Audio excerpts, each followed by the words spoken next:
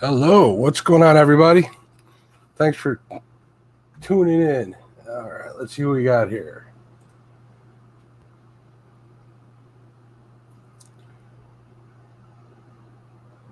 Make sure that everything's set. All right. Looks like Buddy's in the house. Ace, what's going on, buddy? Avid, how are you, sir? Brandon, what's going on? Lyle, over at Catfish Weekly, how you doing, sir? Finn Seeker TV, what's up, my friend? Way to go on those Flathead, man. That was an awesome video with you and Chris Souders. That was really cool to see. I posted a link on the page, so hopefully if you guys get a chance, check it out. Let's see who else we got. We got Miss Paula Smith. How are you, Paula? Hooked Catfish. Jonathan, what's up, buddy?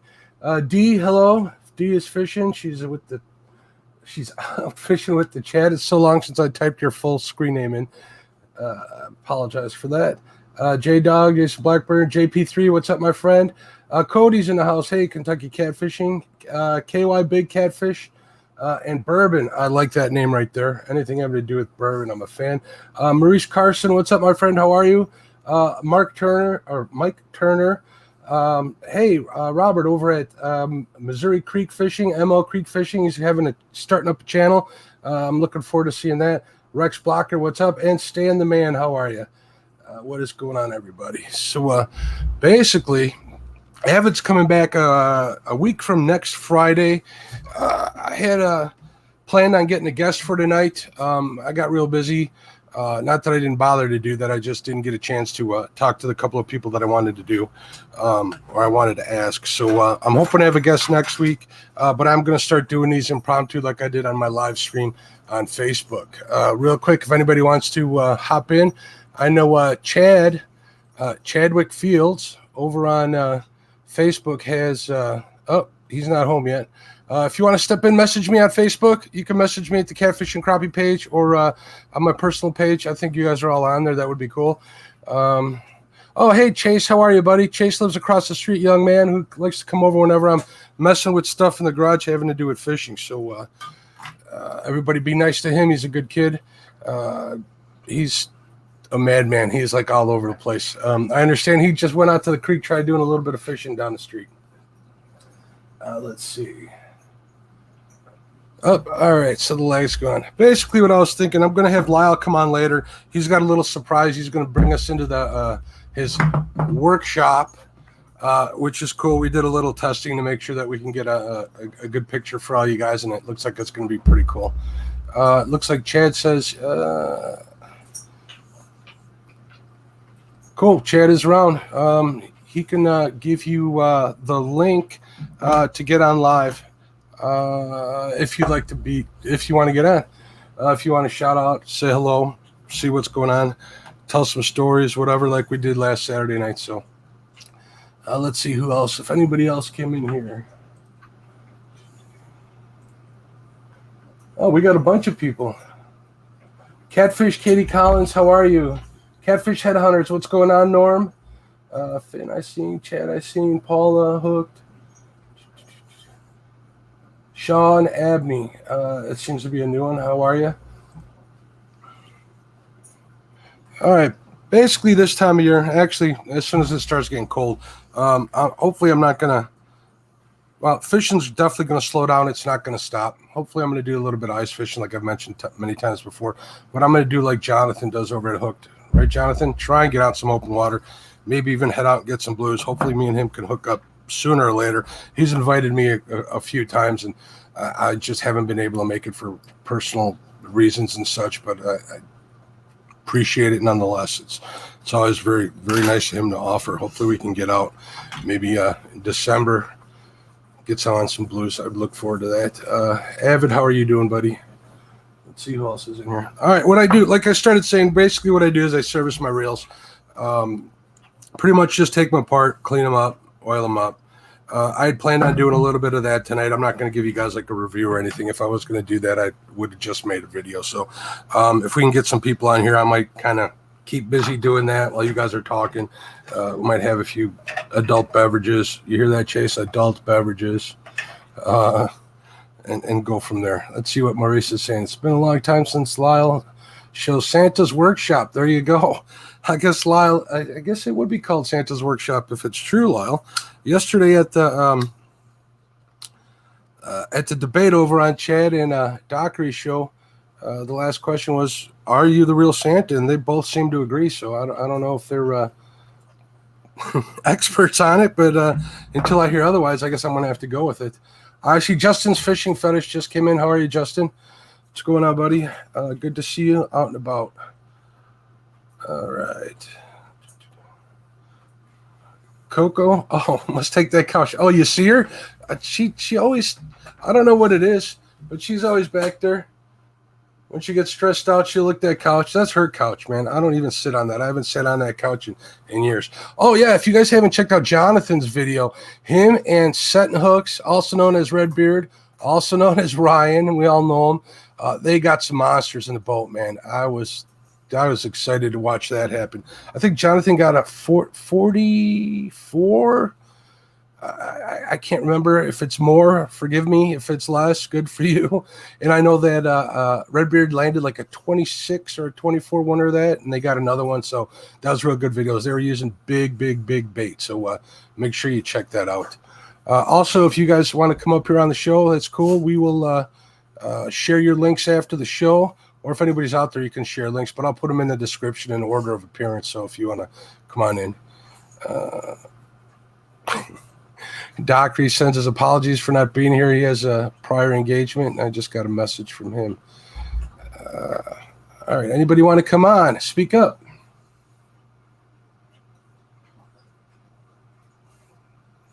LG Bass, what's going on?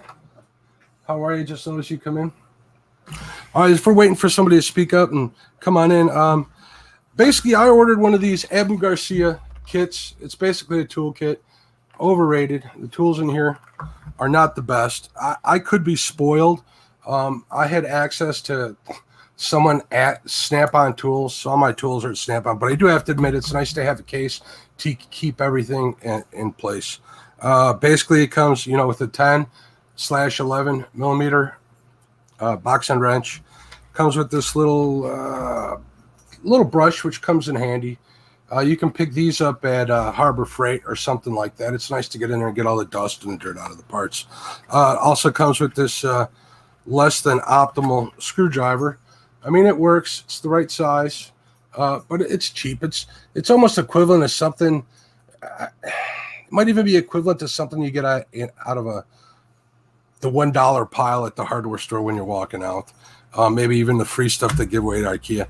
And, of course, it comes with a tube of the precision grease. I usually don't use this. I have a tub of pen grease, the blue stuff, but for the life of me, I don't know where I put it. So if I do start messing around tonight, I'll do this. It also comes with a little squeeze bottle of oil. This thing's also less than optimal. This thing leaks all over the place. So the last one I had, I just pitched. I threw it out. I kind of stick with the tubes that come in the boxes. These come with your reels when you buy a brand new one. I got a bunch of reels. I've actually only bought 2 brand new ones, and these you literally use like an ounce of it. So I mean, it'll last you forever.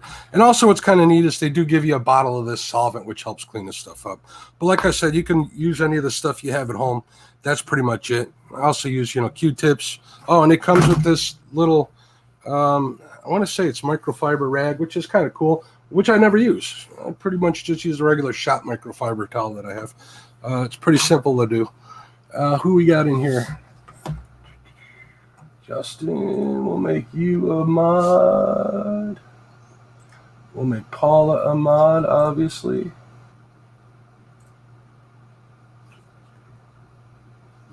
All right, now the reason why I just don't post the link in chat is I was on a stream for another YouTuber during the week, and there was a misfortune of some trolls coming in, and there were some horrible people, and they managed to get on camera, and we're all kind of talked about, how to prevent this, and the only way we could kind of think of was to have somebody on Facebook we could message, or even message me. I do have my messages open, so if you want to come on, message me.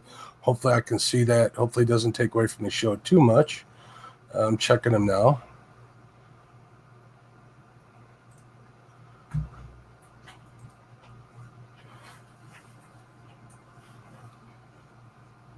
Thank you, Betty. That's absolutely right. We'll put that one up there.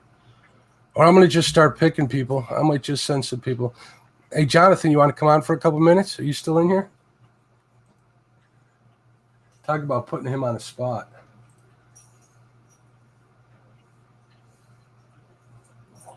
Oh, I think he did step out. I think I just missed him. I'd really like to get Ryan on here, Redbeard. Really would. He's in all of them. I'd like to get Maurice, obviously, but I think I'm going to have to work on him for a while. Maybe one of these nights we'll get him to stop in here. Let's see who else is in the house. Let's see, who can I pick? How about somebody new? Catfish and Katie Collins. How would you like to come on here? We'll wait for you to reply, see if you're interested. I think you're on my friends list. I remember accepting a friend request from you.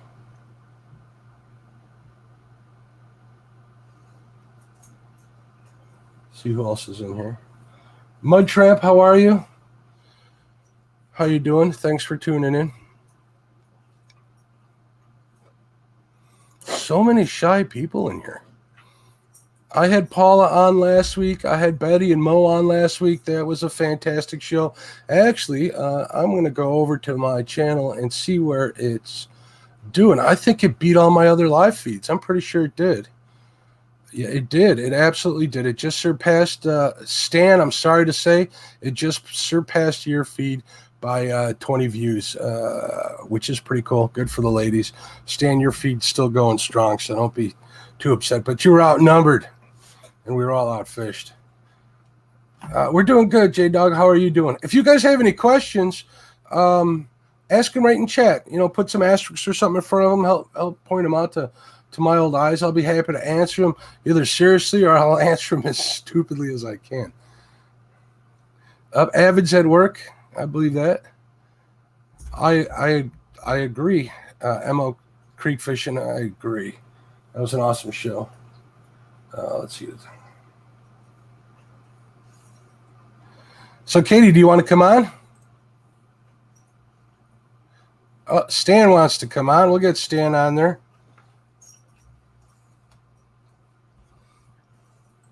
Stan sent me a message. He is not shy.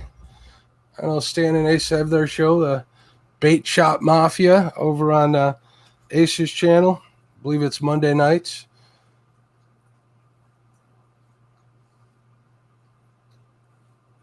Oh, Paula, I don't believe that ever to be possible. Oh, thanks, Jason. I appreciate it. Oh, yeah, I do get a lot of support from you guys. You guys are the best. You really are. You keep me doing this. Friday nights is a rough night, but I like hanging out with you guys.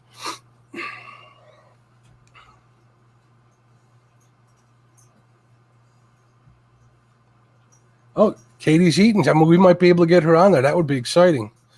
That would be really exciting to get some new blood on there. Hey, we're going to get you on there too, Robert, someday. If you want to go, you let me know, brother. We'll get you on here.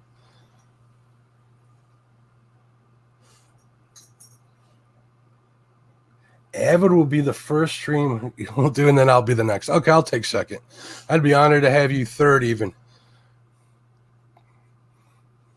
I'm actually excited for Avid to have you on there. I know he's been working on getting you on there for a long time. I look forward to that day, to tell you the truth.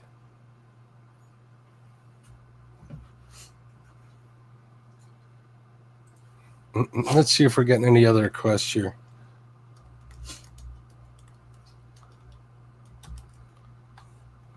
I know Chad said he might have been driving, so he's probably in between getting ready to watch the show. And he's at Chad's brother's house, so it's going to be a little rough. Okay, that sounds good.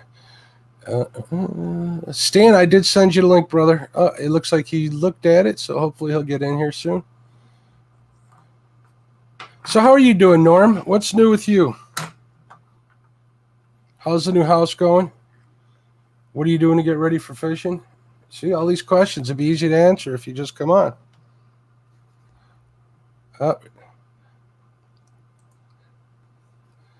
Stan the man. Hello, everybody. What's going on? How are you doing? Oh, hanging in there. Look at this. You even got the... Hold on a second. Let me hide this banner here for a few... wait. Still getting used to all of this. There we go. The bait shop. Are you the bait shop mafia, or are you Stan from the bait shop mafia? Well, I'm half of the bait shop mafia for now. So. Oh, gotcha. Very cool. Very cool. Just kind of looking at the messages. So what's going on with you? What's going on with the channel? How's your fishing going for the week? What are you doing to get ready for the next week, and so on? And so on and so forth. Well, my granddaughters are. I've got a few minutes because my granddaughters are on their way over. So Awesome. they're all excited about helping me edit a couple videos this weekend. So hopefully I should be able to put a couple up. That sounds like fun. Yeah, I do have some footage. So, like I said, they were all excited about that. And other than that, we're supposed to have a little bit of rain here this weekend, but Yeah, us too. that's going to be the majority of my weekend, spending time with my granddaughters. And So where you go? Where are you taking them? I don't No. need a specific spot, but I thought you were going fishing. no, I've already got some footage. They want to you help already me got edit. it. Ah, that ought to be fun. So you're not fishing at all this weekend? Not unless they say let's go, and then we'll go. But we just might. I know a lot of people were telling me on Facebook that they were getting rained out. I know Betty's having some really bad hail. She showed pictures of her Ford truck getting bombed. We had we had a bunch of rain earlier all day today. This weekend, tomorrow's supposed to be nice, but of course, my day's full with stuff I already promised people I would do. And then Sunday I got open, but the temperature is going to drop to like 38 or 40 as a high. Yeah. And like a 50% chance of rain. So Yeah. we'll see if I can't sneak out. I think even here in Virginia, it's supposed to be down to 53 or something for a high on Sunday. Well, I did order some of those body heaters from Hand Warmer. Those hand warmers, but they're the body heaters. They work pretty good. They're sticky on one side. I think Luke from Catfish and Carp uses them a lot. And I'll stick one of them to my back because my back seems to get cold. My lower back for some reason. I don't know if it's age or maybe I need to tie my jacket up at the bottom or something. I don't know, but I think it's just sitting in that cold ass chair. They got the mesh backs in them. Yeah. I think that's part of it. They conduct to conduct the cold. Yeah, and that cold that'll just mess your back. If you've got any kind of back issue and you get that little bit of cold on there, forget it. You can't move. I think I got an age problem. It looks like Ace wants a link. How are you, Ace? Hold on, we'll send Ace a link. But yeah, I just wanted to thank everybody that came up on our first premiere show there on Monday night. It was a lot of fun. How'd you like the world of live streaming? I tell you, I love it. Yeah, I love it. It's not as easy. I say it all the time. It's not as easy as everybody makes it look. Because not only do you got to have your fishing stuff, you got to get your camera stuff. You got to get the batteries. You got to learn how to use all that stuff. You got to know where to put it. And it's, it's not as, there's a lot of good ones out there that make it just look so simple. But you're out there on the river and, you realize why people say any fish caught on a live is a good fish, because for everything to come together, to be able to land a fish during that time, you really need to, everything has to come together right at the right time. Multitasking and a little bit of luck. Mark. Hey, what's going on, Ace? How are you? Thanks for coming on. I'm doing real good. Congratulations on your Monday night show. I stopped in there. It was cool to see you guys on there. Appreciate that. You need to make us a little smaller. Make who a little smaller? All three of us. How's that? There, now the big stuff looks better. Surprise! Betty Jean, how are you? Look, the show just got better already. Yeah. Hi. Always gets better. My Wi-Fi's being stupid. Hold on. Welcome to my world. I had problems yesterday, which I kept cutting out of the debate because a rabbit chewed through my internet lines. So they had to come out today and replace that. So I see rabbit stew in my future. Are you there? I'm there. I am here.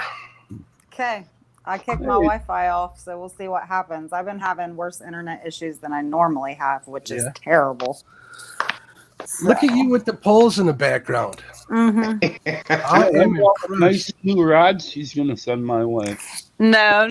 Let's see. We got Whisker Seekers. We got Ugly Stick, Monster Rods, Tiger, Muddy River Rods, all kinds of goodies.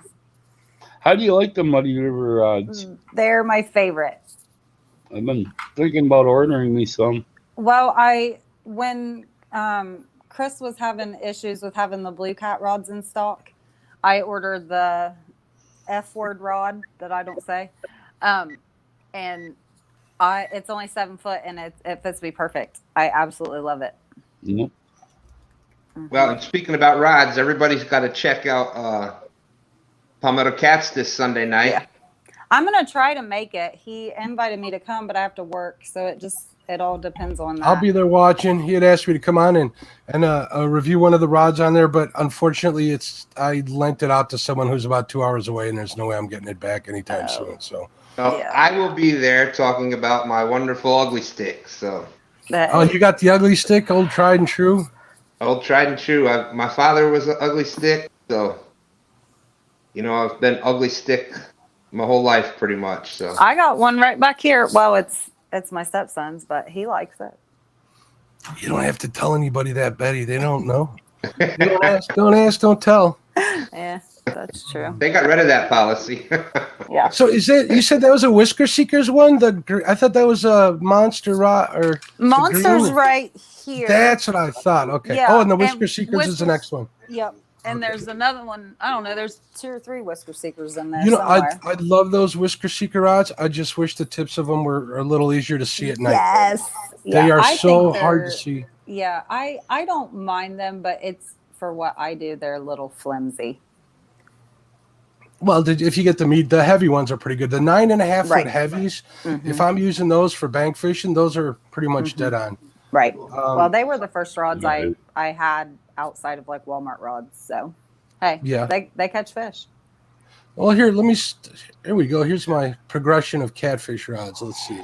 In the last 4 years, I started out with like some cheap Zebco Catfish brand, not catfish, but catfish labeled or branded rod that I broke on the first. How I always say it took me a long time to get my first flathead. I think it'd have been like 2 months because I hooked into something monstrous and it snapped that rod right in half. Oh my gosh. Yeah. So that broke. I think it was a cheap rod and a big fish, which don't mix. I have this. Go ahead. Oh, go ahead. Don't let me stop you. Oh no, I interrupted you. You're good. Go ahead. And then I moved over and I got some of the whooping sticks from Cabela's, which are nice. You couldn't break those for anything. But I had no luck with them. I thought they were a little soft too. I didn't care for that too much. Then I moved to the Rippin' Lips, and then from the Rippin' Lips, I moved to the Whisker Seekers. I got those are the mediums that I use now for channel cats. And then I picked up these rail splitters, which I use a lot now. And since then, I bought numerous Whisker sticks. I bought the Slime Cat rod too, and I got my eye on some big cat fevers maybe from the Catfish Conference. We'll see. I'm either going to do that. I'll save my eye on maybe a custom rod, but that's going to be something different outside. Well, outside of like my normal rods and stuff. So we'll see what happens. I also have my eye on a low. I want to get that one so I can mount a low profile, heavy duty, high drag reel. I've been looking at them for quite some time, and I'm seeing people starting to use them. So it's kind of piqued my curiosity, but. Right, you're looking at like a $400 investment, so I'm going to wait till maybe Christmas for something like that. Yeah. Maybe Santa will have one for you. Maybe. Outside with the haze. Hey, what's going on? I saw another new one here. We got Kentucky Cat said hello outside with the haze. I put his name up there. I want to make sure I don't miss anybody. Buckeye Catfishing, what's going on? Eddie Gross, thanks for checking it out. Hopefully he's still in here. So I have a question. Sure. Is crappie turning on for anybody else? Yeah. I haven't had a chance, Betty. I have not had a chance. I wanted to go tomorrow. I wanted to go today, but my internet crapped out. So I had to have Xfinity come fix that. Well, you guys saw it last night. I kept losing connection, and I never lose connection. Yeah. I told him I sent you my Wi-Fi for the show. Oh man, pretty much. It was bad. I don't know. My And then they Wi-Fi's tried always talking me bad. into getting like a Lyle speed connection, so I got to think about that. They want like another $45 a month. And the only computer that I'm going to see a difference on is this one that I have hardwired into the network.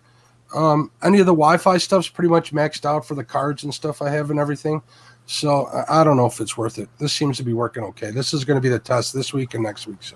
So during the show last night, I was on the phone with the internet company because mine has been severely slow. I messaged Lyle and he was dying laughing at me because my download speed was like 0.94. It was that horrible. Yeah. So I called them and they said they thought it was something to do with the line. So they were sending somebody out to work on it today. I never seen them. They may have just worked on the line. But I asked them about increasing and they said I was maxed. Yeah. That's the distance. They know what they can and can't do. Right. They came out and they said I had two problems. The ground block, which is basically where they ground the wires in case lightning hits the line somewhere, was blown out because we had those electrical problems. I don't know if I talked about that, but I ended up having to break into my house because of that. That was a long story. So I had that blown out, almost burnt my house down, and then a rabbit ended up chewing the lines, and that finally did it in. So they fixed that. They got to come back out and bury the lines. Hopefully they won't cut nothing else, and we'll go from there. The last time this happened, they had a ton of mice that had built nests up in the thing or whatever. I don't know anything about that stuff, but whatever that thing is. That's never good, especially when you got sparks. Hey, DMV Whisker Kings, how are you, man? Thanks for checking it out. Hayes, I think I said hello. KY Big Catfish and Bourbon. I love that name once again. He says he uses, I think the monsters he's talking about for dragging, maybe, I'm guessing. Oh, the monster rod? Yeah, is that what you use for dragging? I have never used this rod. It's Caleb's. Oh, it's Caleb's? Okay. Yeah. I've like never this used one. the monster rod. Brandon's in there yelling something. I didn't hear you. I know he's watching. Hey, well, I saw him pop on. Yeah. Saw his pop up. Yeah. We my got granddaughters are about to be here, so I'm going to have to jump on off. okay. Good night, But I just wanted Stan. Night to all. I wanted to say yeah. hello. Wanted to say thank you to everybody that stopped in last Monday night. And we'll be back live on this next Monday. All righty. Well, we'll Right see you after then. Catfish Week. Perfect. Nice seeing you guys. All right, Bye. we'll talk later. All right. Let's see. Katie messaged me. Ooh. I'll send her a link. I'm telling her how to do it.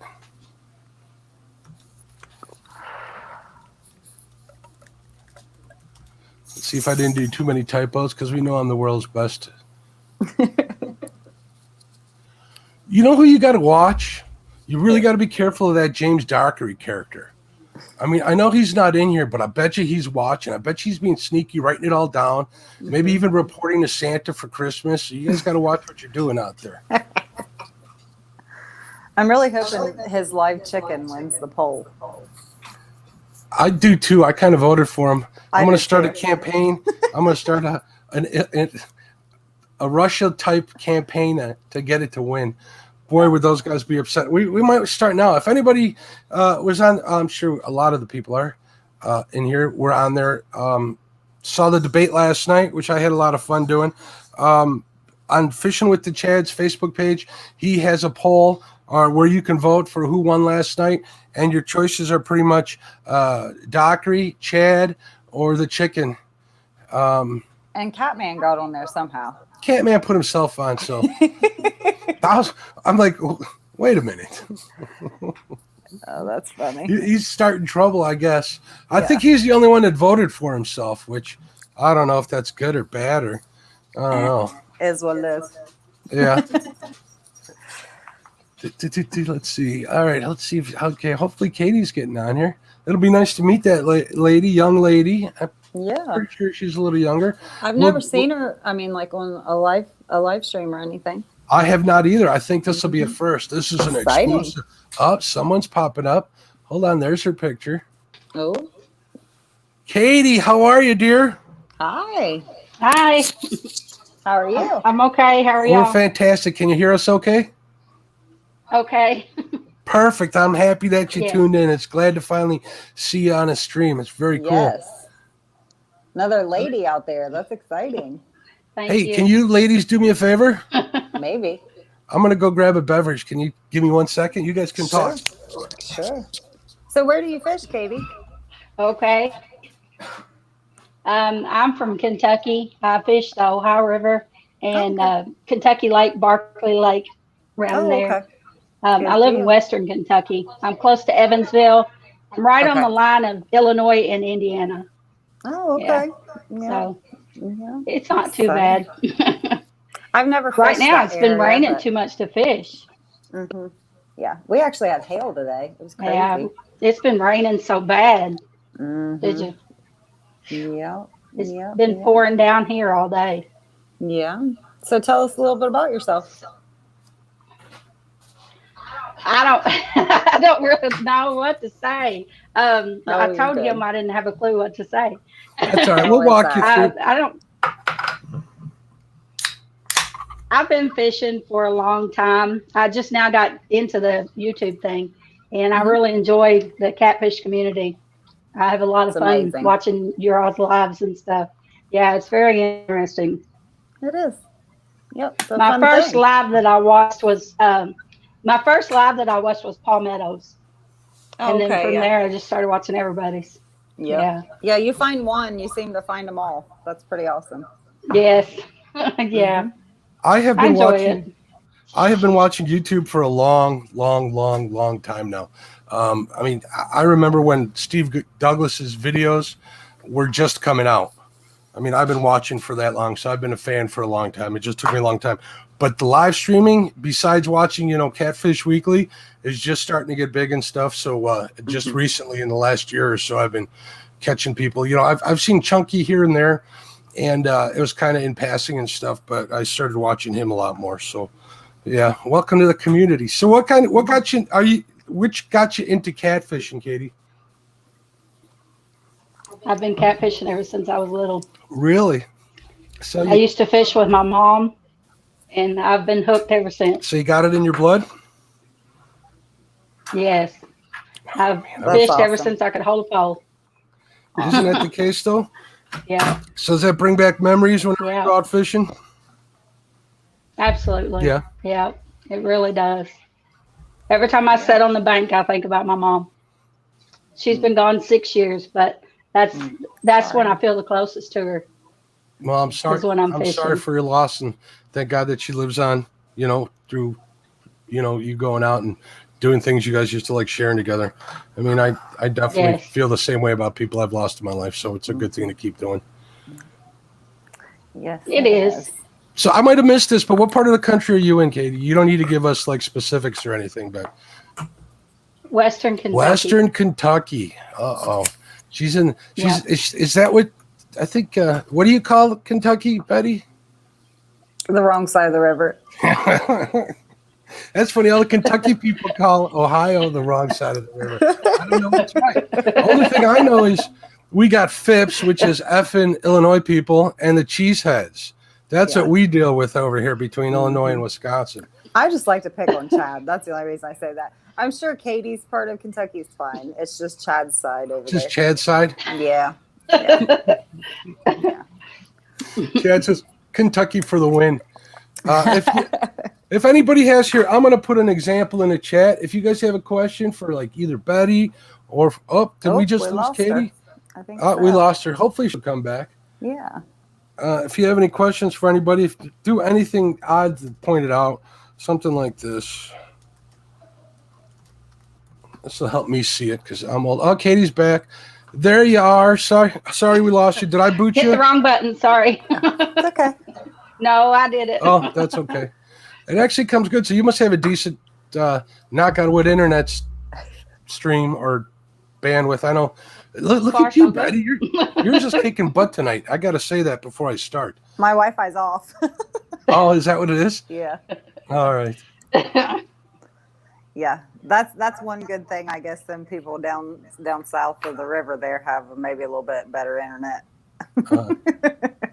So what are some of the channels you watch, Katie? Not here, no. I watch yours Really? and let's see, Catfish Headhunters and Avids and Palmettos, Catfish Weekly, Chunky, Combat Carl. There's too many of them to list. Anytime it pops up, I watch it. Every time I hear somebody say that, yeah, I watch you. It's humbling, and I mean that in an uncomfortable kind of way. I'm not trying to be gracious. I'm just telling you guys how it is. It's really weird. My Amazon delivery guy recognized me the other day. It was the strangest thing in the freaking world. I don't know if I liked it. Yeah, I haven't had that moment yet. I don't. And I don't even have that big a channel. I can imagine, somebody with all of these people, like can you imagine like Luke walking into court with like 2 million subscribers between his two channels? Yeah, that's got to be crazy. Yeah, he keeps doing it. Must be all right. Tim Molina's in the house. What's going on, Tim? How are you? Don't you watch DMV Whisker Kings, Katie? Yes, Kenny's I do. asking in chat. Yes. Yeah, she does watch it. I try to catch everybody when I can, but I don't always work that way, especially here lately. We have Carolina Bass Hunter in the house. First time watcher, I believe. Thanks for checking it out. We got all these new people coming in, man. This is so cool. That's awesome. That's awesome. Maybe to keep him here, we'll let him know that Lyle's going to be at the bench in a little while when he's ready and he gets all his stuff set up, or when he's ready to go. He's going to show us what he does when he makes his badass rods. Yeah. Looking forward to that. That's going to be exciting to see. Let's see. Mono or braid, Katie? What's your line of choice? I use braid most of the time. Sometimes I use a mono leader, but most of the time I use braid. I knew I liked you. Thanks. David Martin. And I use abos. Abos very good, even better. I like abos. David Martin just showed up. What's going on, David? David is the Flathead Slayer. That man can kick some butt. So what's your PBs, Katie? I haven't caught very many big fish. They're just not in my area. The river here is up and down all the time. It's crazy. Like one day I'll go and it'll be up real high, and the next day it's like somebody pulled the plug. Yeah, it's crazy. But I caught a 15-pound blue. That's my biggest so far. That was my PB before Alabama. That's bigger than my PB blue. My PB blue is 0. Yeah, it is. We got to fix that somehow, Mark. We're going to get it done. Like I said earlier, when Jonathan was in here, he's asked me like 3 times to go with him. And, Ryan Redbeard / Setting Hooks, he's always like, let's go. I just can't make it happen lately, Yeah. It's just been really rough. It's been kind of crazy with the COVID going on and stuff. But I'm glad I still get to stay connected with everybody here being able to do this. So, I mean, I got a stack of video. I kind of fish the way, and I've said this before, the kind of way I fish is if I get a moment, if I get a break in the action, I go.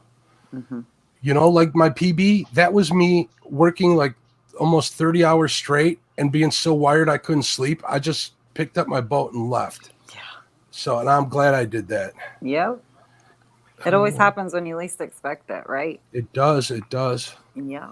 Let's see. I'm getting messages here. Want to make sure that I'm not missing anybody. Jeremy, here we go. Creole. Oh, wait. Oh, the bus driver. The bus. He did take them to school, Katie. Yeah, Jeremy. He took all of us to school. I hope I sent him the right link. Did it come on? There it is. He'll pop in here in a minute. I didn't even see Creole pop into the chat. I'm sorry if I missed you, buddy. I didn't see him either, but I'm not seeing chat right now. So I got too many monitors, too many things going on. Right. So yeah, I want to hype up two outings this May. First off, Avids over at Rend Lake. I'm looking forward to that. And I'm going to go to that myself. And I'm also looking forward to getting those monster channel cats that I've been promised and shown pictures of up north at on Mendota and Cherokee up in Madison, Wisconsin. So I'm so excited for that. I cannot wait. Jason Lamb's in the house. How are you, Jason? Outside with the haze. Let's see if Jeremy, if you're out there, I did send you the link if you need to flip over and click on it. Kind of a pain in the butt.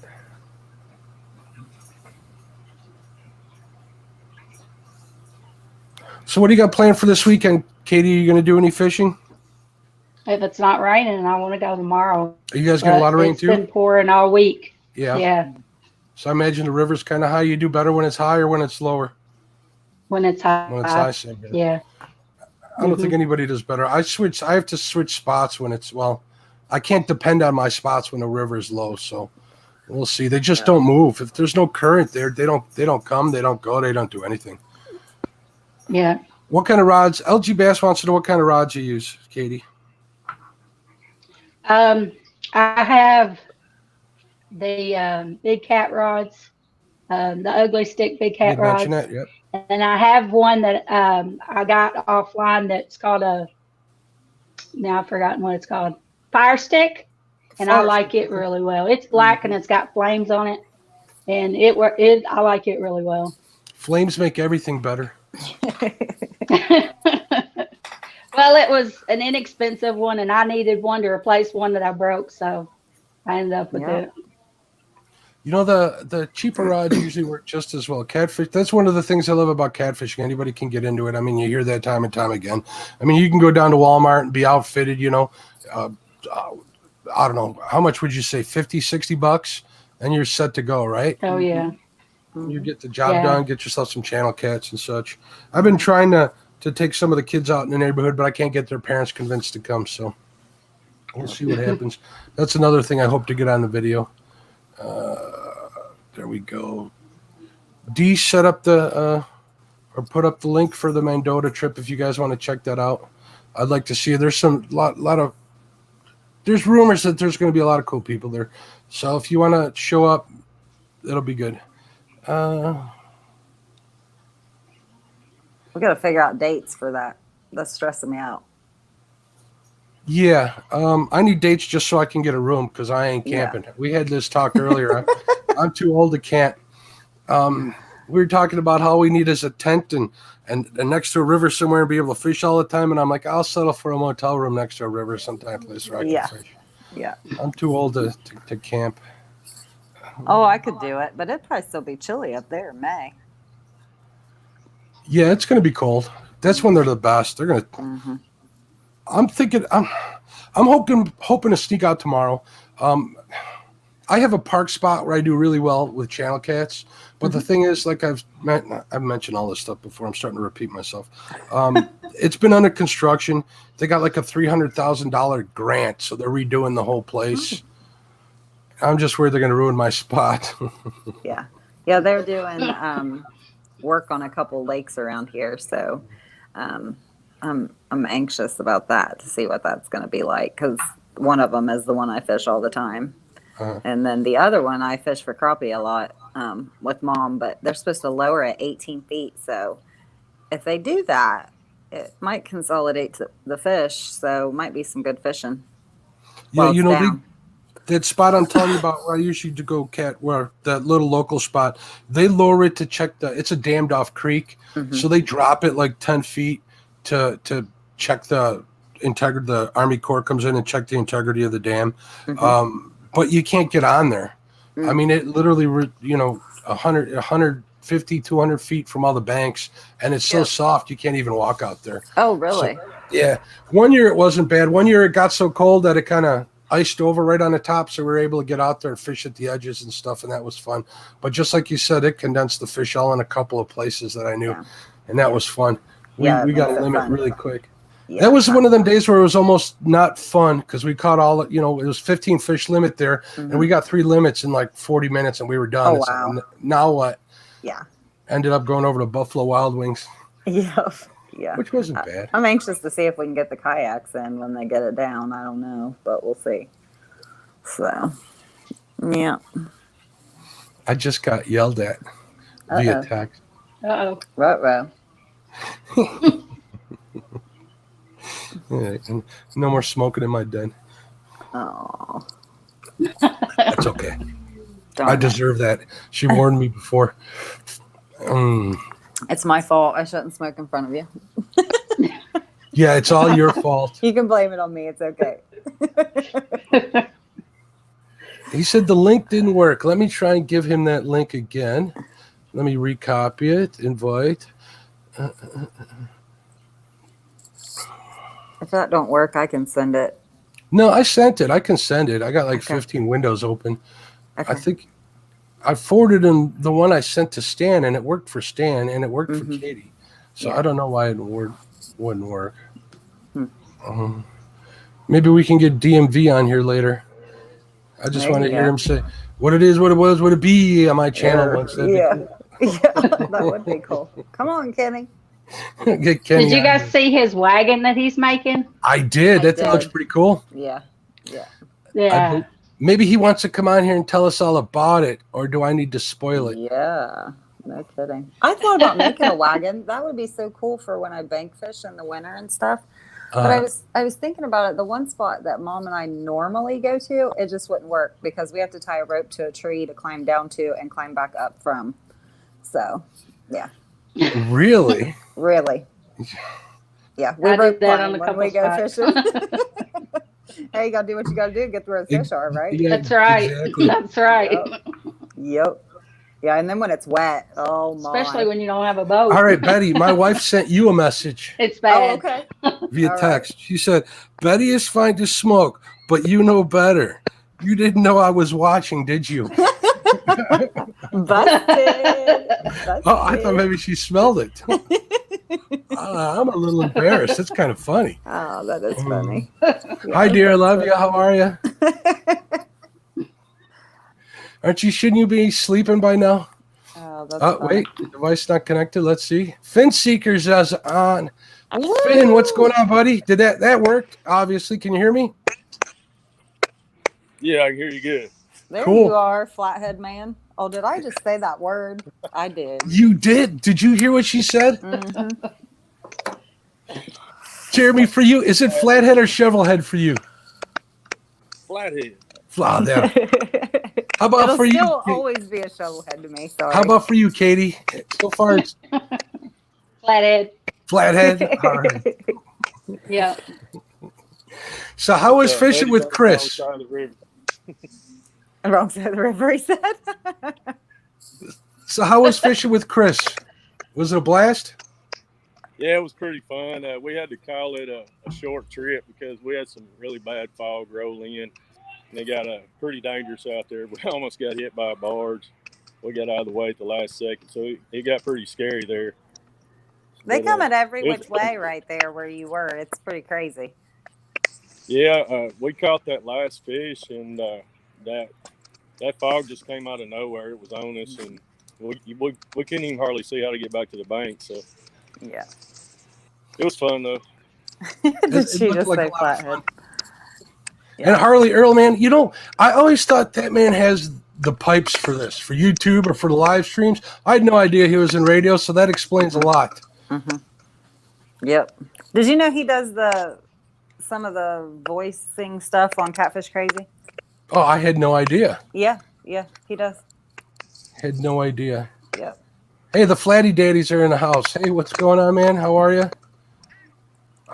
So, how excited were you to get that fix? That was just this week, wasn't it? Tuesday. Tuesday night. And you got that video up right away, huh? You didn't mess around? Yeah, it took me a couple of days to get it up. I worked half a day Tuesday, and I drove to West Virginia and got there a little bit before dark. And we fished for a while. Then I drove back, and I had to work the next day. So I went for a couple of days on 2 hours sleep. Yeah. But it was worth it. Oh, yeah. I'd say it was worth it. So I got That's a question for you. What'd Braden have to say? Well, he wanted to go, and I was going to take him, but Uh-huh. it was so far away, and me having to get back to work, I couldn't get him back to school. Gotcha. So Chris is going to try to do something for him next spring. So hopefully, I'm sure he will. Chris is awesome. yeah, Yeah. hopefully he'll get to get out.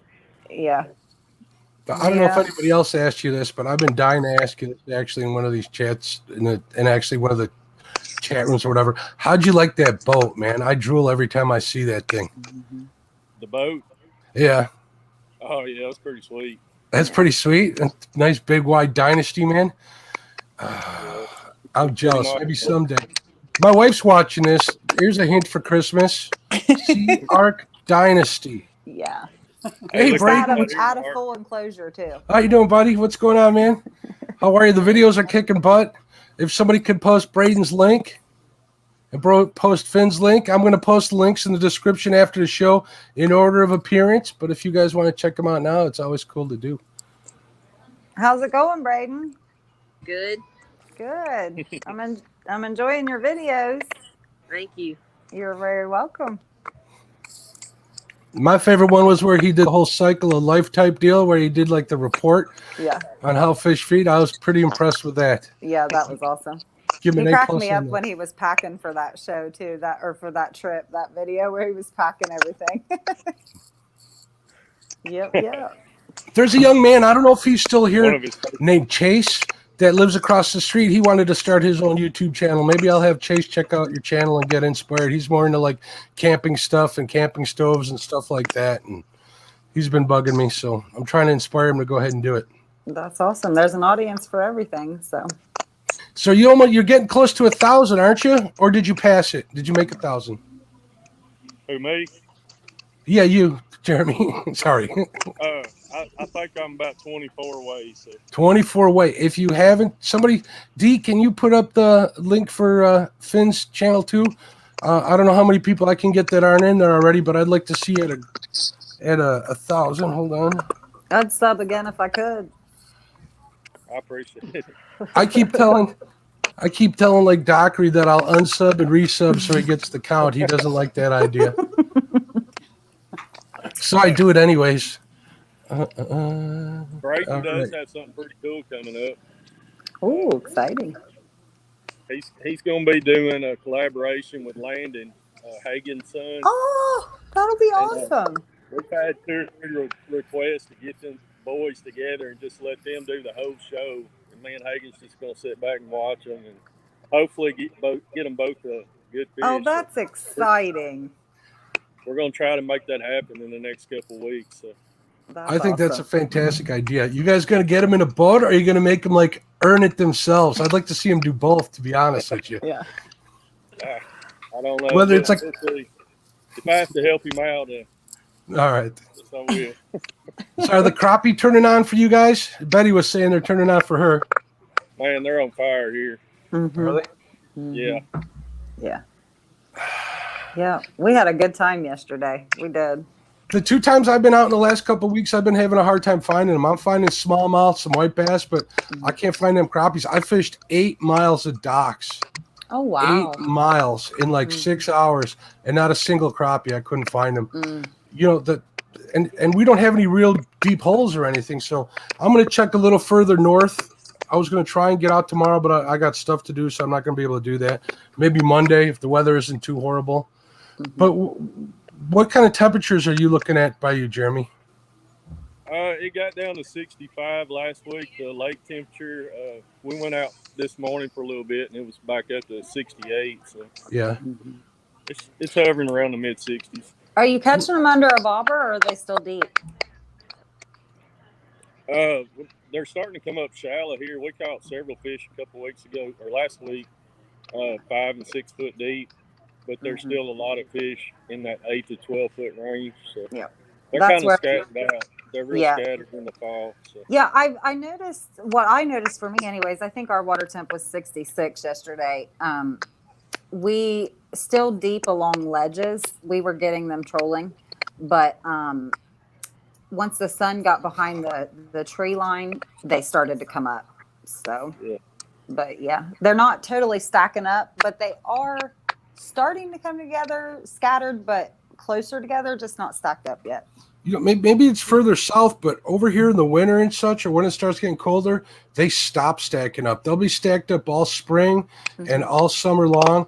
But as soon as the weather here, the water temperature here is like 50 degrees already, so they're gone. I'm looking at my fish finder on the bottom. I'm looking for little what are they called? Arches off the bottom, and I'll just kind of bounce off the bottom there until I get one. I'll do like you do in your video. I'll start at the bottom and work my way up, which is not something I do in the summer. Yeah. And that's the only way I can find them when the water gets cold. Mm-hmm. Yeah, it's a good way to find them quick if you hadn't been out there every week and you're not following the fish. But right now for us, I mean, they're so scattered. You go catch them one place, catch a bunch one day, and they're not there at all the next day. So you just have to keep moving. Well, they're dropping our lake down for winter pool, and they're all consolidating back behind in one area where the water's pulling to. So, yeah. Do you crappie fish at all, Katie? Every once in a while, but not a lot. Yeah, I love me some crappie. I just prefer catfish. Yeah. Well, I mean, I as far as think it's fun fishing to is catch 'em. concerned, yeah, I guess if I could choose one or the other, if I had to, I'd pick catfish. But man, I can't go without eating crappie. Good stuff. I just got a message. My wife never partakes in any of this, and she's sending me message after message. She says, "Yay, crappie, yummy!" And she's the most pickiest eater in the world. You have no clue, but if I bring home a mess of those crappies, she's all over them. That makes me happy. That's probably like one of my biggest reasons for fishing for them. It kind of gives us something to share. You know what I mean? Which is cool. Yeah, that is awesome. She needs to get in chat and talk to us. Yeah, right. You hear that, Sheila? You never know. You never know. If she comes down here and shows her face, I'll be surprised. Yeah. She's watching us too, so. Yeah. Mark, what's your favorite way to eat them? To eat them, I like them fried, man. I'll eat them whole, and where you're crunching on tails and stuff. I'd rather have perch oh yeah, that's good stuff. But a lot of people use cornmeal, and I'm not a big fan of that crunch, so I'll use just use breadcrumbs. I'm going to try cornflakes like Betty had mentioned. That sounds good too. But, anything from, marinate them for a half hour in some Franks prior to just giving them an egg dredge and some I don't know if you guys ever watched the Wooded Beardsman. He sells this Woodobo seasoning, which is surprisingly pretty good for a YouTuber selling stuff. Yeah. And I'll put that in the breading, and I'll season the fish with that, and it's pretty tasty. And then I always throw it either on a tostada shell or in a soft shell. I like them with tacos, so it's the easy way to go. How about you, Jeremy? How do you like yours? It's hard to beat a good fried piece, but we got to where we do bake them a little bit. We'll put some butter and some Parmesan garlic on them and put them in the oven. They're pretty good. I'll try that. I've been wanting to try Parmesan crusted ones, try to get away from some of the carbs. I did low carbs for a long, long time, and I lost a heck of a lot of weight. I'm kind of ruining it now with this, but you got to live sometimes. What's good is good, right? The kind of the stuff I've had has been pretty good. I've also had catfish wrapped. I was at a friend's house and he made catfish wrapped in bacon. That was actually pretty good, to be honest with you. And he deep fried it. Wow. I was actually pretty surprised. But Nothing else on it, just wrapped in bacon. Well, he kind of par cooked the bacon. Now listen to this. He kind of par cooked the bacon in the microwave. You know how you can cook bacon in the microwave? Mm-hmm. Well, he got it to where it was probably soft enough and cooked enough to eat. Wrapped around the catfish fillets with a toothpick or whatever, and deep fried it that way. Yeah. And that was actually really good. But it's that timing part where you got to get you want that bacon crispy and the fish not overdone. Right. And the fish cooks a lot faster than the bacon does, so that was his way around it, and it worked out pretty well. That's a good idea. Yeah. Yeah. I don't mind catfish, but it's got a little bit of that metallic taste to me. I don't know if it's just me or what. I have no idea. That's why I like crappie. It just tastes like good old fish. Same with perch. Once we get on those cold water perch, that'll be good when the jumbos move in. I like catfish, but if there's crappie around, you can just forget it. Yeah. Well, at least for eating. That's what I mean. If I just cook catfish, I'll eat it. But if I cook catfish and crappie, somebody else can have catfish. There you go. So what do you got planned for the weekend, Jeremy? You got any fishing planned? No, I'm actually camping with a family this weekend and some friends, and we're just chilling this weekend, and we'll get back out on the water next week. Very cool. I think we're going to Erie next weekend. I'm excited about that. Yeah, you had mentioned that. That sounds like fun. Yeah. I got Yeah, to come up there and see you about a month ago. We were working up there in Toledo, and we drove up one night and just to see the lake, just to say we'd been there. It's a pretty cool looking place. It's huge. It's huge. I won't go out on the big lake in our boat. I won't. It's not built for that. But we're going to go to the bay. I've never been. I've never fished it. I've seen the lake and the bay before, but I've never fished it. So I'm excited. Big water fishing is a totally different animal. I don't know if either of you had much experience, but I ain't gonna kid you. I've been out on Lake Michigan a few times, and then when I was younger, and it humbles you. Even the Mississippi River humbles you. I got out there on my little boat, and I don't know if it was that section, but it was like boating on a hot tub. It was kind of crazy. Wow. Yeah, it makes me nervous. I wouldn't want to get stuck out there and some kind of no. That's just craziness. I need a 20-foot, 22-foot boat, and I'll be happy. Yeah. I think 24 to be a little too big. Yeah. Oh, look at this. Look who's in the house. You guys ready for this? I'm ready. Lyle. Oh, Lyle.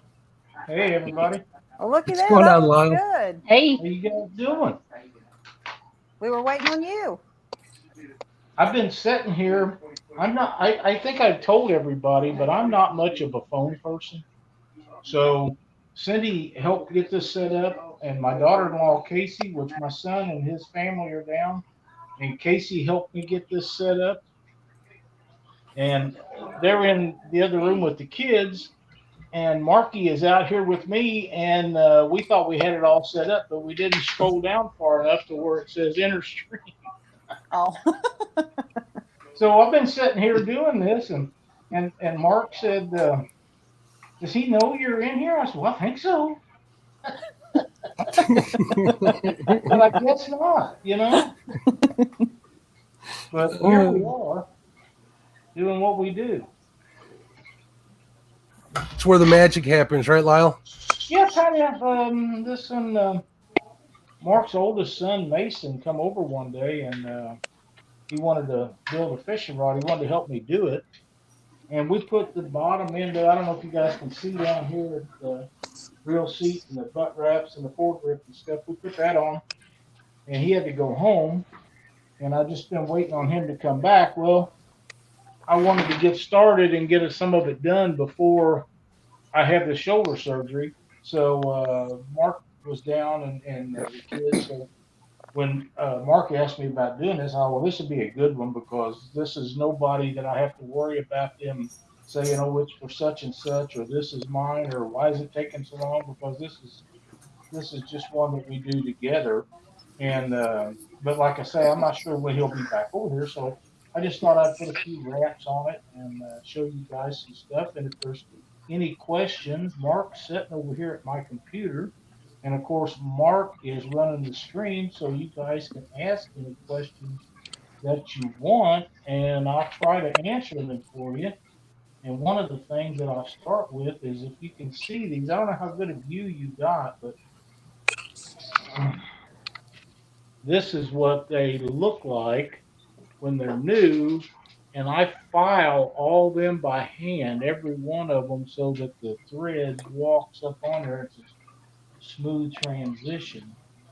And if you ever take a guide off of a production rod, you'll notice they're not like that. They're ground off on grinders and stuff, and that's why some of the threads get cut and come undone. But it's just I'm a lot more picky than most of those guys are about how things get done. We can see you pretty good, Lyle. It's a little hard to. We can hear you. It's just a little soft. Okay, I'll try to speak up. How's that? That's a heck of a lot better. Thank you, sir. We all heard what you were saying, so. I'm pretty shy. I believe it. Hey, Lyle, did you see who's on the screen here? Did you look over your shoulder? No, I can take a look. We got Jeremy from FinSeeker Hey, Jeremy. TV. There's I know you. There's Tall we Betty. Katie Catfish Collins. I'm the first one to have this young lady on here. That's awesome, man. She watches a lot of the show, so it's really cool that she comes in on your stream and makes me feel pretty good that she's sitting there watching me do this. That's right. Yeah. You know what? Thank you. I beat you to it to having her. So Yeah, that's awesome, man. I'm proud of you. That's how you get them. That's how you get the good quality guest is you work on it. And I will tell you from years of doing this, Mark, that I've asked a lot of people over the years, and a lot of them do not have the quality internet it takes to do this. I know that Betty's is really slow, but some of them are worse. And a lot of people are really shy and they don't want to do it for whatever reason that would make good guests. And I think that a lot of people ought to reconsider some of that stuff because we have a ton of people, and Maurice, as you know, is one of them that watch a lot of these shows. And I think Maurice would be an excellent guy to have on any show that he's on, just because he follows so many of us.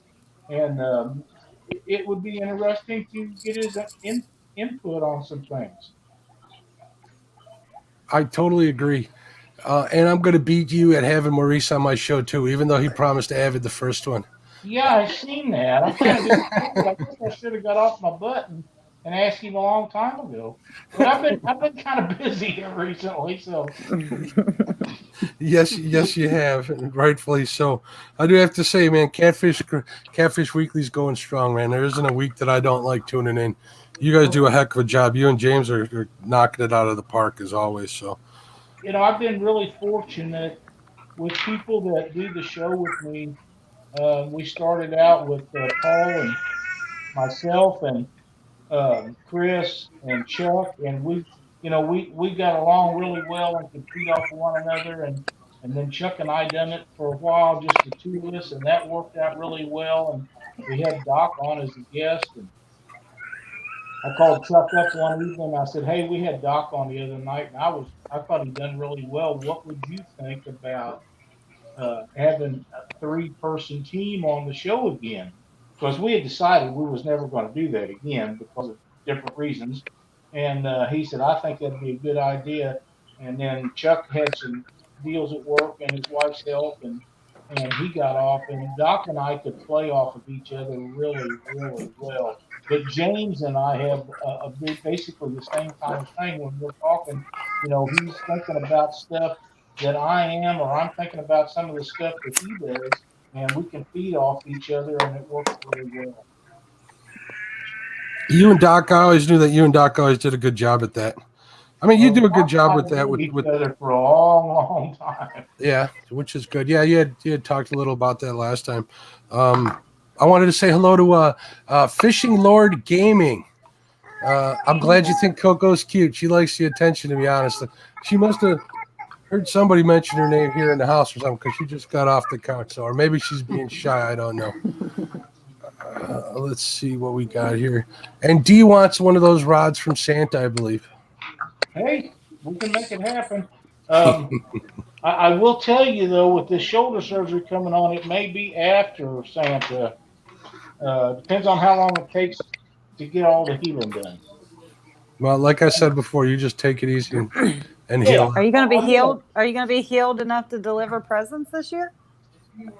No, I'm gonna have the Chad and the Doc redo that for me. Are you calling them your elves? Well, Dockery's no bigger than an elf. Chad's a little bit bigger, so he might be the pit ball. Oh my! I don't know how much of this you can see. I'm going to tell you a story about this. Did I tell you about this rod blank? What was that, Lyle? Did I tell you guys about this rod blank? How come we're using this blank? No, you did not say why. My brother-in-law Freddie wanted a channel cat rod blank. So last year at Christmas time, we're going up there to the Christmas dinner on Cindy's family, and I throwed this blank. It was brand new in a plastic sleeve. I threw it in the back of the truck, and we're hauling tail up the interstate, and I met a tractor trailer that was going like I was, way over the speed limit, and it got sucked out of the back of the truck and hit the pavement. Pretty much tore the plastic off of it, and if you can see right in here, you can see little places, little nicks. And I was just, I mean, hot over the deal. So I go back and I pick it up and I see that it's just about destroyed and it's mostly on the butt end of it. So I showed Freddie and he liked it. So I'm building him one and I look at that blank one day and I just reached over there and sawed back to where most of the stuff was bad on it and just cut it off and set it down. I thought, well, one of these days Here I'll we take go. it as a giveaway or somebody's child, somebody will want it for whatever reason. And when my grandson Mason came over, he wanted to build a fishing rod. So I said, well, let's start with one. And I said, you pick out the blank you want, and then we'll make it fit you. And he said, I like that one right there. And this is the one that flew out Nice. the back of the truck. So all these Lyle, spots look in at the here- screen.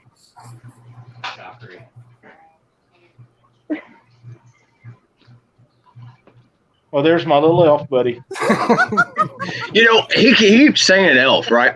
I've got a picture of me and Lyle, and literally I am standing in a 2-foot hole so that I am eye to eye with that man. That's how short You Lyle are Stokes standing actually. on a concrete block, dude. I am not.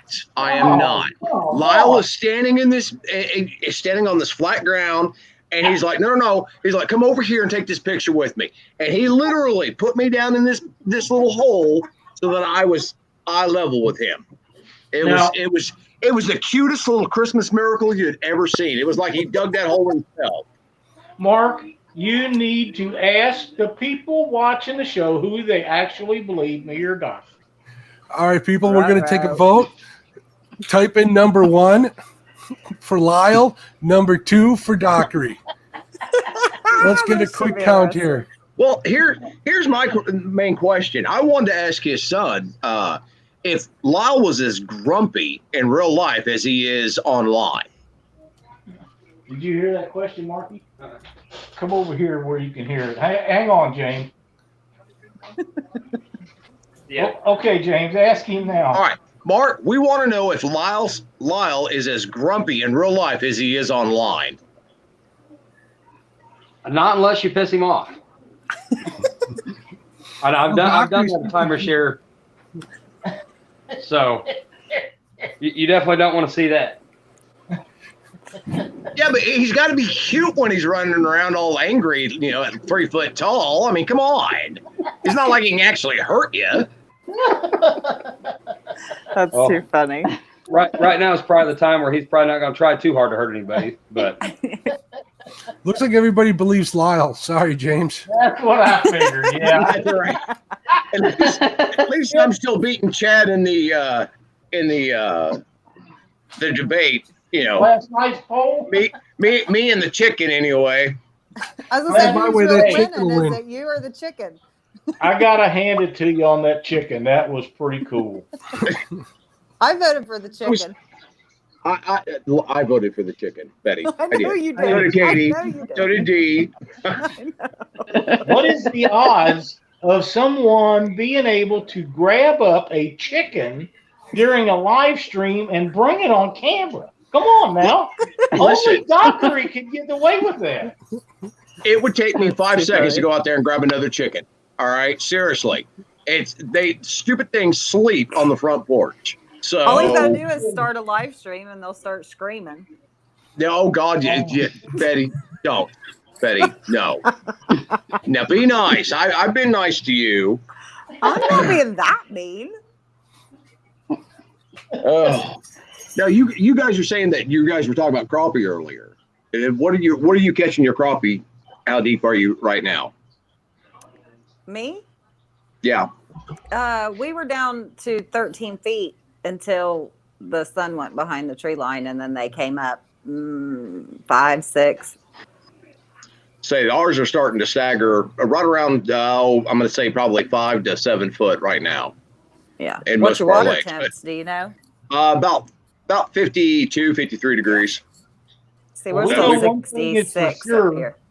I don't know how you was measuring them, but you didn't dive off in there and see no 6, 7 foot. My arms raised up, Lyle. I'm still taller than you are. I bet you. If your arms are straight up, you can't make 7 foot. Yeah. Keep Did you guys see- saying that, Santa. Did you guys see Dee's new channel name? Did anybody notice it? I did Yeah, not. What's she's it out. say? If she's out fishing, or she's out fishing. She's out fishing Yes. with the Chad. Out The fishing Chad, the yeah. Chad. I love it. So do I. She's out Man, fishing. when did I start last week? I'm going to be responsible for divorces pretty soon. You, No. it's, hey, Not a lot because of, she's lot of wrong, business it's for your because wife. she's right. This is Too true. You hear that, Sheila? We should do family law specializing in angler divorces. There you go. I think I could pick up a lot of fishing gear doing that too. Might make that part of the payment. Yeah. Yeah, pretty much. Depending on the boat. Yeah. Yeah. There is some bribery stuff that goes on in this catfishing world, so be careful what you ask for. This is true. This is true. I don't know about everybody else, but this is really cool to sit here and watch Lyle work. Now, Lyle, how long will it take you from the time you start, after you've picked your rod blanket and all that stuff? How long will it take you to complete one rod? Well, it depends on how fancy they are, James. One of the things is I go in a lot of times when I was doing a whole bunch of them, I would start 10 at a time, and I would put butt caps and reel seats on, or rear grips, depending on if it was cork or foam or this is cord wrap. But I'd start 10 one night, and I'd put all that on one night, and then the next night I'd make sure that the front and rear grips, the reel seat, the butt cap, all that was on before I'd go to the next step. And then this is where your decal goes. This is black in here. I wrap this with thread because, like I said, it's got these little places on there where it's flew out back of the truck. So any place like that, I'll go with this with black thread and then put finish epoxy on it. And that'll cover up all the blemishes because I don't want Mason to have a crappy looking fishing rod. And then the next night we'll start wrapping them. We'll wrap guides on all of them. Usually that takes 2 or 3 nights when you're doing them 10 or 12 at a time. And then you go in and I put 2 to 4 coats of thread preserver, which locks the color down. Looks and smells kind of like Elmer glue. I don't know what it is. Don't care. It works. So I do that. And then everything sets overnight and dries and cures, so it can't be distorted, moved, or anything. And we start putting finish on them. And I'll put 1 complete coat of finish over all the guide wraps.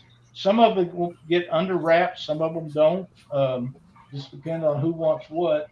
And then once this is all set up, then I'll make the decals with whatever information the people want on them, and I'll apply it. And if I don't have problems with corners, because what that is like a film that you remember the old model cars and the decals that you put on them. That's basically what I'm printing on. It's something extremely similar to that. And if the edges don't pull up where I got to take them off and do them 2 or 3 times, and then we'll put finish over top of them. And usually 3 to 4 coats of finish. I know everybody just mostly does 1, but like I say, I give lifetime warranty, so when it leaves here, I'm pretty sure that it's not going to come back with something unless a guide. These guides are all silver soldered, they're stainless and they're silver soldered, and sometimes that breaks. There's nothing I can do about that. I just fix it and send them on their merry little way. But start to finish anywhere, depending on the length of it, the finish, how fancy they want them, if they want any other stuff on them, anywhere from 4 to 10 hours per rod. That's not too bad, Dan. No, like I say, if the fancier they are, the longer it takes to do them. I used to do a lot of weaving years ago, and I don't see good enough anymore that I just don't do much of that now. I had got to the point where I hadn't built any fly rods in years and years and years, and a good friend of ours contacted me, and he wanted me to make one for his boss that was 13 foot long. And you see, I made a mistake there. I'm backing up to fix it because the thread crossed over one, and I can see it. Most people would never notice it, but I know it's there, and we're not going to have that. But anyhow, I built that one for him, and then my ex-brother-in-law, which is closer to me than a lot of my own family members, called me up and he wanted one. And I tried to talk him out of it because the thread I use to do fly rods is really, really thin, and it's pretty hard to see. And he wanted one, and I told him I'd do it, so I got a blanket and I built him one.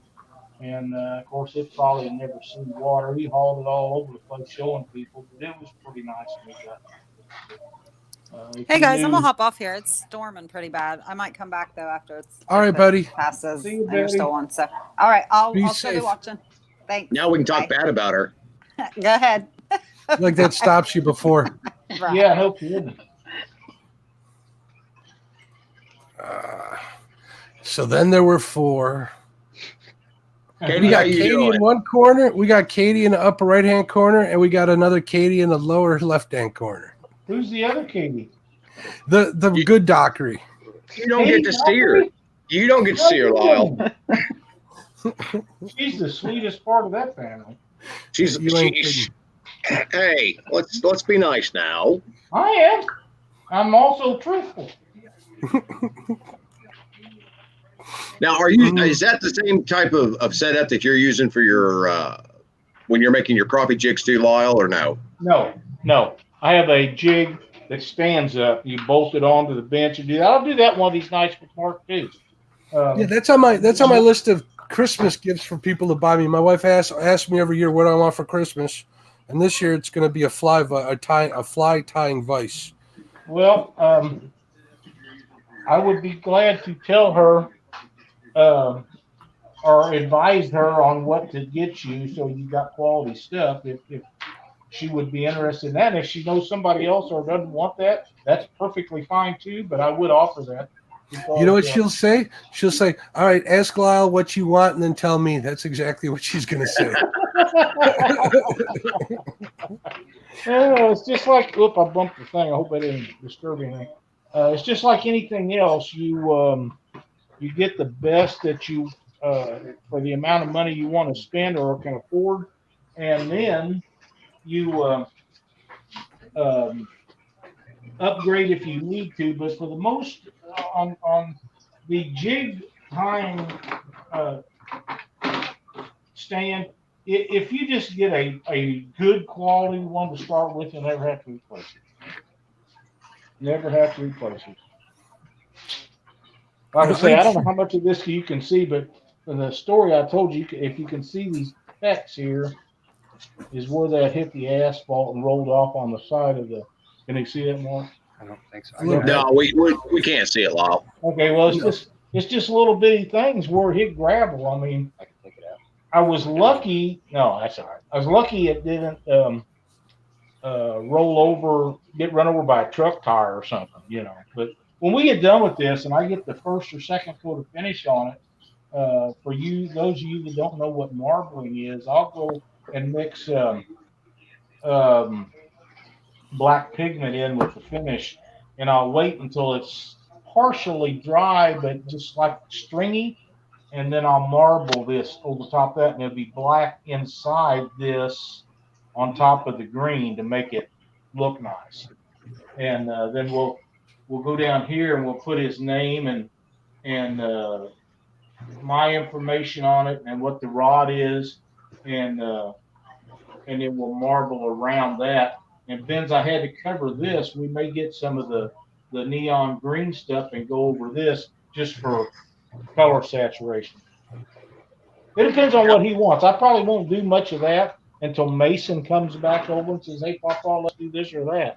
Because, I want him to like it, be happy with it. And most of all, I want him to use it because Marky's talking about learning how to do this again, and hopefully he will. But I've got several grandsons, and I'm thinking one of them need to pick this up because it may be a lost art at some time. I agree totally. There's certain things that I'm sorry I didn't pick up from my grandparents too. I'm kind of kicking myself now. It always happens like that too. Sure. What I do here is I take the center of this guide and I put, like, this is on number 8. It doesn't matter which number you use, and center it up. And then I have a number that I use for 1/16 of an inch, and that's where I start my thread wrap on each one of them. And since they're all, these guide feet are different, I've been doing it long enough. I know how far it is, but you have to figure out that way that they don't look out of place on there. But that way they're the same or virtually the same length on each foot. Like I say, I started building them in 1984, so I've been doing it a little while. Well, look at that. That helps. I figured out how to give you a solo Lyle when you're pointing, or solo layout when you're pointing those things out, Lyle. So we'll be able to show people a little better. This little dots here that I'm seeing. Can you see those? We can see where you're pointing. It's kind of, well, we can see a little, well, maybe a little bit. Yeah. Yeah, well, like I say, that's where it come out of the back of the truck. That's the only time I've ever had that happen. And normally we'd have had, pardon me, had a good blank to do it with. But he wanted that one, and you know how grandkids are. They kind of get what they want most of the time. And if you don't, when you have them, you will understand that. Hey, D wants to know if you ever thought about making a video of you making a rod. Actually, yes. And it has been started a couple of different times. The next one that I start, I will finish. And it will be for my grandkids and anyone else that'll want it. And, you know, you don't know. With all the crap that goes on in the world today, you know, none of us may be here tomorrow, or some of us, or me, or you, or whatever. So I think that I'm going to do one just for whoever wants to learn how to do it. And then if something does happen to me, I'll know that somebody down the road at least got an honest evaluation of how I done it, and then they can decide for themselves if they want to do it the way I do it or the way someone else. I like that idea a lot. You know, you think you could sit down and make one from start to finish, or do you think you need to? Who? You. Start to finish? Yeah, do like a time lapse from start to finish. Sure. I think that would be kind of cool to see in an artsy fartsy kind of way. I've actually done some where I'd start and stop when I work on them and send them to people because they ask for that. But to be quite honest, it's kind of a pain in the ass to do it that way because it takes up so much of my time starting and stopping with the camera. And when I did that before, I had that real nice G20 Canon camera and I had a remote so I could sit here and start it and stop it. Well, that got wet and they want half as much to fix it as I can buy another brand new one for. So I'm going to save up and buy another new one because I really like that G20. I'll probably get a G40 or 50 this time because they're just newer models. But I know these phones do a pretty good job, but they're nothing like what a camera like that's designed to do these projects for. Nothing like what they take. And speaking of phones, my phone won't go to internet now or Wi-Fi. So every time that we go live, and I didn't notice it out on the water when we was out there the other day, but we actually went to the AT&T store yesterday or the day before. Yesterday, I guess it was, to see if they could make it go on Wi-Fi, and the guy that worked there couldn't do it either. So, man, there's nothing in the world I hate worse than learning how to use a new phone, but it looks like that's going to be the next. That's what are you using now? It's kind of weird that it wouldn't hook up to Wi-Fi. This phone that we're using my phone now, and it is an S7. You know, and I realize that's kind of old, but so am I. So's James Dockery, and so am I. I like to. I don't like to change stuff unless I have to, but it looks like I'm going to have to because I don't want to use up all of our stuff because this old phone won't connect. I can't even use the Wi-Fi at my house, or much less anywhere else. Well, what about, do you have like an iPad or something at home? No, I'm a computer guy. That's why I had to have so much help getting this stuff going tonight because I don't do phone stuff at all. And Cindy does some, Marky done a lot of it, and Casey done a lot of it, but I don't know anything about phones. I have a laptop that I use when we do remote shows, and I've got 2 computers in here that I use, and I get along semi okay with them, but I'm no computer guru. But um, the phone stuff, my fingers miss keys and hit wrong ones, Yep. and I just really fight with phones, so I just assume not use a phone.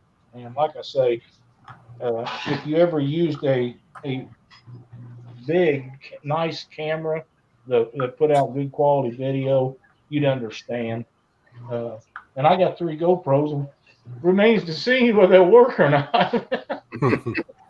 Hey, David Martin's asking how much a rod like that costs. Should I just have him contact you through Facebook, You Lyle? can start all of my fishing rods, and I don't care what kind it is. They all start at 175, and I know that's a lot higher than the rest of them. But like I say, if I build it, it has a lifetime warranty against anything that I do. Now, materials and stuff will cover the manufacturer's warranty, whatever it is. But most of the time, in fact, every time I've ever had to do one, I've replaced 3 in all the years I've been doing them. I don't even ask them. Just, if you tell me the truth and it was broke on a fish, I'm going to fix it or replace it. But if I get it and I see that you run over it with your truck or something, that's on you. But so far, I've replaced 3 since 1984. So. And how did you actually? You kind of broke up there at the beginning. Did you actually mention how much they were? They start at 175. 175 to start. Okay, cool. Yeah. Yeah, that kind of broke up. So I hope that answers your question, David. Yep. Well, I got a question for you on when you're putting your eyes on there. Are you going for a certain number of wraps, or are you going for each eye, or are you going until it's covered and then plus a little bit more? Well, I don't know if you can. Let me try to do this. I don't know if can you see that at all? Yes, sir. Okay, I start the wrap approximately 1/8 of an inch past the end of this guide foot. Okay. And then I wrap them up to, on this particular guide, there's a third leg right here that's silver soldered in right there. And it's soldered on the bottom side. And when it gets to right there is where I stop on both ends. And they will be within nano whatever of each other when I'm done. And that's why I measure them from the center, so I get those wraps as close on each side of the guide as I possibly can. And like I say, these guides, I use these, and the BGGXs is the other guide that I use, and they're triple chrome plated, and I haven't had but a handful of them ever break in all the years. When they first started coming out with them, I started using them because people get so mad of inserted guides, the inserts popping out of them. And it's got to the point now that I won't replace them for people anymore. I just won't do it. It takes up too much of my time. And by the time they send them to me, they got 3 or 4 of them popped out. I got to find a match for those guides. And by the time I strip them off and put stainless guides on them, you're into the price of a new rod or more. So you might as well just buy them, to be quite honest, because it's just like anything else. It takes time to do it. And I'm not turning loose of one, whether I build it or repair it, until I like the way it looks. And if I don't like the way it looks, I'll just keep redoing it until it looks right. And I can't charge for all that. You just can't. People won't pay it. So I just basically quit doing repairs unless it's for family members or close friends or something like that. Mm-hmm. Now, if Dockery called me up and he said, "Hey, I've got one I've had since I was a kid. Would you put guides on it?" Yeah, I probably will, but don't think it's going to be this week. Don't let that get out, though. No, I wouldn't tell anybody you were going to be nice to me, Lyle. I mean, it'd ruin your reputation and all.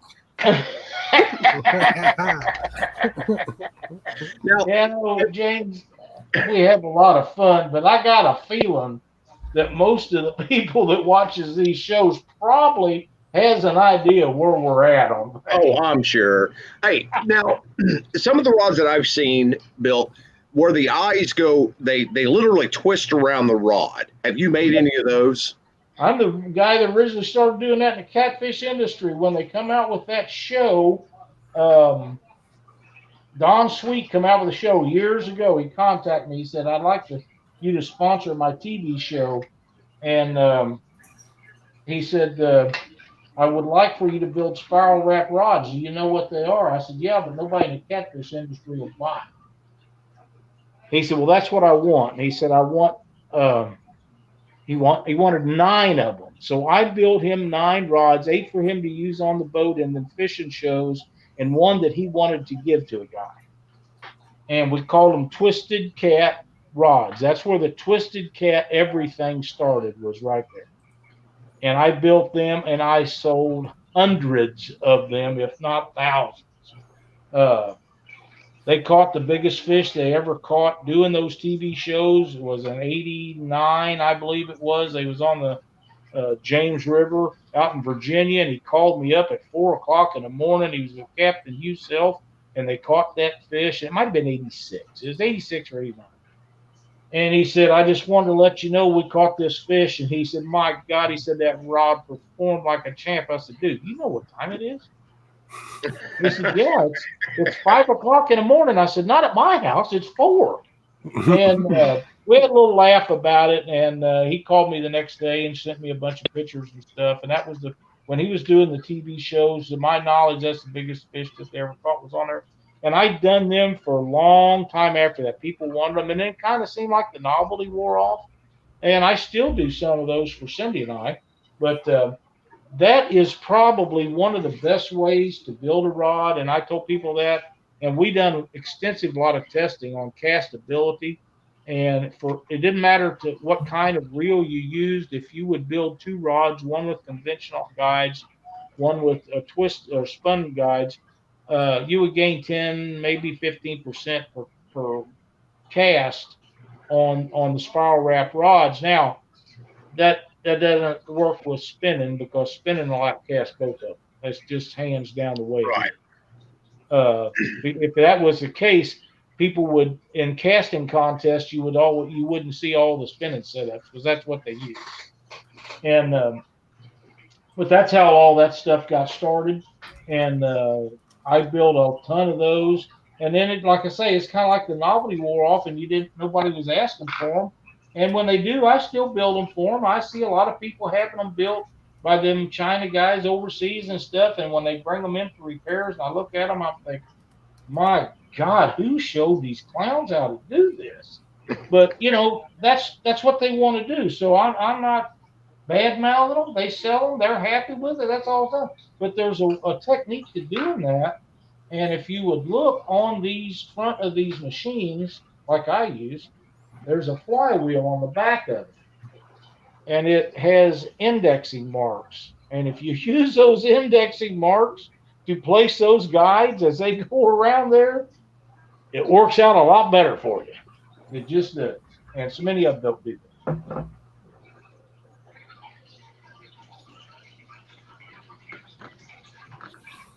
There you go. Betty says, Lyle, if I get me a black horse rod and catch an 80-plus pounder, I don't care what hour it is. I'm calling you.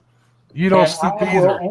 The problem with that is now, unless Cindy is gone away from the house, or a family member or something is in the hospital or whatever, most of the time, my phone lays in here on my bench, and I go to bed, and I don't wake up until the next morning. But now, if I know something like that's going to happen, I'll probably take it in there in the bedroom with me and lay it beside old Bessie, my sweet 9, and be waiting for the phone call. But I would answer if she caught one, because one of the best stories about me building rods was Lynn Lang.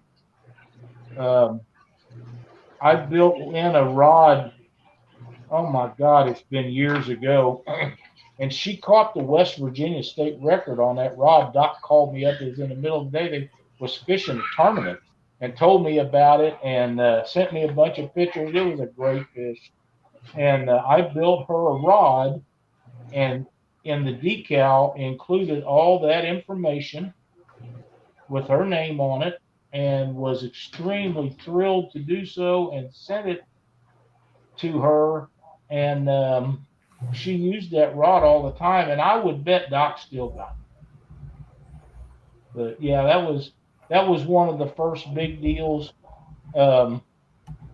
that I thought was special to me, that Lynn caught that gigantic fish on that. And I didn't care if it was a record or not. It was nice that it was, but the fact that she caught it, and Lynn was such a special lady anyhow, that she caught it on a rod that I built her. That was really cool. And the other one that I thought was really awesome was Justin Wolf. Uh, he had a bumping rod, one of the original ones, because I was the first person to ever come out with Catfish specific bumping rods. And everybody was using musky rods, and they was coming to me to get them fixed all the time because they was constantly broke them. And St. Croix makes some great blanks, but they just couldn't handle the current on the Mississippi and those giant fish that people started catching when they started bumping. And I designed, with the help of a couple of friends of mine at the time, two of the toughest guys in the industry, the hardest on fishing equipment that I knew. And I thought the world of both of them, still do pretty much. And they helped me. It took 3 years to get the first bumping rod done. And Justin Wolf had one of the original ones. He had two of them, and he caught a 105-pound blue below the Alton Dam down close to St. Louis on one of those in a tournament. And to my knowledge, there's never been a bigger fish caught bumping than that 105, and I was proud of that. But a lot of guys have shark fished with them and had them on the ocean and stuff like that. And that's always really cool to see. But those two are standouts for me of things that, and I've got tons of pictures. That's one of the most rewarding thing about doing rods, pardon me, is the fact that people will send you pictures of the fish they catch on what, and it's, it's kind of like back when I used to build race car motors. When somebody would win and they'd send me a picture, it was a reflection on what I had done to make that car go that fast. Well, it's the same difference with these rods. It's a reflection on what I'd done, that they was capable of catching 100-pound fish on them. And it makes you feel good when somebody sends you a picture. I got a message from a really good friend of mine the other day. His name was Andrew Little, and I know that I built him 6 rods of like channel cat rods that he uses for fishing blues on the lake in the wintertime. And I built him 6 that was made for fishing the rivers, heavier ones. And he sent me a picture of a 92-pounder he caught on one of them channel cat rods the other day. And he said, by far, I don't care what anybody says, there's nobody that builds rods like these. And I thanked him, and I have that picture is on my phone. And Andrew Little is one of my favorite people of all time. But now Andrew is probably, and man, if he hears me say this, he'll probably come up and beat my ass. But he's probably 6'5" or 6'6", and I'm going to guess he weighs close to 400 pounds. And when Andrew says that it's a good one and he ain't had no trouble with it, it probably is. But he's not as hard as some of the guys is on equipment. But yet again, he don't. Catfishing guys just don't take care of stuff like crappie and trout fishing guys and bluegill guys and stuff like that. I'm definitely not as careful with my catfish rods as I am my crappie rods. Why is that? Oh yeah, because I like my crappie rods a lot better than I do some of my catfish rods. Well, now James, I'm going to tell you, Cindy and I have strictly went to basically graphite rods for all of our fishing, and a lot of people think that's silly, but they're easier to get in and out of the rod holders because they're not as big around. They don't weigh near as much, and that's the whole thing about. I had a guy a friend of mine called a while ago, wanted to know if I had any bumping rods built up. I said, John, I haven't been able to get any blanks through all this COVID stuff, but I finally did get a few the other day. And he was thinking maybe I might have had one built up. He wanted to buy one. I offered him, if he's going fishing, he could use one of mine, but it's not the same as having yours. And I got that. I really do. But the difference between one of these is 13, 14 ounces versus 7, 8 for a graphite rod. And it's just easier. And Cindy gets them in and out of the rod holder so much easier. I've got one here. Let me see if I can grab this up and show it to you real quick. But I do think, though, that another reason is, the reason why we're a little bit harder on our catfish rods is they're bigger. You know, some of the crappie rods I've got are the B&Ms, you know, Yeah. and they're ultra lightweight stuff. And oh yeah, you know, Now, can you see want this? to take care of them. Can you see that at all? Okay, Yeah. hold on. Hang on one sec. Zoom in on it. All right, the weight. We can see the weight, not the rod, Lyle. Drop the rod down a little bit there, Lyle. There we Let go. me get around back behind here. It's too dark. Marky's going to come over and help us and see if we can get this where you can see it. This is one that I built for Cindy and I Cindy wanted matching rods. So I started making them. None of them matched. We use them all the time. I don't know how clear that is for you guys. What I can see of it, it's pretty. We can see it. It looks really good. It's a dark red with black lettering and silver and black marbling in it. I'm trying to go slow enough that you can see some of the marbling. It'll focus every great once in a while, Lyle. So we can actually see it a little bit. Yeah. I moved it back away from the camera. Now there's one of the guides, and all those guides kind of look like that. And man, that is as gorgeous. You can see, this thing is been beat up. And anybody knows anything about graphite rods, whenever you dent one, ding it, scratch it, if they ever fail, it'll be in that spot. Yep. But this thing it's been to Wheeler Lake twice. It's been to Memphis twice. It's been to Owensboro, Kentucky once. It's been to Texas once. It's been all over the place. And we kind of take care of them. But then again, if we don't put some abuse to them, we don't know that. I have to be able to say I can warranty this. If I can't, then I won't. And I am a little hard on them too, just for that reason. But I dearly love that blank. And with the COVID stuff, the company that made those for me, and most of the blanks that I get can only be got from the suppliers I get them, and I have a deal with them where they won't sell them to nobody else. They have to buy them from me. The problem with that is that particular company, through this COVID stuff, has went out of business. And you talk about a heartbreaker, because that's probably one of the greatest graphite rod companies, blank companies that I ever dealt with. And they made everything from ultralights to micro lights to salmon rods and catfishing rods, offshore stuff. I mean, when I told them what I was looking for, we found one that was exactly what I wanted, but it was like 8'6", and they would make special runs and make them for me 7.5 foot, and then the action wasn't right. So then they'd send me the 8'6" ones, and I'd cut them off to get the action where I'd want them, and then they'd manufacture them like that if I'd take 100 of them at a time, or 144. And that's how we done that for a long time to get the bumping rods like we wanted it. But like I say, it took 3 years to design those, and then boom, everybody called up to China and said, hey, I want you to build a rod like this. And then the next thing you know, the market's flooded with wannabes. But it is what it is. You know, that's part of how the industry works. Let me ask you this, Lyle. How do you feel about two-piece rods? If they're built correctly, they're just about as good as the other. The thing about a two-piece rod is they're handy dandy for people that have short bed pickups or have cars to haul them in, or SUVs. I made a lot of 10-foot two-piece rods for guys, and they last pretty well. But to get the action that everybody wants in a 10-foot rod or a two-piece rod, 10-foot rod, you had to go graphite. The fiberglass didn't work out, and I do some special stuff to where they go together to make them last longer, where they don't split from giant fish. Jason Mathena actually used some of the 10-foot rods that I built him to bump with on the Mississippi River. He liked them so well.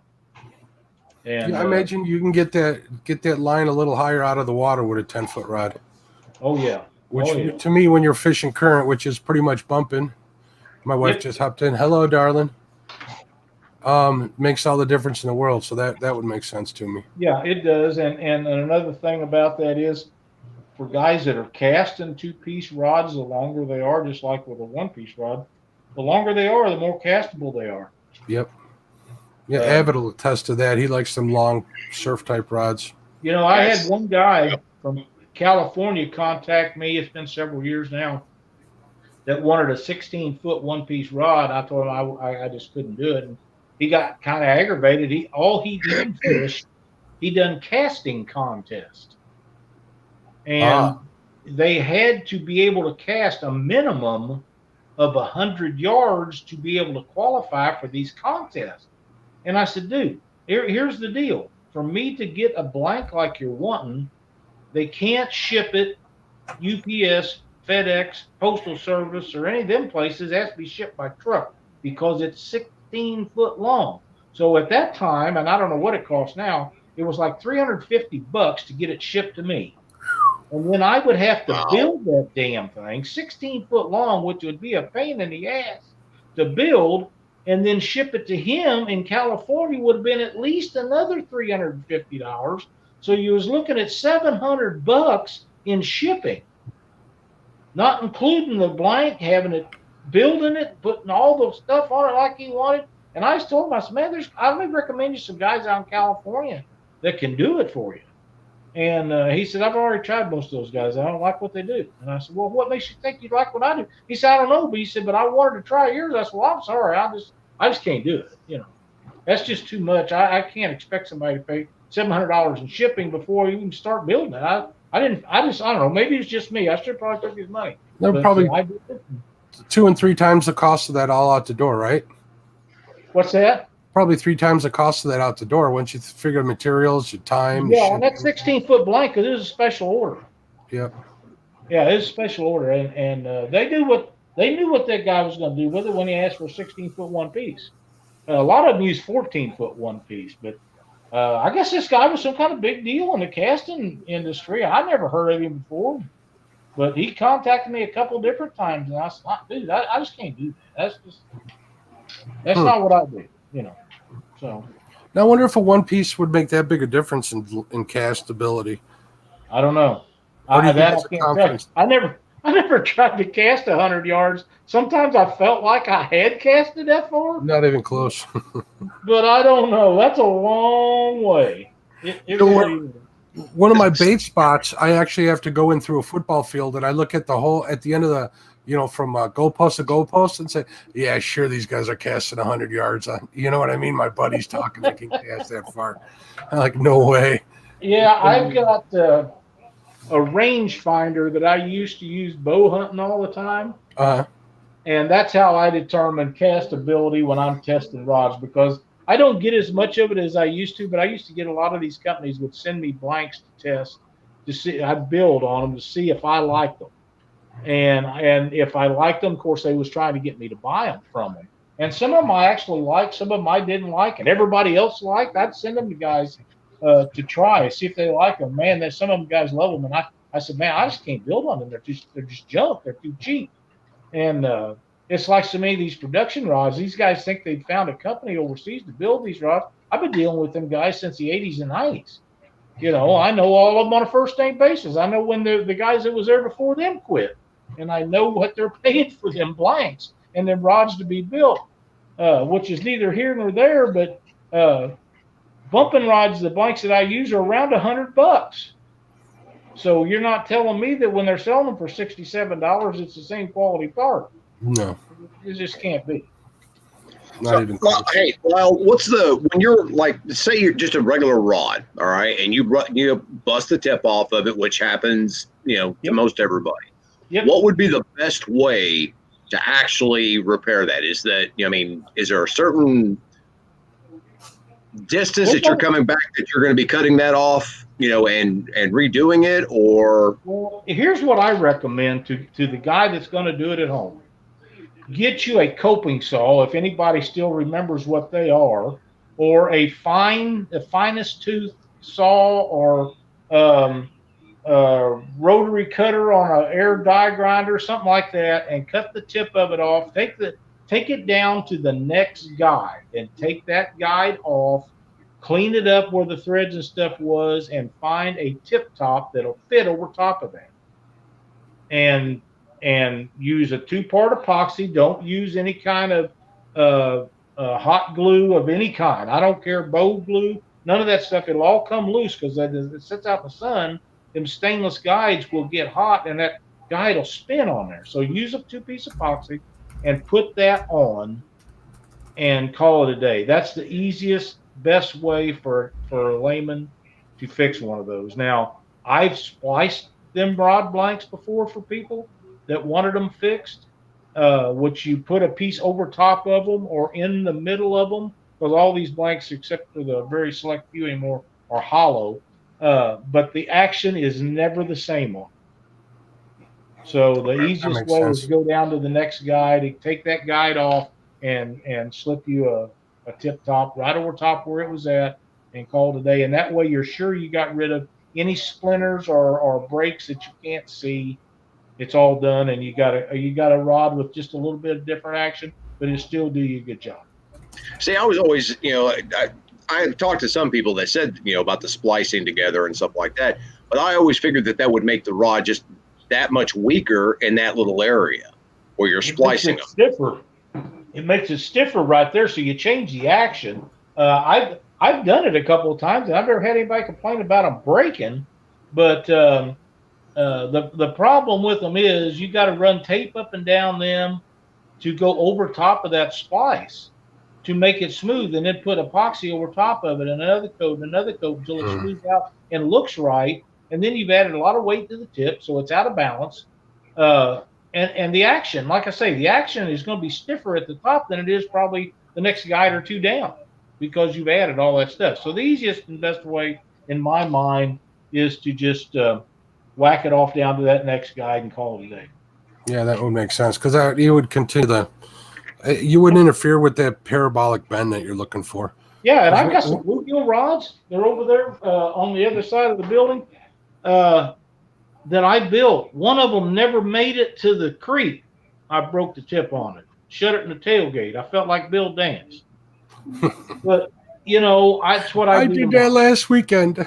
Yeah, it's one of them. I wanted to try this blank out so bad because it was supposed to have been super duper panfish blank, and it is a great blank, even with the tip of it broke off 6 inches. But I have to order another one now so I get the true feel of what it really is.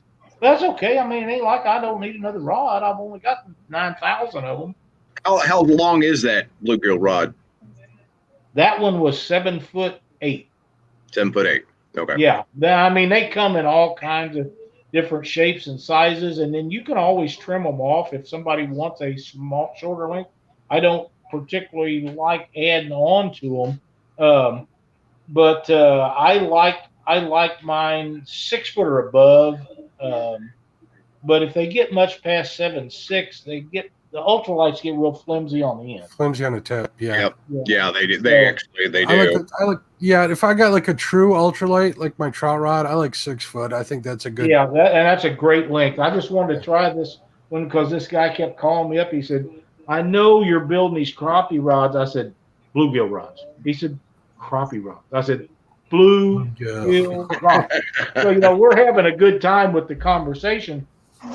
And he said, "You're really going to like this blank. You need to try them. Build one for yourself if you don't like it." I said, "Give me a deal on it." He told me the price. I said, "That's the same price in the book." He said, "There is no deals on them. They're that good." And I thought, man, you're really pushing your luck. But I did. I ordered one up and I got done with it. And I didn't make it fancy because a lot of times if I make them where they really look nice for me to use, I don't have them very long. And somebody's going to want them. So I just don't make our stuff really fancy anymore. But I got that one, and like I say, I went out, loaded the truck, slammed the truck tailgate shut, and it had slipped and fell down and busted 6 inches off the tip of it. So I still don't know how good it is, but I like it the way it is. So I'm sure I'll like it with 6 more inches on the end of it. We had bought Katie and myself with matching luge rods a couple of years ago. That's right. I heading out first thing in the morning. Real quick, you guys mind if I take a real break? We've been Oh, going go ahead. 2 hours. I need to Go take a ahead. quick stop. Go ahead. Doctor and I can BS about Oh, anything. yeah. But yeah, I loaded all the stuff up and threw the rod in the truck and went to shut that tailgate, and I caught the butt end of that rod and it literally cracked all the way up the rear seat. Yep. And by then it was like, oh, this can't be happening. I reached down there and I grabbed that rod, looked down, and it was Katie's rod. I'd actually grabbed it. Did she beat you? She about come completely unglued on me that day. Oh yeah, it was horrible. I mean, absolutely horrible. I'll tell you what we done one time, James. We went to Monsters on the Ohio, and I heard that they was catching moon eye down there. And that's, if I got a chance, I'll fish with moon eye over any bait anywhere. And we get down there, and I found this guy that had been telling me. I said, how's the moon eye? He said, man, they're in there thicker than thieves. Get your stuff and let's go. I go out to the boat and tore the boat and the truck apart, and I forgot my bait rods. Oh. They're going to be gone a week, and you got to have them, and I set them out, and I left them sitting here at the house. So Jim and Sheila at the bait shop down there, tackle store, we went in down there, and here I am shelling out money for bait rods over the counter so Sydney and I could go catch some moon eye for that tournament. But it is what it is. And I've still got them. She still uses hers. I use mine once in a while when I'm out bluegill fishing, and I break the line off of 2 or 3 of mine, then I'll pick up that one because it'd be the only thing left that I haven't broke the line off of. Well, see, with my, and I've got a wide variety of different rods. I mean, really, who's B&M. I didn't think Katie let you have that many. All but those Black Horse rods. I haven't gotten around to getting one of those yet. On my list. We'll have to work on that. Yeah, but I'm really liking the Sam Heaton B&M rods, for the crappie and bluegill. And not the silver catch. No. Yeah, I haven't seen those. The silver catfish are they require a little bit more backbone. I want to set the hook and drag them about halfway in before I. Well, one thing's for sure, my friend. When it comes to silver catch, you will know as much about them as anybody I know. Well, I'm telling you, listen, man, I was hiding. I don't know if you saw this, Lyle. I literally was turning my back to the camera, reeling those stupid things in, trying to get to where nobody could see it on camera. And Katie's over there going, what kind of fish do you have, Jamie? What kind of fish do you have? I caught you too doing it. It's like, I had to figure it out for a second. What is Dockery doing? What is James up to? Oh yeah, it's just and normally I can go there and I can catch 2 or 3 pounders left and right. Channel cat eaters. I mean, perfect. They're all day, but that day, nope. We couldn't do it. Me and Katie went back the next weekend and we just knocked the snot out of catfish and caught 1 drum the entire weekend. I was so mad. Yeah, I know that you use a lot of Asian carp for bait. And yes, sir. I do too. I think it become a natural food source. And the only thing that we have that's naturally in those waters to combat the growth of them are blue catfish and flatheads. Channel cat pretty much not at all, just simply because they grow so fast. Now, they do get some of them when they're small. My question is, do you think that the smaller Asian carp make better bait than the bigger ones? Actually, I think the smaller ones, the ones that are about probably 3 to 4 inches long, that you can just, like cut the tail off, put a hook through their head, and, let them sit out there for a while. The problem is because of here in Missouri, you are not allowed to put any carp back anymore. I mean, no common carp, no buffalo, nothing. Once you hook that fish, it's yours. And I'm okay with that. Right. But the problem is you can't use them live either. No, and that is, I really do. They've become such a natural food source for catfish that I believe if you could use those as live bait, and I would never do it because I'm too old to get caught and get in trouble. Mhm. But I think that you could tear up flatheads on them. Oh, I think you could too. I think You so know, too. and, yeah, I mean, and the thing is, I mean, once you put one on a hook, it's going to take an act of Congress for you to get that fish back off that hook. I think I've told you guys that what we do, if you've ever seen them, those catfish skinning pliers, Yeah. that's what we use. We mash through them to get them off the hook. Yeah, They're that big of a pain in the ass to get off. Oh, they are. They're horrible. I mean, but the thing about it is, and you know, we have been getting where they're releasing some alligator gar back into Missouri. I hate to see that myself. Well, yes, but no. I mean, think about it, Lyle. I mean, they have been here forever. There is an actual place down there, some of the swampland down there by you, that actually has the alligator gar in it. Swampland. Yeah, I understand. They're just a nuisance for me. They just nothing worse that I'd rather have on my rod and reel than one. And we had a long nose in Kentucky on dock, and Cindy and I was fishing a tournament down there, and about a 4-footer, and it cost Doc a pair of Leatherman tools that he had since he was a senior in high school. Cut him all up. Cindy had to bandage him on the boat. Broke a rod of mine. It was a giant gar. Giant. yeah. So I have no use for any of them. I'm not going to get into what I do with them. They're nasty. People talk about eating them as about them and spoonbill rank up about the high on the totem pole. One from the other. For me, they stink. You know, I just don't have any use for them. But if they would combat the Asian carp a little bit to go along with the blues and the flatheads, did I mess you guys up on the camera thing? No, it looks good. You're good. Okay, I'm probably okay with that because they let this go too long before they decided they need to do something, even though all the sportsmen was telling them we got to get rid of these. They didn't do anything. And the only time that the government or any of the entities decided we got to do something about Asian carp is when they thought they was going to get into the Great Lakes. Yeah. You know what? You should have thought about that when they come out of Louisiana and that cesspool down there. You let them bring them over from overseas and put them in. All right. Let me ask you this though, Lyle. What would be your solution to getting rid of the Asian carp? I don't think there's any way to do it. I don't think so either. I think, they've tried everything from electroshocking them to electricity at these dams, and they're still getting through them. I just don't see any way they can get rid of them. I think we're stuck with them. I really do. See, but that's where I'm saying, I have caught tons, and I mean tons of gar on cut Asian carp.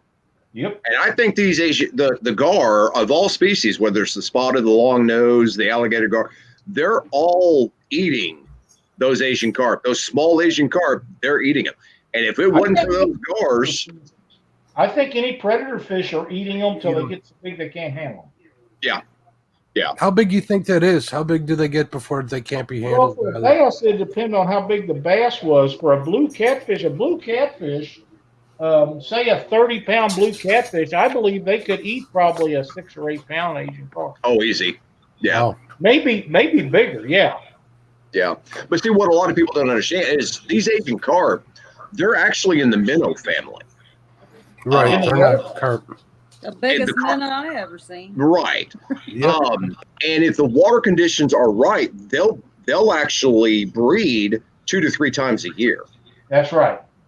Most people don't realize that, James. Yeah. Yep. That's And the thing. so, you're constantly dealing with a new hatch over and over and over again. That's And, correct. and by the time they hit 2 to 3 years old, they're decimating areas of small, fish population and stuff like that because they're eating everything. Yeah. So that's one of the main reasons why, that and they fight like you wouldn't believe. Trust me. Have you ate those? No. We did. We ate one. We tried it once, and it tasted like a really dry tuna. Well, now, Oh yeah. my son Marky that's sitting here, and I call him Marky. He probably still getting aggravated at that because he's been Marky since he's a little bitty. But his father-in-law fixed some up at one of the kids' birthday parties or something. They had catfish, and I don't know what all they had up there. And he fried some up, and they are white meat, and Yeah. they ain't bad. They really aren't bad. I'm not. Okay. Did we lose Lyle? I think we did. He might have turned his phone or something. Yeah. But no, the biggest Asian carp I've ever seen was 94 pounds. Oh my goodness! That's Yeah. insane.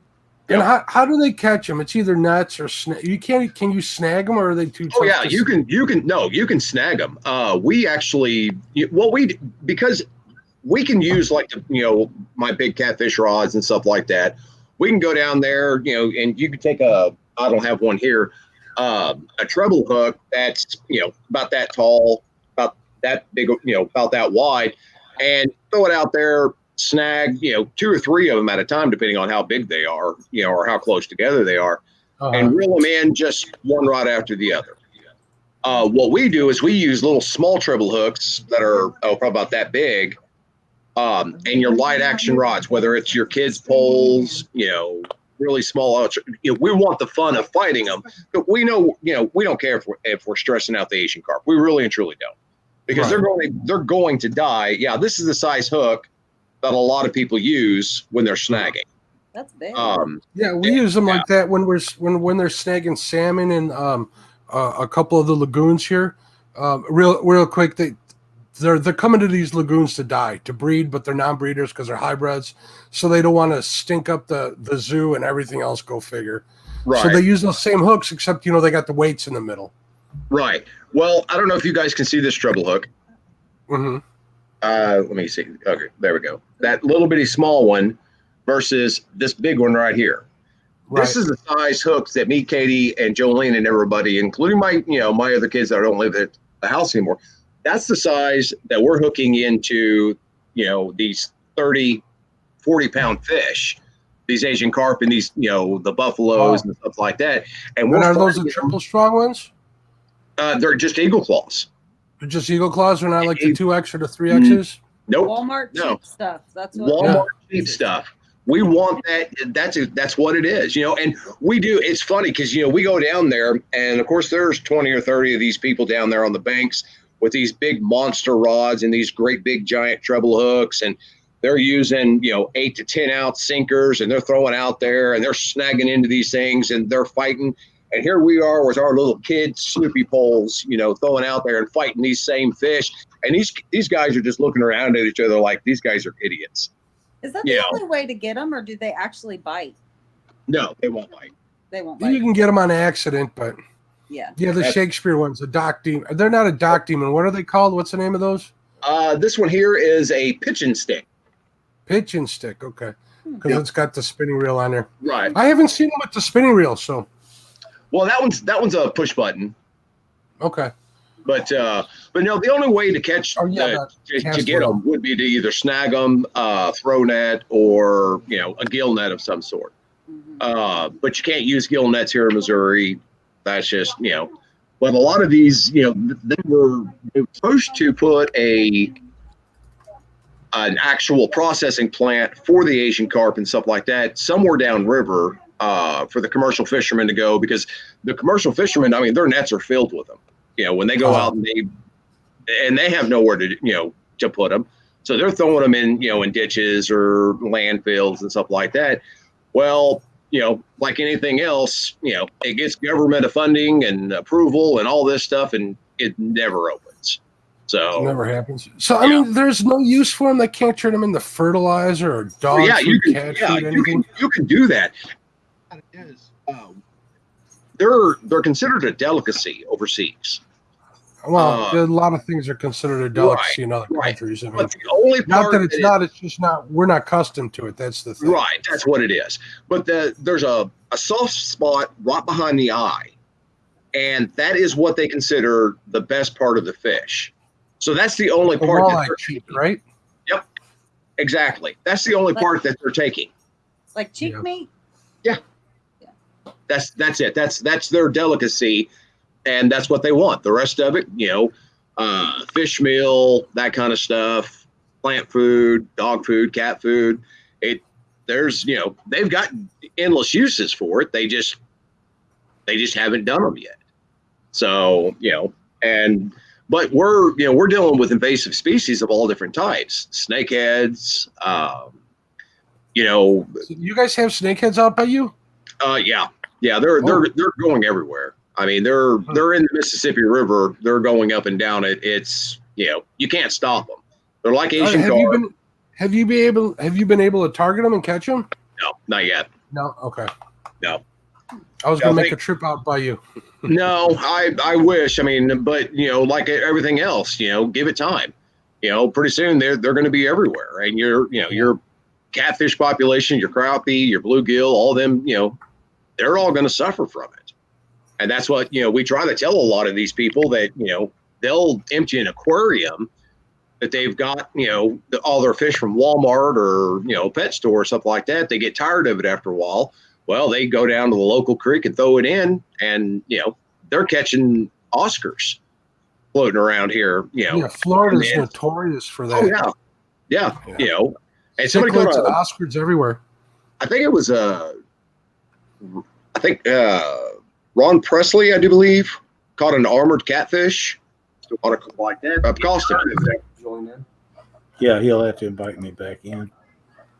Lyle's back in. Back in here. I was talking to Mark. I guess I got more phone trouble than I thought because it was plugged into the charger and still went dead. Yeah. When the batteries get worn down, it'll do that. They won't take a charge as fast as you use them. We went to Owensboro to a tournament one year, and on the way down there, my phone would ring, but you couldn't answer it. And I'd had it for a long time. I had a flip phone for 7 years. I dropped it at the bottom of the boat. Man, you talk about somebody hating to learn how to use one of these new ones. That was me. I hated it. So we pulled in the AT&T store down there because Cindy was absolutely sick of my phone ringing all the way down there, not being able to answer it. And got this other one, and I've had it ever since then, and it's probably 4 or 5 years old. But I just don't want a new one to have to learn. Maybe you need to get one of them jitterbug phones. A what? Yeah, I was just thinking that. What is jitterbug? What is that? I don't know what you're talking about. That's one of them flip phone looking things with the big buttons for all the seasoned people in life.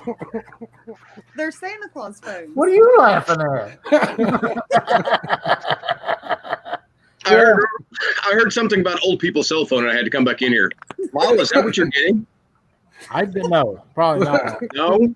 We recommended a jitterbug for him. Yeah, I didn't know. Never heard anything like that before, but whatever. You're welcome. Yeah. Thank you much. Guess what Santa's getting for Christmas this year? New phone. Woohoo! That'd be all right. Yay! Whatever it takes.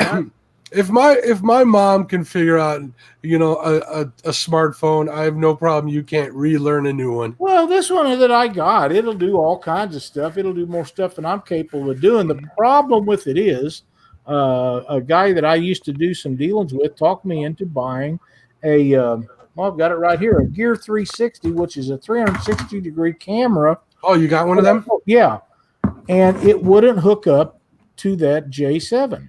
Mm-hmm. It wouldn't do it. But now we didn't have a phone at the time. So Cindy bought an S10, and it'll hook up to her phone. So whenever we was doing video or filming or live stuff from the boat, when we wanted to use that, we'd use her phone. So I wanted to make sure that the next one I got would do that. But according to what and that's why I didn't get one yesterday, probably, I want to make sure that it'd work on there, because that 360 phone or that 360 camera, I have it set up where you can mount it in the boat, and if we're catching fish, you can just tilt your device you're watching on, or take your finger and drag the screen, and you can watch what's happening in the water. You can watch her or I, or what's in the boat or behind the boat. Or 360 imaging is an amazing thing, but somebody's got to have a phone that we could actually take a phone call on, because of kids, grandkids, and all that stuff. Crickets, maybe. And so wanted to make sure this one would, and anything that has 5 whatever it is that phone 5G. Yeah, that it would do it. But now the thing that bothers me most of all is 5G is just around the corner for most of us. It's in Springfield, 36 miles away, but it's probably going to be a year and a half before it gets to me. It'll probably be 10 before it gets to me. You got to get internet before you have to worry about 5G. Actually with Starlink, I think that's what it is. What's that? The internet, yeah, the Starlink internet should be, and that's all the satellites that you're seeing that are being launched by SpaceX and stuff like that. That is supposed to be basically a net that is going to go basically around the world for internet service. So, well, he's trying to provide free internet service to impoverished countries. So exactly. Uh-huh. But the impoverished ones are probably going to pay for the rest of it. So yeah. I'm thinking they'll send it to Betty at some point, but she's really going to pay for it. Well, I had satellite internet for a long Betty, man. She didn't do nothing to you. Facts. I mean, she showed me her internet service the other day, yesterday, I believe it was. I was blown away at how low it was. I couldn't believe it. I'm not going to show you how low this one is because that's just going to give you more ammo to use on me later on. Yeah, I would never do that to you, James. I don't understand any of that stuff. I'm tech stupid when it comes to that stuff, but he'll show me a picture of his and it'll be 799 and mine's 0.93 or something.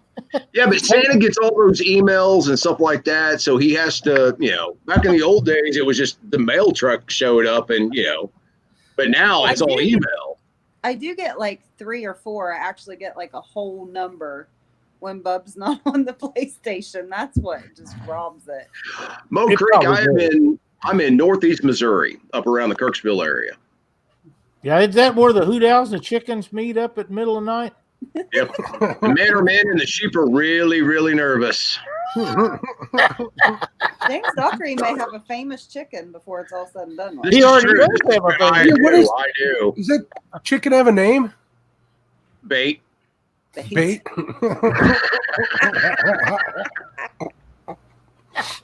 You got one named Kool-Aid? Not yet. Not yet. You go to cutting up Katie's chicken, you're going to make her mad. Well, I know. That's why I'm kind of staying, keeping my distance from her. She got like them little Lyle Stokes short T-Rex arms, so she can't really reach up here. Hey, Mark. Yes, sir. Mark Stokes. If there was anything that you ever wanted to tell anybody that your dad did, now's the time to do it, sir. Now's the time to get your revenge on anything. Catfish and Crappie exclusive. That's right. Let's air this out. Well, we tried doing an intervention on him the other day, and Lyle was having no part of it. Well, back in the younger days, I was in high school and I played basketball, and the one thing that I'd probably seen him most mad about was you see my haircut now, but it's because I don't have no hair. But back then I had a lot of hair, and he didn't know I didn't have hair at one time until I showed up to a basketball tournament and didn't recognize which kid I was. So he played half the game. It was bad. And I looked out there and I said, "Who's wearing Mark's shirt?" He shaved his head, and I did not know who he. Cindy didn't either. And that was kind of rough. That was not a good ride home. No, I'm gonna tell you, I came back from the river and I looked like a serial killer from a B grade movie. I mean, my hair was just all over the place. I walked into the bathroom, I grabbed the clippers, and I buzzed it straight down to the scalp. And I walked out there, and Katie didn't talk to me for 2 weeks. Katie, you got pictures of that? Here's a quick story for you. Me and my wife got engaged, right? And this was back when I was working, for Citgo. And I worked in the transfer room, which is pretty much where you'd make all the connections and transfer product to every part of the facility, right? And there's oil dripping all the time. I got tired of washing that out of my hair. So after work, I went to the bar, and right next to a bar is a barber shop. I remember running my finger through my hair going, this is disgusting. I went and I shaved it off, right? Came home, 3 sheets to the wind, got in bed. I woke up the next morning to her screaming. She thought there was some stranger in the bed. So then she doesn't talk to me for a couple of days. Turns out we had our engagement picture scheduled for like 3 days after that. Oh, we never took those pictures. I got in a lot of trouble for that. Oh, did I get in trouble for that, Lyle? I'll bet so. And then when my hair grew back, it grew back a different color. It used to be kind of like a strawberry blonde, not quite gingery, but it grew back real dark. Oh, she was so mad. Right when we first got married, I had pretty long, basically shoulder length hair. Now, this was back when Dockery first got married because he was so much older than me. But all right, Hook fan, settle down. I worked in a garage, and back in those days, you didn't have hoist and lifts and stuff. You had jack stands and wooden creepers, and I rolled underneath a car one day, and I rolled out. That hair was all wound up in that creeper wheel, and when I stood up with a 30-pound wooden creeper attached to the top of my head. That night was the last night for long hair. I haven't had it since. I don't think I've ever had long hair. Back in the 80s, I had a rat tail, but that's another story for another night. Yeah. Lyle's not drunk enough for that story yet. I got nothing but water today. I got pictures of me with this late last night. I got to tell you, Marky and Casey and the kids got here. We sat out here having some adult beverages till about 3 a.m. It was kind of like that night. All of us was in there doing basically the same thing. So if I had internet, I'd have hosted that happily, but I had problems. That was I was doing really, really good, and then Betty jumped back on the screen, and she started lighting a cigarette, and then Mark lit a cigarette. So I'm joining in. You know, I miss them, but I don't miss them enough to go buy me some, because if I go buy them, I might as well buy a couple of cartons at a whack, because I got a year's worth that I done missed out on, and I'm going to be doing some catching up. So I'll just leave it. Yeah, I think I need to quit real soon. Lyle, I'm going to tell you something, Lyle. You know what? We give each other crap. You start smoking again, I will drive to your house. I know exactly where you live, and I'll pull you behind the woodshed. Well, it's Leave been me alone. It has been 1 year. Next week will be 1 year, and I've had one. That's exciting. That's good, dude. I went down to, I think you guys remember me talking about going to my great nephew's wedding. And my nephew Michael and I was outside. We was waiting on Marky and Casey to find their way to the door of this place where they was getting married. And I burned one with Mikey. And that was the only one that I've had in a year's time. And I've actually been in the truck on my way to get some a couple of different times and turn around and come back home. It was that close, but I started smoking when I was 15, and I'm 63 this week. So yeah, I started when I was like 14, unfortunately. Yeah. I think we all started young. We all started young. Let's just put it that way. That's right. Yeah. Yeah. Well, Betty's still just a kid. Yeah, she is. What are you, like, younger than all y'all when 22? When I started. I think she's like 23, 24 is what I'm guessing. I'm thinking she's around 30. I'll tell you one thing. When Paula talked to my friend Violet on the all ladies chat before, they were talking about, oh, who are you? What are you, like 20 something years old? Oh, that tickled her to death. She still talks to me and message about that. So let me just say, Mark's the smart man here. He didn't guess my age. 22. Actually, see? 22. I said 22. You're so generous. Do you guys really think I'm that young? Yeah, of course. You're lying. Congratulations. No, Evan seriously. hadn't smoked in 11 years. Ain't that something? Congratulations, Lyle everybody. Lyle was the closest. LG's never tried it. You're better off. You're a good You man. are. Yeah, that's true. LG wants to head out Stay this away- way. We're going to go fish the Stay away from Mississippi hopefully coffee, next too. year. Should we come up with a weekend actually for the For the tournament up, or the fishing up in Madison? yeah. Okay, my buddy Jerry that lives up there, and like I say, I can't pronounce his last name. He's a super guy. He's lived up there forever, knows it really well. He's going to contact his contacts of people that keeps track of when the spawn starts, and you want to go up there right before they spawn. They'll be in that shallow water. And if I remember, you okay? Oh, okay.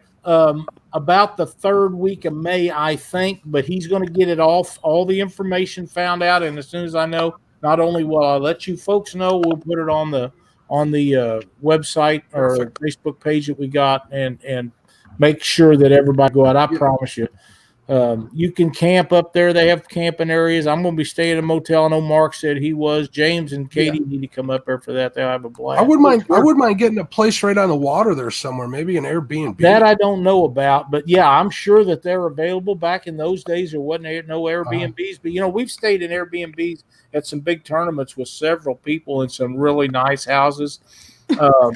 And that is a definite. If I can get one on the water with a dock and I can just boat right over to where everybody's at, I think I'm good that way. We went down there, and Jason and Vicky and two guys from St. Louis and Doc and Trevor Niederhoff, and there was a bunch of us that stayed in this one house down there, and we had a great time. It broke down to way cheaper than a motel room. Yeah. And the house was as nice or nicer than the one I live in. It was really nice. The people was excellent. They come over there. We all had boats. They said you can park in the yard if you need to. I had Gidget. They had a fenced-in backyard. Of course, we never left that she wasn't in her kennel because she's in it right now. She stays in it with the door open. So she's used to being in it when we're gone. But we took her all the way down there, and they found out how many of us was ever there. They left a case of water, decided that wasn't enough, so they got more and brought in to us. I mean, they really treated us excellent, and that's awesome. Yeah, so yeah, if like a small town or a big city, or Madison's pretty good size. Yeah, Madison's a pretty big city. Yeah. I mean, we're going to be in the middle of a big college/regular town. It's I would say it's bigger than Kirksville. Yeah. You and Brandon might be shell-shocked when you get there. What are their gun laws? In Wisconsin, does it matter?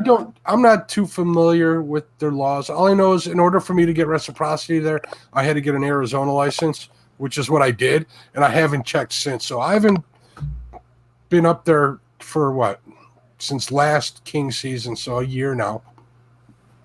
So it's been a while. I always look before I head up there fishing, though. Yeah, and I should look soon because I hope to get up to Milwaukee for the brown trout ice fishing up there. That's always a blast. Something about getting a 20-pound fish on 4-pound test and a 29-inch rod. It's a blast through the ice. Yeah. We're gonna try a lot of the trips that we go to nowadays, and don't get me wrong, me and Katie, we've been all across the United States, but a lot of it depends on whether or not we can carry. I don't go anywhere without it. Yeah, if there's a chance that we're, I'm not saying that we're going to look for it or anything like that, but I'm not going anywhere without it. So nope, me either. I will tell anybody that's going up there from the Midwest, when you go up there, we travel a lot at night. That way, when we get there, we can start fishing, and it's cooler in the summer and less traffic. Less cops. I can drive pretty much however I want to, which I'm going to anyhow, so they might as well just leave me alone. But when we went up there at night, and we had a new Ford pickup at the time with the V6 in it with the 2 turbos on it. And it got really good gas mileage. And we got hung up there at night, and it was a Ford, right? Yeah. So good gas mileage when it's running, right? It runs constantly. I've never had one break down.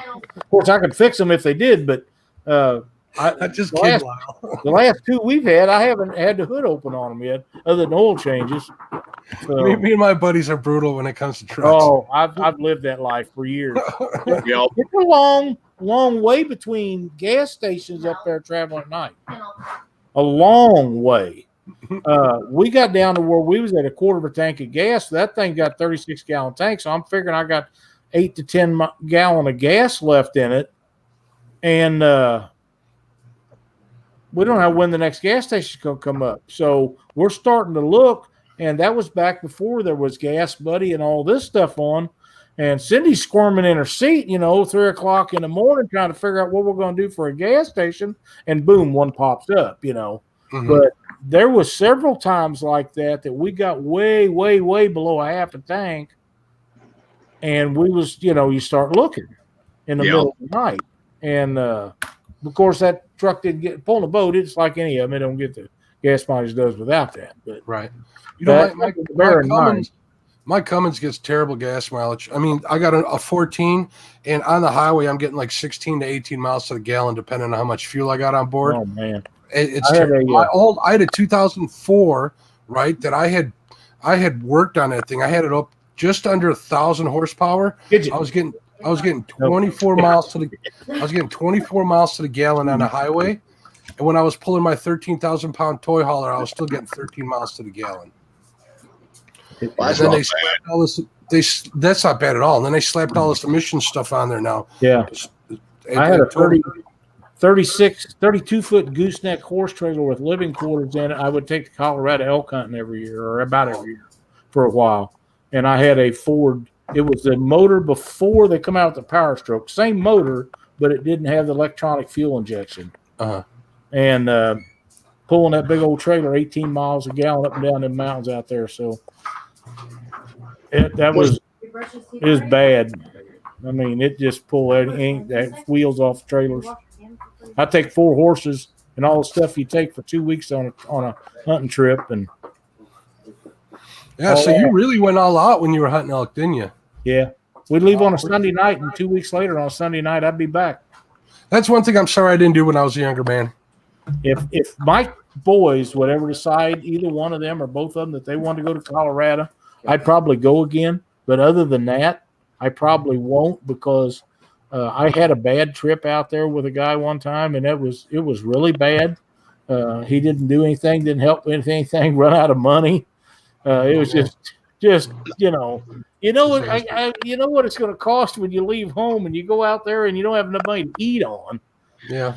We had a guy up here, him and a friend of mine, his stepdad. They used to go out to Colorado. They'd elk hunt every year.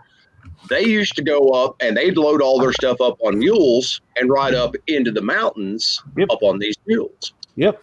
And they, them mules got old. They, wouldn't work as well as some of the younger ones. So they went and got new mules to take up there. And I'm not kidding you one bit. They get all the way up there, and one of them stays back at camp. The other one's all the way up this mountain. And see this, he said it wasn't a very big elk. He said, but it was a nice 5x5 elk, and he said he stopped. He tied that mule to a tree and fired that rifle. He said, turned around. He said the elk went running one way, and that mule with his gun and all his gear went running the other. And never did get that mule back. And he ended up walking all the way. Oh, yeah. Last time any of them boys ever went back out there. And I mean, it was like, why didn't you just shoot the mule? Yeah. I listen to that Meat Eater and watch the Meat Eater shows and listen to their podcast quite a bit. And apparently Steve Rinnella's brother, he raises llamas just to pack all his elk out of the woods and stuff. So that's kind of cool. The lengths that people go to enjoy life and fill their freezers is pretty cool to me. I always find it fascinating. So when I hear you talk about packing up all them horses and heading out west, that's really kind of something I do. Hey, Lyle, did you put in for your elk tag this year? No, I haven't done it in years. I did. No, I meant for here in Missouri. No, I wish they had started that, because Missouri's too populated for have elk. Well, it's too late for that now. I know, but with them insurance companies get a hold of there after they have to pay for some of that stuff, you're liable to see it go away. Well, smack a deer and see what their insurance say. Have you been up close and personal with them things? Oh yeah. You know how big they are? They're big. Oh yes, they're huge, man. We have a forest preserve here that has a huge. I don't know. It's a huge plot of land that's fenced off, and they keep elk behind the the tall fence there just because the name of the town's Elk Grove. And those things, when they're up right next to the fence, you have no idea how big they are. The first thing I could think is, how the hell does one guy carry that one of them out? Oh, you don't. You don't. You don't. I had horses that we could pack in and out with, and we packed deer in and out with them and stuff like that.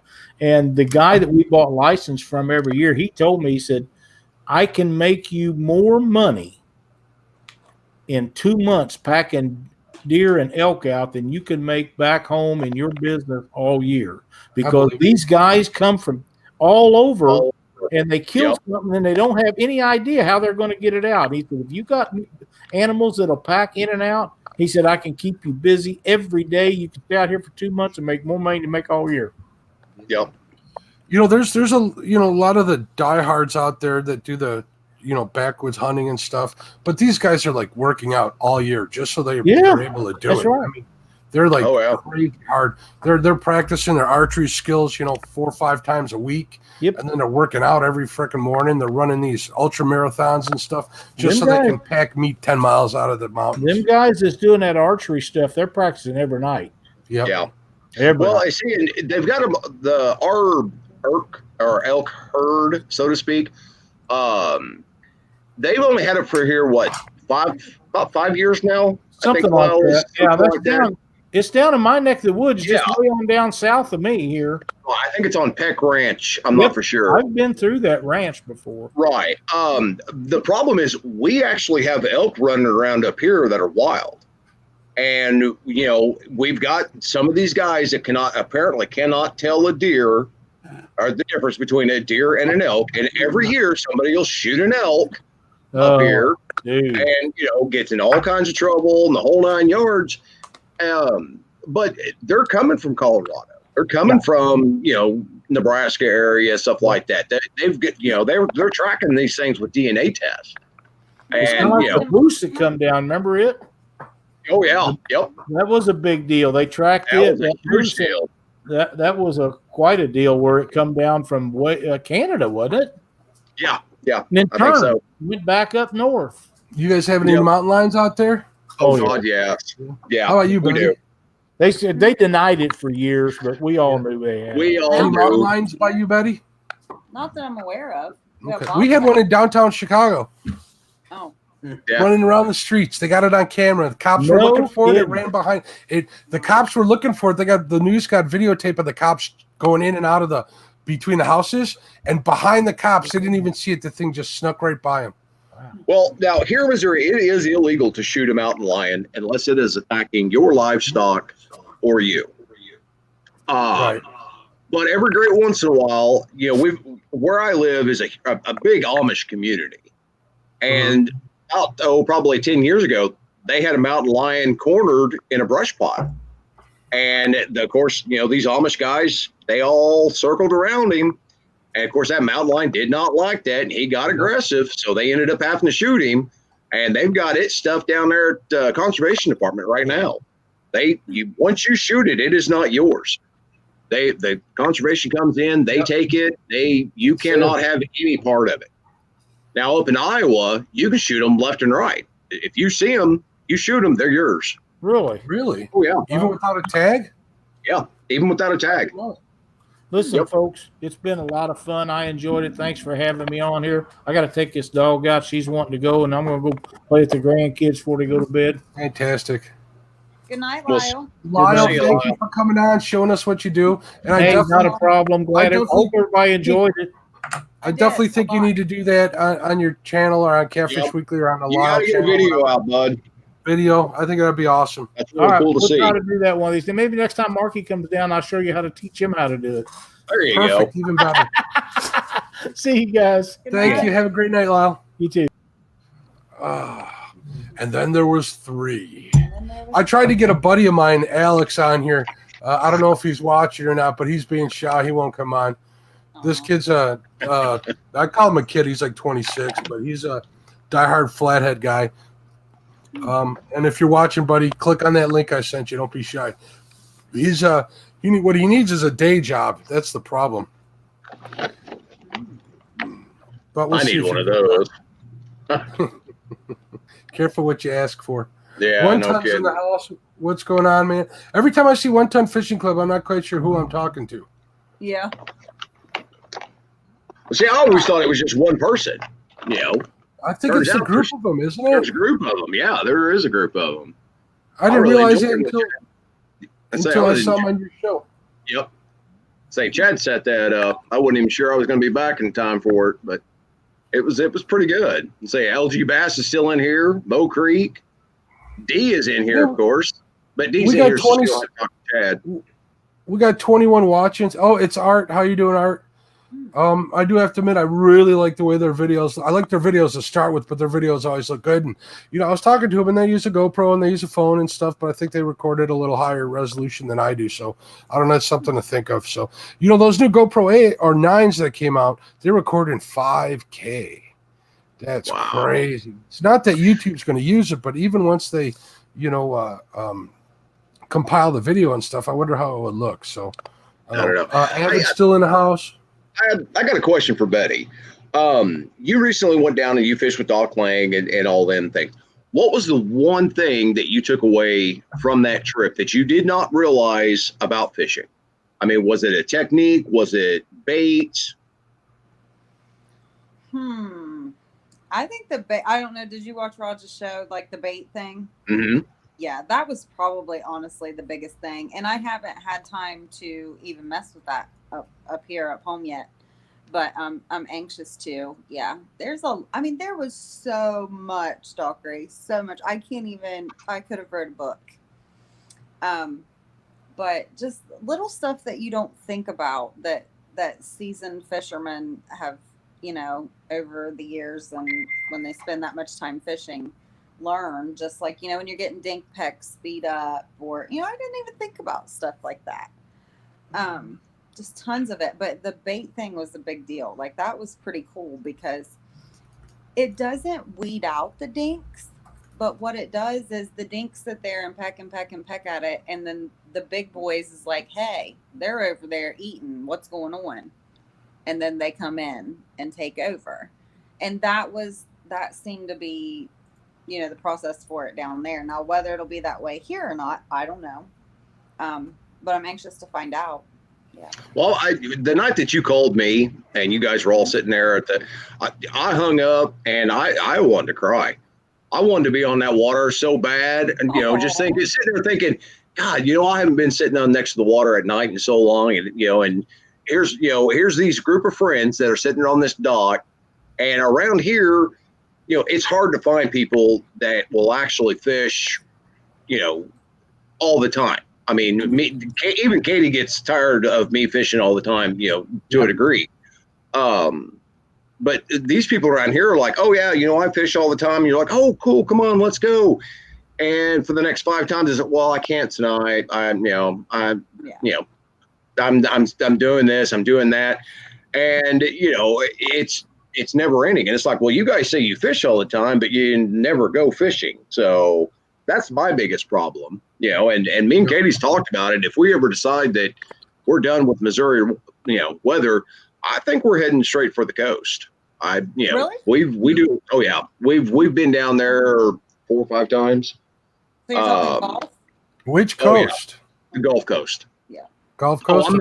I'm never going back to California again. That was no. Yeah, we drove basically from here down to the Gulf, and then spent a day or 2 down there, and then drove over to California.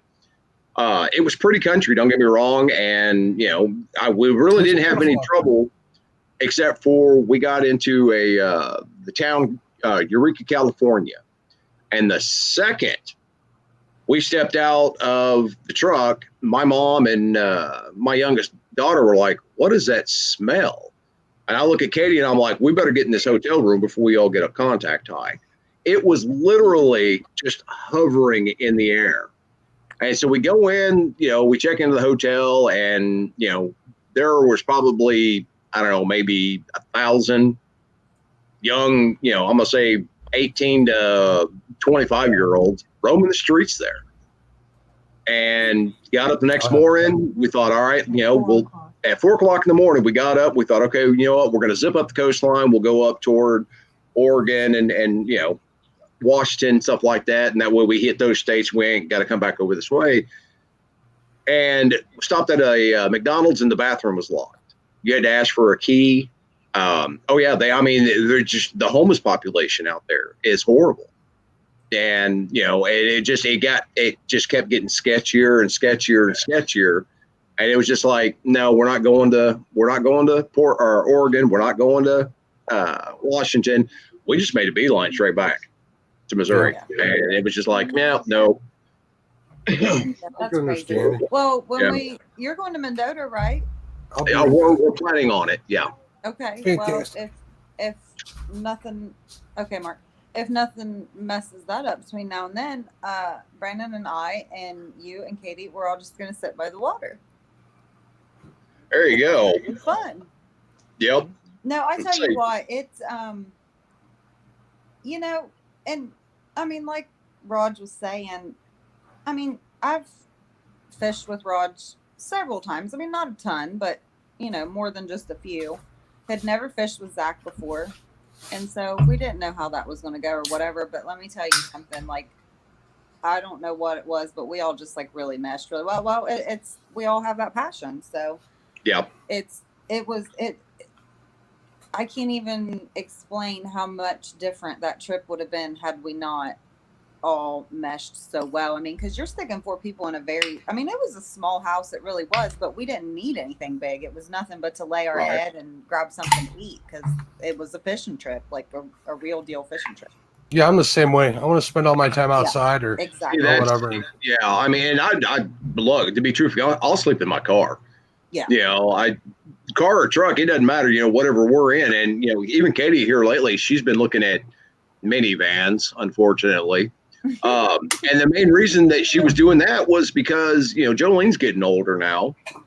And so we're starting to plan, ahead, building a small little camper out of a minivan or a cargo van, something like that, and just traveling. That's my dream. I want like a really small camper that you can drive. All those pod campers are pretty cool. Yeah. And you know what? They've been around for a long time. They've been around for a while now. In the next 5 years, I see the prices dropping. I'm going to buy a used one and redo it. My thinking is if I got somewhere to wash my ass and cook me something to eat.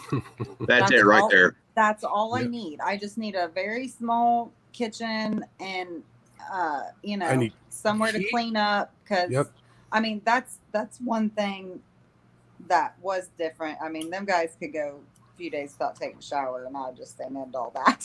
So, whatever, that's fine. I get it. Just jump in the water. Between the man and the woman, but that's fine. But I gotta have somewhere I can take a shower and I can fix me something to eat and I'm good. Lay my head and I'm good to go. That's all I need.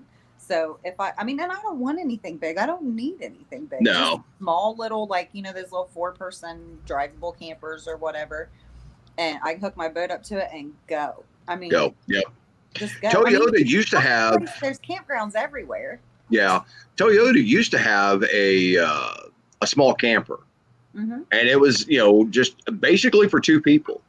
And we have searched and searched and searched, and we just can't find one that's it's either in too rough of condition or when we go to look at it, it's we can't find the hidden gold in there that they're asking for it. So it's just like, well, it is what it is. Right. But real quick, I'm gonna say hello to Sexton Outdoors. We have a Brian Outdoors. Brian's actually saying, "How are you doing, guys? Thanks for watching."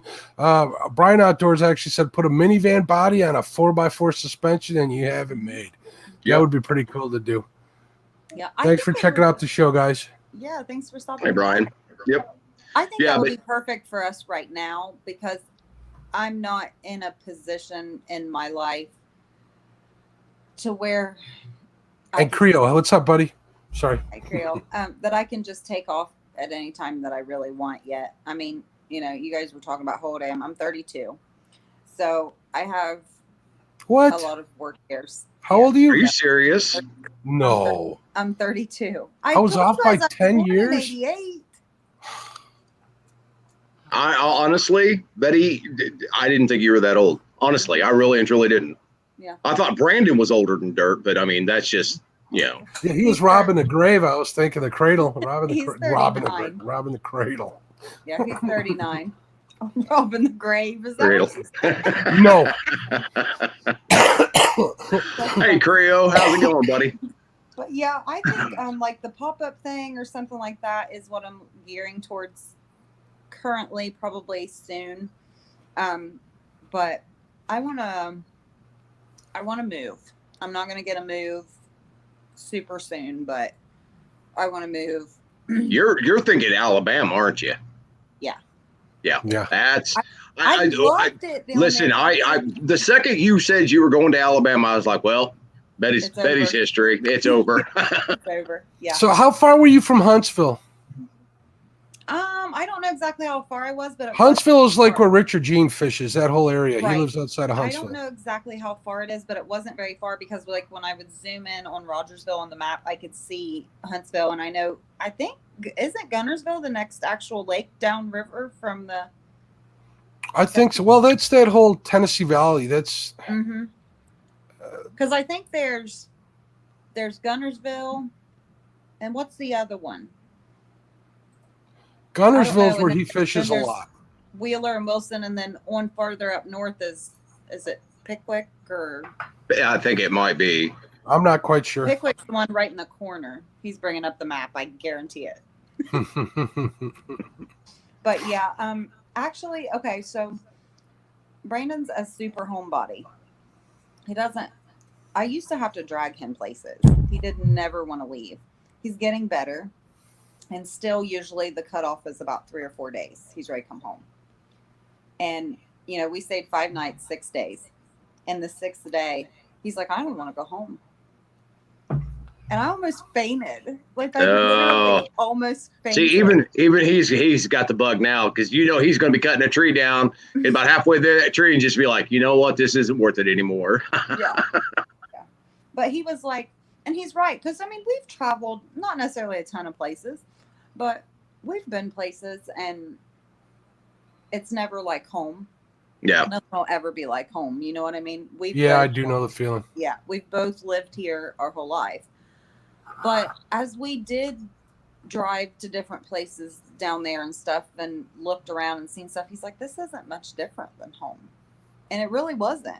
Shockingly, to be at a completely different area of the U.S., but shockingly, it really wasn't. You got to remember, we're super country folk, like the trees, the hardwoods, and and different things that you look at and relate to home when you go somewhere else.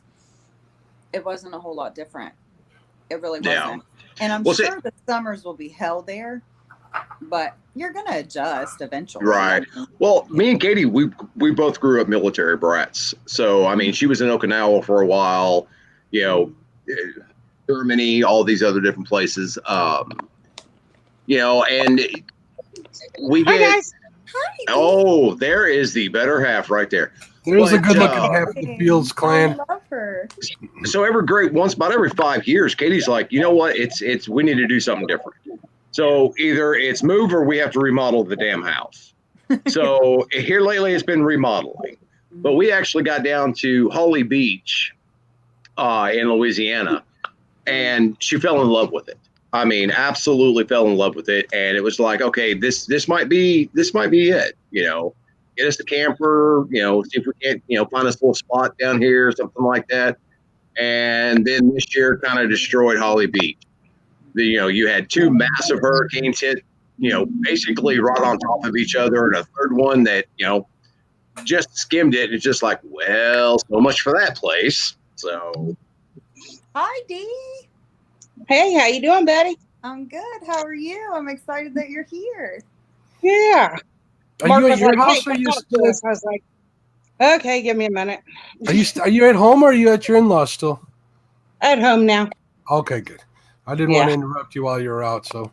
And I know you're kind enough to do something like that. And I would never want you to do that. So, I'm kind of looking through the chat here. I probably rather. So, what are you going to do tomorrow? While be nice, Steve. Be nice. I know, because they could be watching. Okay. What are you going to do tomorrow? I don't know. I should probably clean up around here, but that doesn't sound like a fun day off, so I don't know. The dirt and dust ain't going nowhere. It'll be there when you get back to it. Yeah, it'll be there when you go. Yeah. It ain't going nowhere. And there'll be more of it too when you come back to it. I know. Isn't That's that the way really bad about cleaning? Do you You ever question something. yourself about that? Like, should I go fishing or should I clean? And I'm like, I don't give a shit. I'm going fishing. It'll all be there when I get back. I agree, 100%. Yep. So I have to work tomorrow, guys, and it's 11 o'clock. Oh no. Well, if you gotta head out, you gotta head out. We've only been on here going on 3 hours now. I'm good for a little while. I was gonna say you're not gonna sleep anyway. Yeah, it's not like you're gonna sleep at all. I took a nap today, so there went the sleep. Hey. I'm telling you, I had a crappy morning. I'm not gonna go into it, but most of you guys know. So I had to take my dog to the vet this morning, and yeah. Yeah, I was busy as heck today. I might be able to get to sleep sooner or later. Yeah. If not after this, I may still go out. I've been getting messages, people asking me to head out and meet them places. So yeah, but I don't really feel like doing that, but I will. Yeah. Depending on the weather, I'm going to go crappie fishing. So yeah, I should have went fishing, which is what I planned on doing after I came back from the vet this morning. I just was kind of in a depressed state, and it's my own fault. You make that choice, you go do something, or do you mope about it? And I moped about it and ended up sleepy and took a nap. So yeah, it's what it is. Sometimes though your body just needs to rest, especially after news like that. Since I came back from Alabama, I've always had insomnia and always have issues, but I eventually will sleep. It's not a big deal. I had to actually take a sleeping pill to make myself sleep since we came back from Alabama, and I've never, even when I've traveled or done things or whatever, I've never had that happen. I don't know. it's because it's Alabama calling you back. You know that's what it is, right? That's what it is. That's probably it. No rest till you come back. That's right. Rest down there, you can guarantee that. See, that's my biggest problem when we go on a fishing trip or something like that.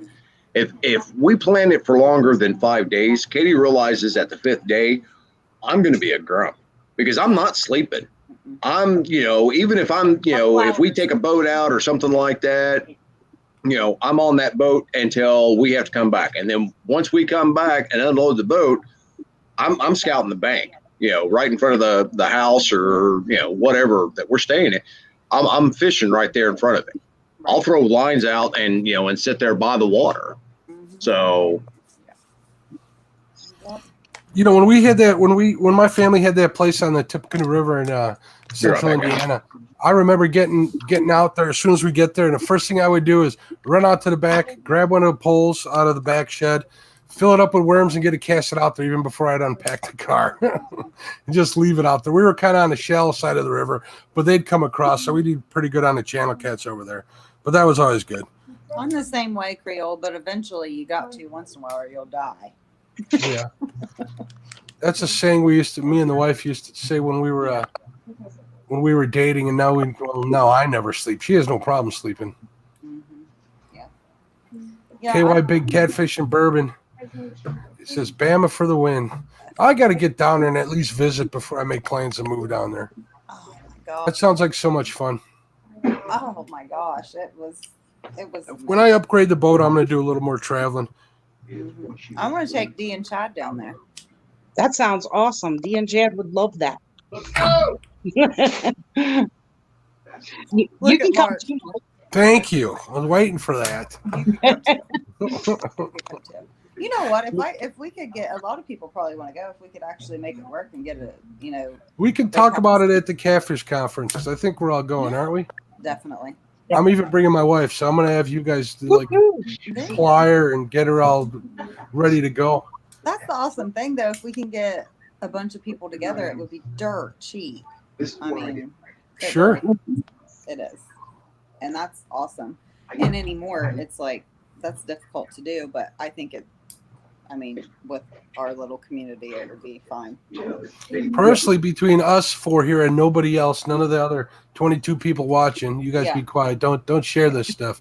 I think once I get my wife in the boat and get her to meet some people that she's going to break, and I think she's kind of fighting it as far as me getting that boat that I've been having my eye on. So we'll see what happens. Are you willing to share what you're looking at?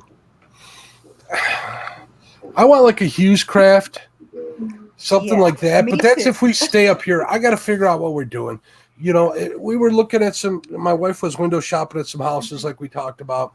If we're going to stay up here because of the business, then yeah, definitely I'm going to get something like that has at least, a soft curtain, quote unquote, pilot house for the winter fishing. And I'm going to need something to handle, treks out to the Root River so I can hit them for salmon in the fall. Right. If not, then I'm really liking that boat that Chris Souter has, that Dynasty, that Sea Arc Dynasty. That's what I want. They're pretty much the same boat, except one's a deep and one's not so deep. So that's the only difference between the two. But yeah, I'm kind of. I want something that's got the, how they have the 2 seats in the front, and then they got like the 2 side-mounted bench type seats on the side. A lot of fish are like that. Well, a lot of those you can get an option where they unfold. I'll unfold them. I'll sleep out there till I hear a bay clicker. I don't care.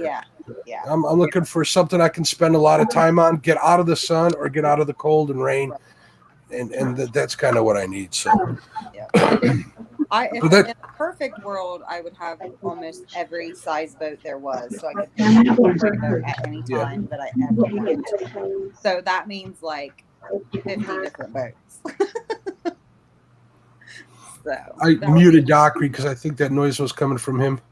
Oh yeah, I'm sure it probably was. Yeah, well, I try to be. And the wing noises always come from Dockery. Yeah, KY Catfishing in Berman had a Target Deep V. Those are nice boats. I have a friend that I know here on the Fox River in Illinois that has one, and he loves that thing. Man, that thing's a beast too. He pulls up alongside my little boat, man. It makes mine look like garbage. Are those like the real big ones? It's the big wide one. It's like the oversized one. And with the Deep V, they handle a lot deeper water. But they're short, right? They're just wide. No, not Jonathan. I'm talking about another guy. He's got a 20-footer. Jonathan's is only like 16 foot. This is a 20-foot boat. For some reason, I'm thinking that's what Skip has, but I might be wrong. I have no idea. I'm not sure. J-Dog's got a 2004 Pro 17 Deep V and loves it, so that's good. I think I want to. Deep V. It's a Crestliner. Yeah, the Crestliners are nice. I was looking at them too. We got a dealer here close. That's another thing I got to take into consideration. Like the closest dealer I can find for what is the name of the boat company that I want, that I really want? Hold on a second. Their bookmarks, fishing links, boats. The Smoker Crafts, we got a dealer. There's an Angler Sport by Weldcraft that I really like. But those are high dollar boats. But I plan on buying something used maybe someday, so we'll see. But I got to take into consideration if we're going to move, if we're not going to move. Closest dealer, because I really don't feel like hauling 2 hours away to get it serviced. Stuff like that. Like any boat owner takes in there. I seen what Steven said. Derek just went down there, did a video on it. They caught some nice crappie down there, in Mississippi at Grenada. They fished Grenada, and is it Enid or that's Grenada, Egypt, Rend. Those are pretty much like the crappie lakes. There's a couple lakes in Louisiana, in the bayou and stuff where they're getting them, but those are pretty much promised land there. They pulled some slabs out of there. Oh yeah, they did really well. You know what? And I don't know. I've never, spider rigged. I believe that's what we were doing because I saw kind of the setup that Derek had on there, and that's not something that I ever tried, and that's not something that I have a 2-pole limit here, three if you're trolling, which spider rigging would count as, but all the lakes that crappie fish have, a written 2-pole limit. Right. So it doesn't matter. So I'll long line troll a little bit, but I end up getting just as much bass as I get crappie, so I don't spend too much time doing that. I just, if I was dead set on only crappie, that would be the place to go. Yeah, but yeah, I need something. I'd love to visit. I don't think that I would ever. I got to unmute Dockery. Sorry about that, James. I just muted you because I heard you talking in the background. Figured it was nobody's business what you were talking about. Oh, he's still muted. Oh, he muted himself. Okay, good. Yeah. As long as he has control over that. So yeah.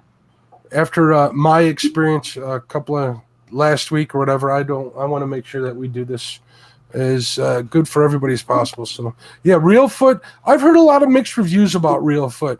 Actually, Violet, who was on my show last week, she went down to Real Foot and she said they talked to some guides and stuff, and they had a hard time getting on some fish. So I think it has a lot to do with the area. I know they had some killer deals I used to see on Facebook. That was something that I wanted to take my dad to for a trip, since he's getting older. We'd hire some guys, go do some simple crappie fishing. And she didn't, but I mean, some of the stories I heard and stuff and say, yeah, it's hit or miss. I have that problem with traveling to fish though, too. If you know what I mean. I can stay here and know. And if I'm wrong, I'm an hour away from home at the most. Well, see, that's the biggest thing for me. Like, I can stay home and know I can get crappie. I'll be right back. Okay. All right, D. I can stay home and know I can get crappie. But I mean, I have to travel an hour and a half to even get to the river. So if I'm going to go that far, hell, I mean, for catfish, why not just go somewhere? Yeah.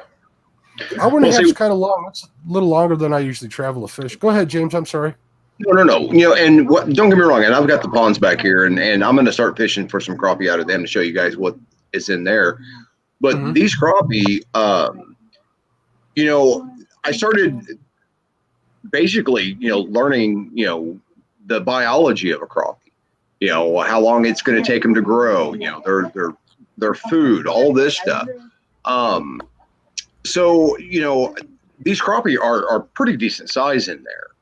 But we take out so many a year of the bigger ones every single year. We're not growing these for trophies. We're growing these for food.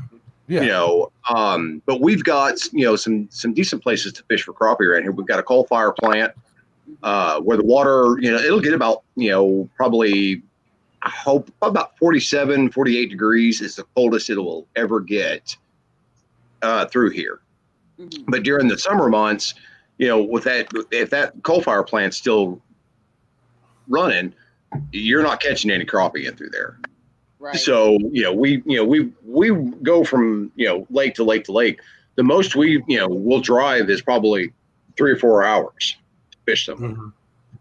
But it's just a lot of it depends on what we're in the mood for, or if we're actually going down there to catch a mess of fish, or if we're just going for a drive. Because there's a lot of times that's how we basically ended up at the Gulf. One point is we woke up one morning and me and Katie were like, well, I don't want to be here today, and she's like, well, I don't either. So and we literally loaded up in the car, and next thing we know, we're heading south, with no plans to go to the Gulf, but we ended up in the Gulf, and it was like, okay, that was kind of cool, So those are my favorite trips. Those are, It was about a 17-hour drive, but it was good. Yeah. I have, I've always wanted to go fishing for redfish. That's something I really want to get done here soon too. I have such a long list, man. I don't know how I'm ever going to get it done as far as fishing goes. My list is growing every day. Yeah. I'm on this huge journey to learn as much as I possibly can, because I'm still so new. I mean, I really am. When it comes to any of it, really, I didn't fish much when I was a kid, other than like bluegill and stuff like that. And there's farm pond and sometimes in the creeks and stuff, but I don't know. There's just so much I want to learn, and the more that I learn, that list is never ending. I'm telling you. It adds up quick. Yeah. Jason says he's going out to Lake Cumberland with his uncle this weekend. Guarantees 30 to 50 crappie. That's a good day, man. I like those days. I mean, I'll be at home filleting like a 25 crappie day. If I got like a 2-person, just shy 30 crappie, a 2-person limit, and it'll take some work, but I got a smile on my face that whole time. Oh yeah, that's me. That stuff up. Yeah. There's D. Hey, Kevin, how are you? Kevin's back. He asked where D was. Well, you're back. So D is back, Kevin. How are you? I had to go tuck Chad in. Good job. Oh, look at that. Somebody help. Oh, my goodness. What's his name? Apparently, I'm not as good at it as Betty. He's up running around now. I don't know if you guys can see that cloth. You need stronger medicine, D. Ouch. Yeah. Ouch. They hurt. Oh. This is one of those Hemingway cats that's got the 6 toes. Oh yeah, I've seen Oh, it. okay.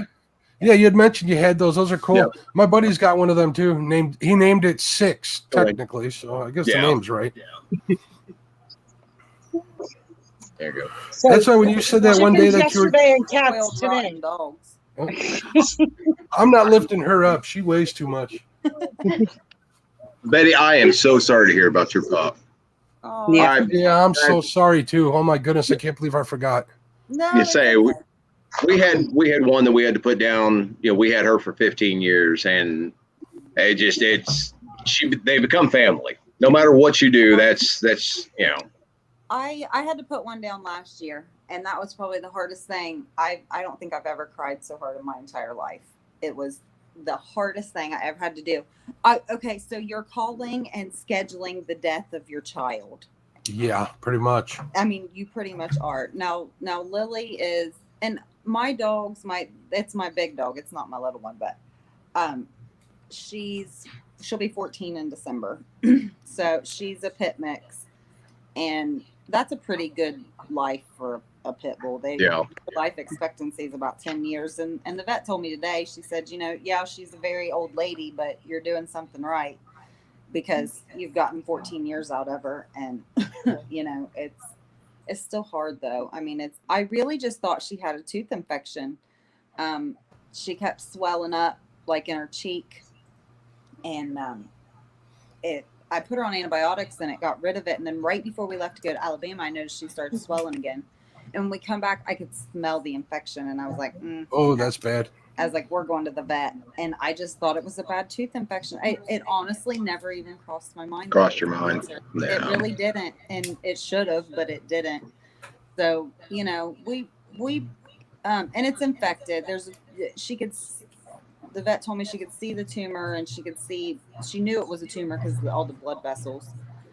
So it wasn't like an abscess or something, but so I brought her home. I wasn't ready to do that today, and I needed to talk to Brandon and all that stuff. So we're going to do some antibiotics, and she's still eating. She's still getting around. So she's not to that point, but I'm not going to totally let her get to that point. I mean, it's cancer. So Right. I'm not going to watch her suffer. I'm not going to. Yeah. So let's change the subject here. What kind of kayak are you fishing out of? Me? Yep. My kayaks they're not fishing kayaks. They're like the sit-in ones, and I hate them for fishing.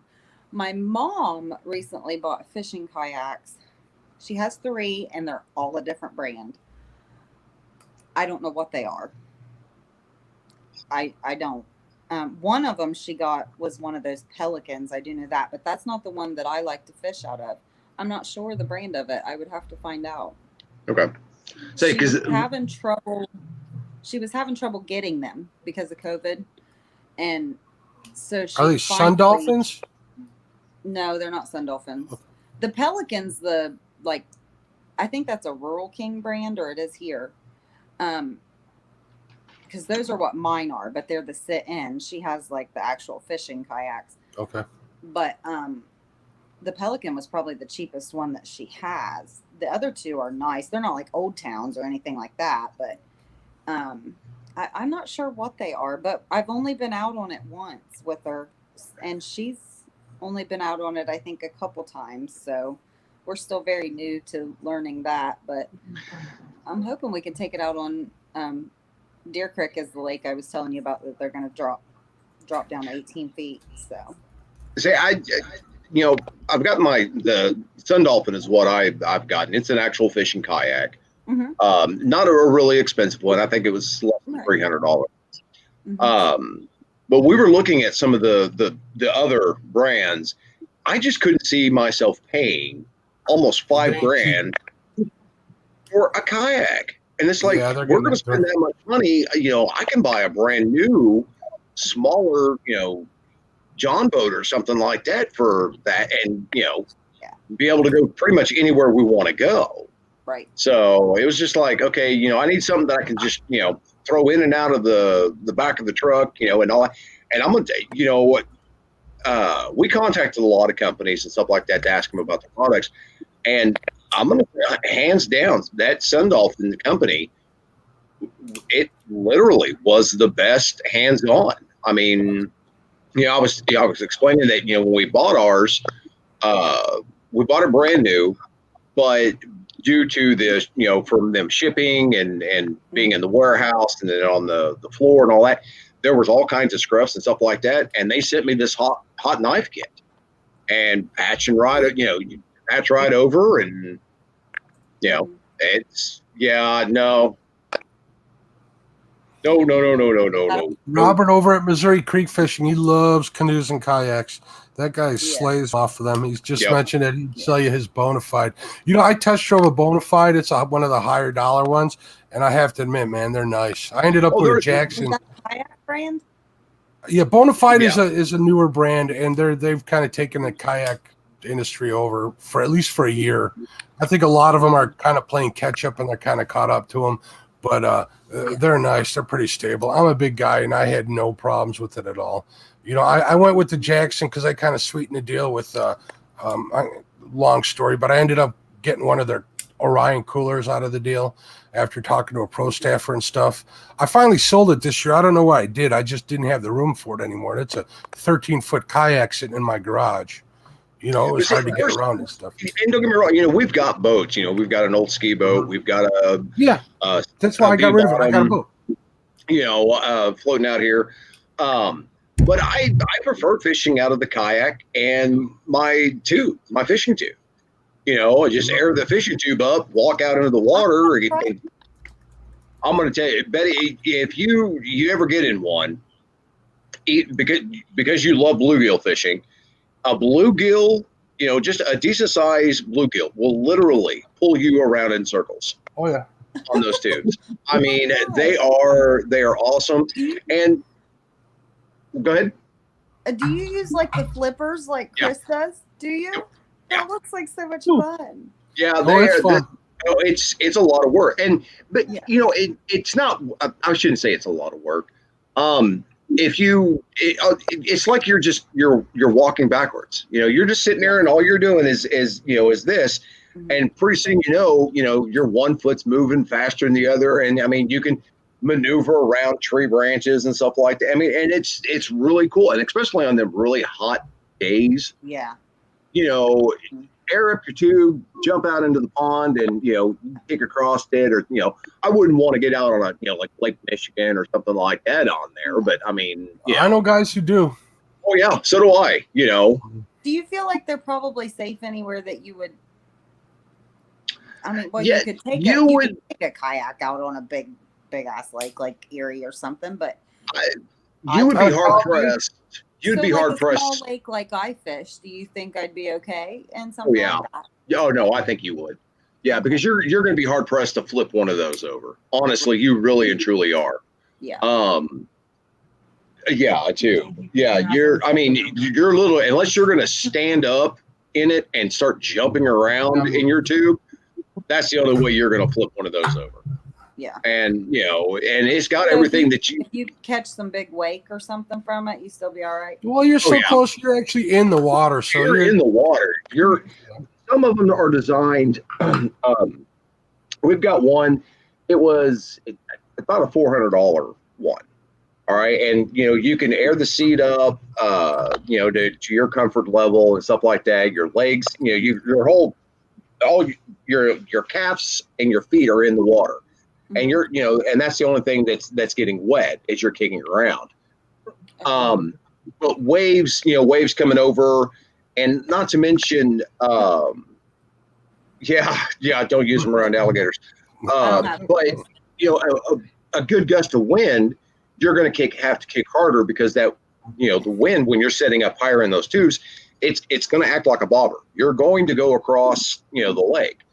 The cheap ones, and I've got a couple of the cheap ones, are they're right around $80, maybe a little under. To me, those are a hell of a lot better. Just for the simple fact your butt is in the water, and you're about waist deep. Yeah, so your center of gravity is way low. It's lower in that water. You're not getting you're getting a little bit more drag in the water when the wind's blowing. And it's just, to me, the cheaper ones, I would recommend a cheaper one, to try out. And I guarantee you'll probably stay with the cheaper brand. Really? Because all that, used to, it was just the case. You bought a case and then you had to go buy an inner tube, a car inner tube or truck inner tube, whatever they were back then, to fit down inside of them. Well, now they're just a solid tube that makes kind of like a U shape, and that's all it is. But you've still got your outside casing and stuff like that. But yeah, tube fishing, They look fun. Oh my, they are such a blast. Yeah. I would rank tube fishing, then kayak, and then my boats. Well, see, So that's video what idea. I love about kayaks too is you can get up in places that you can't in a boat, or may not even be able to access by land. So that's what I think so fun. And that would be cool if you were in a tube. You could go up in those places too. That would be awesome. I used to drop my kayak in a couple of local spots where you really couldn't get to it, and I paid off big time with like big northern pike and stuff. We're talking like suburban, like longer ponds where you can't really get across people's yards to get to the areas and stuff, and it just works out well. Robert over at Missouri Creek Fishing says we're cottonmouths as well. Heck, the way Dockery explained the tube, that sounds more interesting to me than kayak, because I'm thinking with a kayak, my center of balance is a little off. You'd be fine. Well, but here's the one thing they're that really people not that hard to balance. They're really not. No, they're not. But the one thing that people need to understand, especially about fishing from a kayak, you're always filled. I mean, it literally does. When you're first in it for about the first, I don't know, maybe month and a half. If you're using it once or twice a week, you're still out there. You're like, man, this is it. This is it. I'm gonna flip over. This is it. I'm gonna flip over, and you never do. And then flip, actually, they actually kind of are, but it's the fear factor is what it is.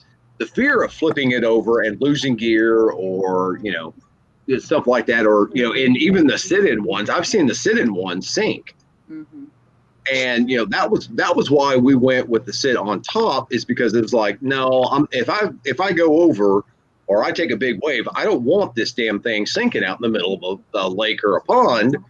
I want to be able to flip it back over. Now, the one I've got, you're going to have to kick. If you flip this kayak over, you're kicking back to shore. To get back in it. And I've got a video on Facebook. I really ought to put it on YouTube. The first time my oldest daughter got out into the kayak, what we did was we had the anchor, and we clipped a rope to it, and we would push her out, and she would come back in. Her whole time she's shaking kayak, because if she tipped one way this way and one way that way, and me being the great father that I am, pushed her over in? No. I unclipped the anchor rope and I just shoved her out into the middle of the pond. And she's squawking like a mad hen the entire time that she's out there, asking me why I would do something like that. And it's because it's me, that's the main reason. So I'll definitely have to find that video and put it up on Facebook. But yeah, a tube versus a kayak you can use longer throughout the year. Also, the only thing I can think of an advantage to a kayak, definitely in that situation, is like rivers, shallow rivers and stuff. Because you go through inches of water, and it'd be kind of hard to do in a tube. Well, and there's pros and cons to both. There really and truly are. Kayak you can use throughout the year. You can get into shallower water. If you don't mind getting your butt wet, because you're going to get wet in a kayak no matter what. Even just paddling, you're going to have water coming in. And during the winter months and stuff like that, if you have open water, it could become an issue with hypothermia and stuff like that. But your fishing tube, that water's got to be a lot warmer before you think, you know what, I'm going to jump in that today and go fish. So now, do you have waders on when you're using them? No. Okay. No, I've had, and yes, I saw, somebody mentioned snakes and stuff like that. I've had snakes, try to sit in my lap from Well, you a like kayak snakes. Not and, everybody's like you, Dockery. all that stuff and turtles and you do get a parade of animals following you around. And no, I don't mind snakes, but How about you, Dee? Do you like snakes? Yeah, we actually have a snake. Oh, you do? I didn't know that. What do you guys have? A ball python. A ball python? Very cool. My He's cousin about had one fish on it. 5 foot long, I'd say. Oh, getting up there. Yep. Yeah, we actually got him from a friend, and he was already an adult. We had a juvenile, but he passed away. So I'm sorry to hear I that. think it's because the cat kept breaking his light, Oh, wanting to lay on top of his cage. yeah. So froze. Yeah, that's bad. Yeah. I'm not scared of snakes. Like my cousin had the python growing up. My sister has like the real small snakes, but they're like the real pretty ones. I don't know how I don't know much about them. My thing is I couldn't feed them because I shouldn't tell anybody this. I'm blasting this on YouTube. My biggest fear Don't say it. my biggest fear in the entire world is a mouse. A mouse? Okay. A mouse. I see memes in your future. I will run. I will Dee, climb up the wall. Chad, me and him are gonna have to talk after the show. That's all right. We got I some. can handle it. I can handle it. And see, that's actually my favorite part of having a snake is feeding it the mice. Oh, yeah. It's too cool to They watch. give me the heebie-jeebies, like from the top of my head all the way down to my toes. I will scream. I will run. Like a mouse got in our basement once. I wouldn't go downstairs and get my clothes. I made Brandon go down every morning and get my clothes for work because I wouldn't. Until you catch that mouse, I ain't darkening the door of that basement. You got, See, we you got bite. those little yappy dogs. They don't chase the mice around the house? Well, they've only got in the basement before, and then when we built the new porch on the back porch, when they tore the old one off, we found there was a board that had rotted, and that's where they were getting in. Where they're getting in there? We haven't had one since. See, now we buy our mice frozen, Oh, and we'll sit there and thaw them out, and and the black rat snake that we've got, he's so, like I said, he is so old, it's not even funny. He's actually got arthritis, and he was used as an educational snake for years. Yeah. So, we brought him back here. He's in a bigger cage. He's got a lot more room to run around in. And, we mess with him when we have to, but there's no sense in us pulling him out, all the time and, passing him around. He likes it. Yeah. He's just, I just don't want to hurt him. So, and he gets two mice every week. So we'll sit there and throw, a couple of mice in there and, oh yeah. He just Nagini, he eats frozen mice, but Jake ate fresh, live ones. Yeah, that's way more exciting. I'd say. I have a really close friends of the family. Actually, I consider her a cousin, and her husband raises those big python. What did I say they were? Reticulated. Yeah, the reticulated pythons. Yeah. But this thing's like 18 feet long. It weighs 180 pounds, something like that. The thing's ridiculous. Either a reticulated or a Burmese. Yeah. Aping over there, Dockery. Yeah, that thing's huge. He's got videos of it swimming around in his pond. No, pipe. Oh. Yeah. No. But, yeah, I can't handle the mice. I don't know why. It's like it's a phobia or something. I don't know what it is. You tripped out last week then, because the first cool day last week, I guess Mouse decided that our house was warmer than outside. I hear the cat smacking something around. I mean, he's having a freaking field day, smacking it all around. I'm like, what in the heck are you doing? Because he's kind of crazy. But I looked down and I'm like, oh, wow. He had a mouse. He killed it. That's a good cat. There has been a mouse. Yeah. In our old house, there was a mouse. It ran out sometime during the day. And I literally got in my car and left until Brandon got home from work. Really? Hey guys, anyway, I'm gonna get off here for the night. It's been fun. We'll talk James, to you thank guys you all so much later for on. chatting. Good night, Doctor. As always, We'll see thanks, ya. buddy. We'll talk soon. Have a good night. Bye. Bye. Bye, Katie. Katie. But yeah, I'm outnumbered again. Yeah, Robert over at Missouri Like Creek Fishes says Spencer runs a New Canoe Frontiers. I know he runs new canoes. What model? I don't know exactly. I test drove those too. Those are pretty nice. They're solid. They're solid boats, so I like them too. But a lot of those boats are expensive. he was talking about those sit in kayaks with the water or whatever. When the very first time we ever got ours and we went down the creek here by the house, there's a spot down towards the end where you go, and there's big, huge like boulders that have, created this choke point or whatever. So when the water's up, it's really, really rushing over those boulders. And, so Brandon just he went first and just paddled real hard through it, and he hit one of them boulders and turned his kayak sideways. Oh no! And the whole kayak filled up with water. Water, yeah. And he rocked himself off of it, and he still floated. He floated on down. I mean, it was literally completely full of water with him in it, and he floated over. Once he got past those rapids, he got off and went to the bank, and we got it emptied out. Yeah, it was still floating. Yeah, you got to be real careful with canoes and kayaks when it comes to that. If once you get pinned up to like rocks and stuff, that's when you get in trouble.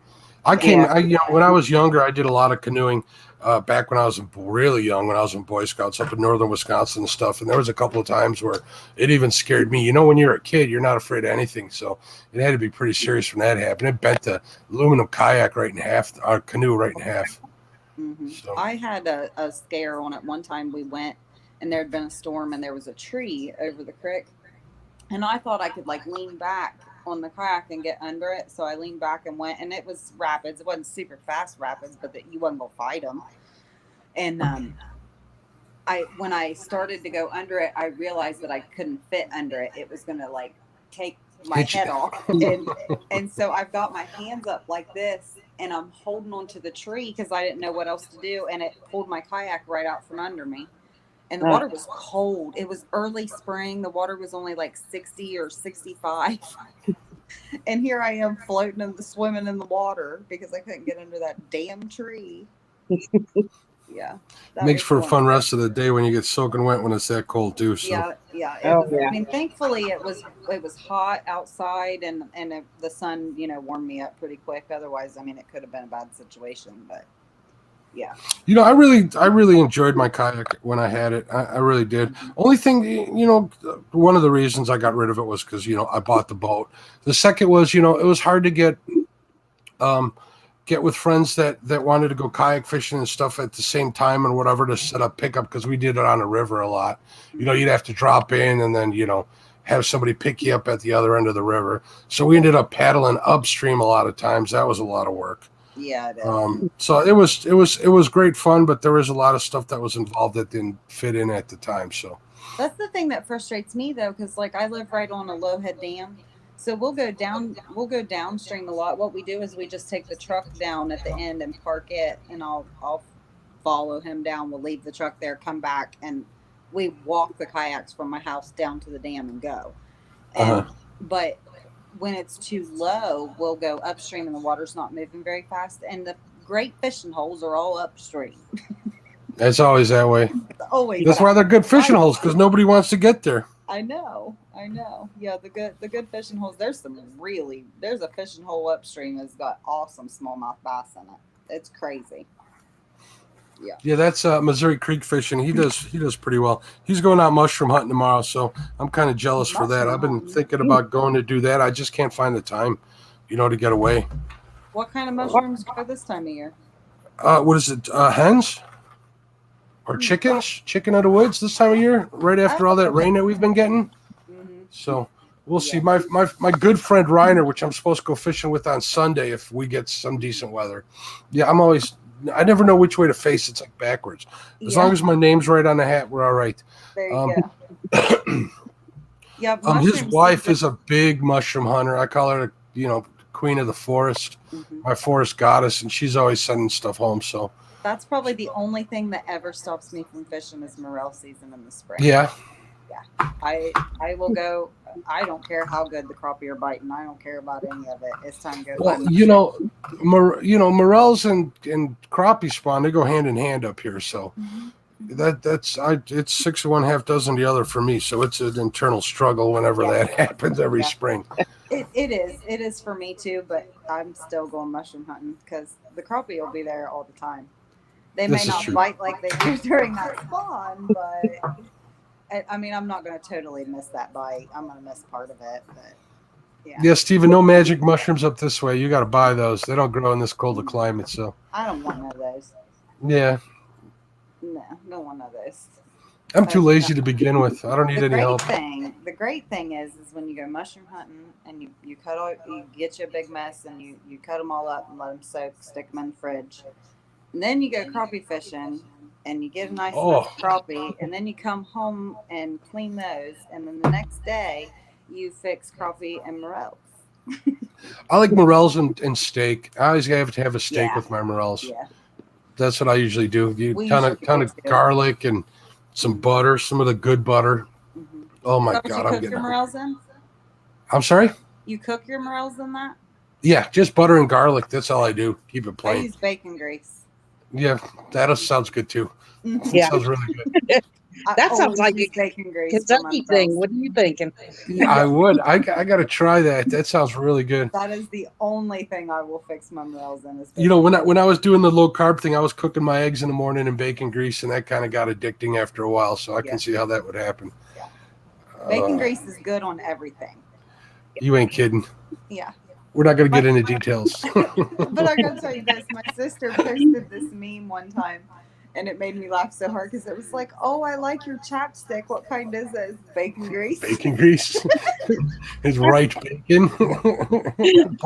pork belly. Have you ever had a, what are they called? Pork belly burnt ends. I don't think so. If you do any smoking, look up that recipe. You'll thank me. Basically, what you do is you get like a whole pork belly and you cube it up, and you smoke it in a smoker. And then towards the end, once you get the smoke in there, you cover them in brown sugar and barbecue sauce, and you put them in a pan and you let them cook in there for a couple more hours. Oh my God! Is anybody else totally shocked that we went to food again?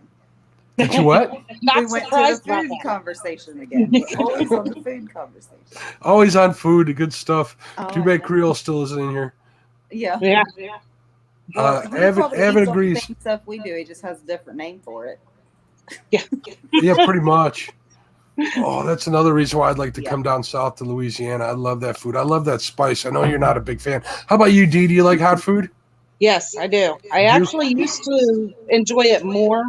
But Chad can't take it, so I'm limited on when I eat hot stuff. So I'm not as used to it as I used to be.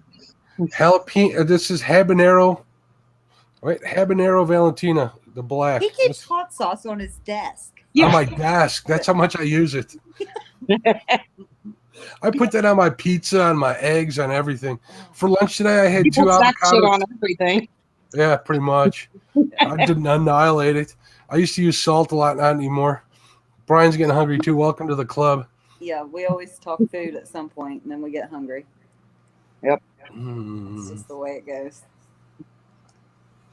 Yep. Bait the Hook's in the house again. How are you, Bait the Hook? What's going on? Hi, lots of new people in here. This is cool. I'm sorry? Lots of new names I haven't seen before. Yeah, I wonder where they're coming from. Maybe if you guys can list in the chat how you guys found the channel, I'd love to hear that. Yeah. That would be cool. That would be neat. That would be very cool. So I'm loving this new geared up thing. I need to do a little more as far as the beginning. I wish I was, Lyle was on here, so I didn't prepare too much. He was going to do this stuff, but that's kind of what I want to do. I want to, whatever I'm working on at the moment, and then when I'm done, we can continue on like this. So that was kind of the plan. So I figured he told me he had some relatives over, so I kind of just pulled out the little gear rebuilding kit, kind of showed it to everybody. I figured that would be a start. And there was a little bit of mix-up before you knew when to come on, but he did get on. So you'll come up with all kinds of new stuff along the way. yeah, I hope so. Yeah. We'll see what happens. I'm really liking this. Fridays are kind of rough because people have like football games and such. Now that the fall's coming, they're spending time with their family. They're tired after work or whatever. They're going out to dinner. But, we're going to do anything. Avid's going to come back. He'll get this night handled. So we'll see what happens.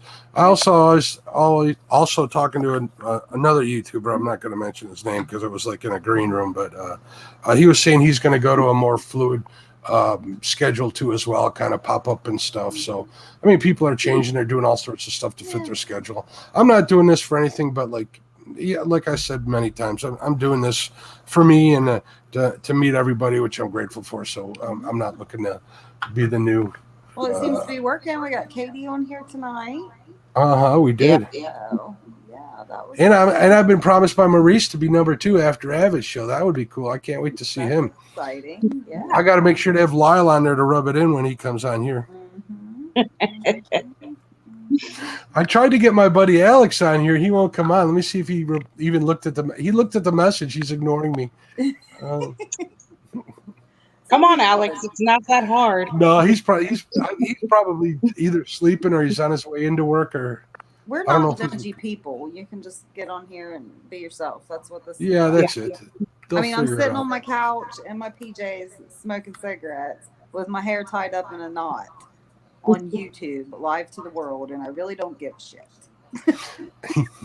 All right, Brian Outdoors says that he used to be QC Snapper, which I have seen, so he had to change his name. Yeah. Oh, okay. Mm-hmm. Yeah. See, people go and change their names. Who does that? Yeah, I wonder. You too. Why? Oh my gosh, that caused a really bad uproar for a couple of days. Like, people were all stressed out about it. Oh, I love it because it's like, okay, Betty changed the name of her channel. When it comes on, I don't know if it's Betty or Brandon. Who is it? I'm like, yeah, exactly. And Brandon's still Brandon. Yeah. I mean, Brandon isn't. If you're on. We do on my channel. You know what I mean? Like if we go live or we're fishing or whatever, it's always on mine. So it's just yeah. And then after I've been thinking about it for a long time. Like I really wanted to name my channel. I just didn't want it to be my name. And I've been thinking about it for a long time. And everybody would shoot me ideas and stuff, but I just kind of wanted to be original. I wanted to come up with it on my own. I don't mean that a bad way. But I did. And then after the hi Ace. I wonder if I can stay this time without the PC overheating. But you know what we all need in the spring, Betty? Huh? You know what we all need in the spring? What? A pan full of morels and shovelhead catfish. Oh, really? I'll go for the morels, but I can't eat a shovelhead. I can't kill one. I can't do it. They say they're really good, though. I've never ate one because I can't kill one. I'll do them. I've never caught one, so I couldn't kill one. You will. You've never caught a flathead? No.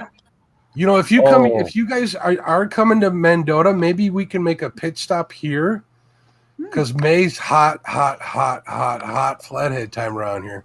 May is here too, D, on the river. Yeah. Yeah. It is in Mendota, you're going to be too. baits one day and you're going to knock one in the head. It's going to happen. And they're going to bite. Yeah. Well, that was like when I caught my channel cat. I was like, oh, wait a minute. That's not a blow. Yeah. Yeah, it'll happen. I've never, ever caught one out of the river, and I've never caught one out of the lake. Only shovelheads I've ever caught have been out of the creek. That's it. Yeah. But it Mendota's got a lot of big flatheads in it, right along with the camel cats. Oh, really? Yeah. Well, Lyle said use bluegill. Yep. So, Mark, do you know, or Ace, do you know if he's talking like cut bluegill or live? He told me live. Cut. And Mendota is cut. They use a lot of cut. So we use a lot of live, too. If you the put a live bluegill. You think you could get a shovelhead? Yeah, you can. You'll get that, too. Mm-hmm. What it is about catfish is, I don't know why, they don't like bluegills. They'll come up and just kill them for the fun of killing them. Yeah. Flathead will do it too up here. Yeah. Channel cats are notorious for killing green sunfish, man. Yeah. It's crazy. You'll get a hit and you'll be like, oh, that was a channel cat. Reel it in. Either cut it up or put a fresh one on. Thank God I got a good greenie spot. I got a spot where I can get like 30 in 20 minutes. Oh, that's awesome. Yeah. That's why if we got Mark and Ace up there catching shovelhead all the time, and we I struggle. don't know about all the time, but we try. More than you're catching blues. And Mark's couple tiny ones out there too. Well, I had a 28-pound flathead, and that was 20 years. That was my PB. Now the one here in this picture is 47.76 pounds 20 years later. So I'm just hoping that's not my PB for another 20 years. 47's a good size fish, Ace. Yeah. Especially up in the cold neck of the woods you live at. Yeah. That cold water has broke 100 pounds on a shovelhead yet? I know there's been. Yeah, the world record's like 100 and don't quote me. It's 100 and something pounds, I think. Really? Yeah, for the world record. I know the Fox River record, I think 73 pounds and some ounces. Man, I don't know if I want to catch a record because look at all the drama that's along with it. I would take a picture and release it. I wouldn't. Yeah, I know the Chippewa Falls, the Chippewa River right here in Chippewa Falls.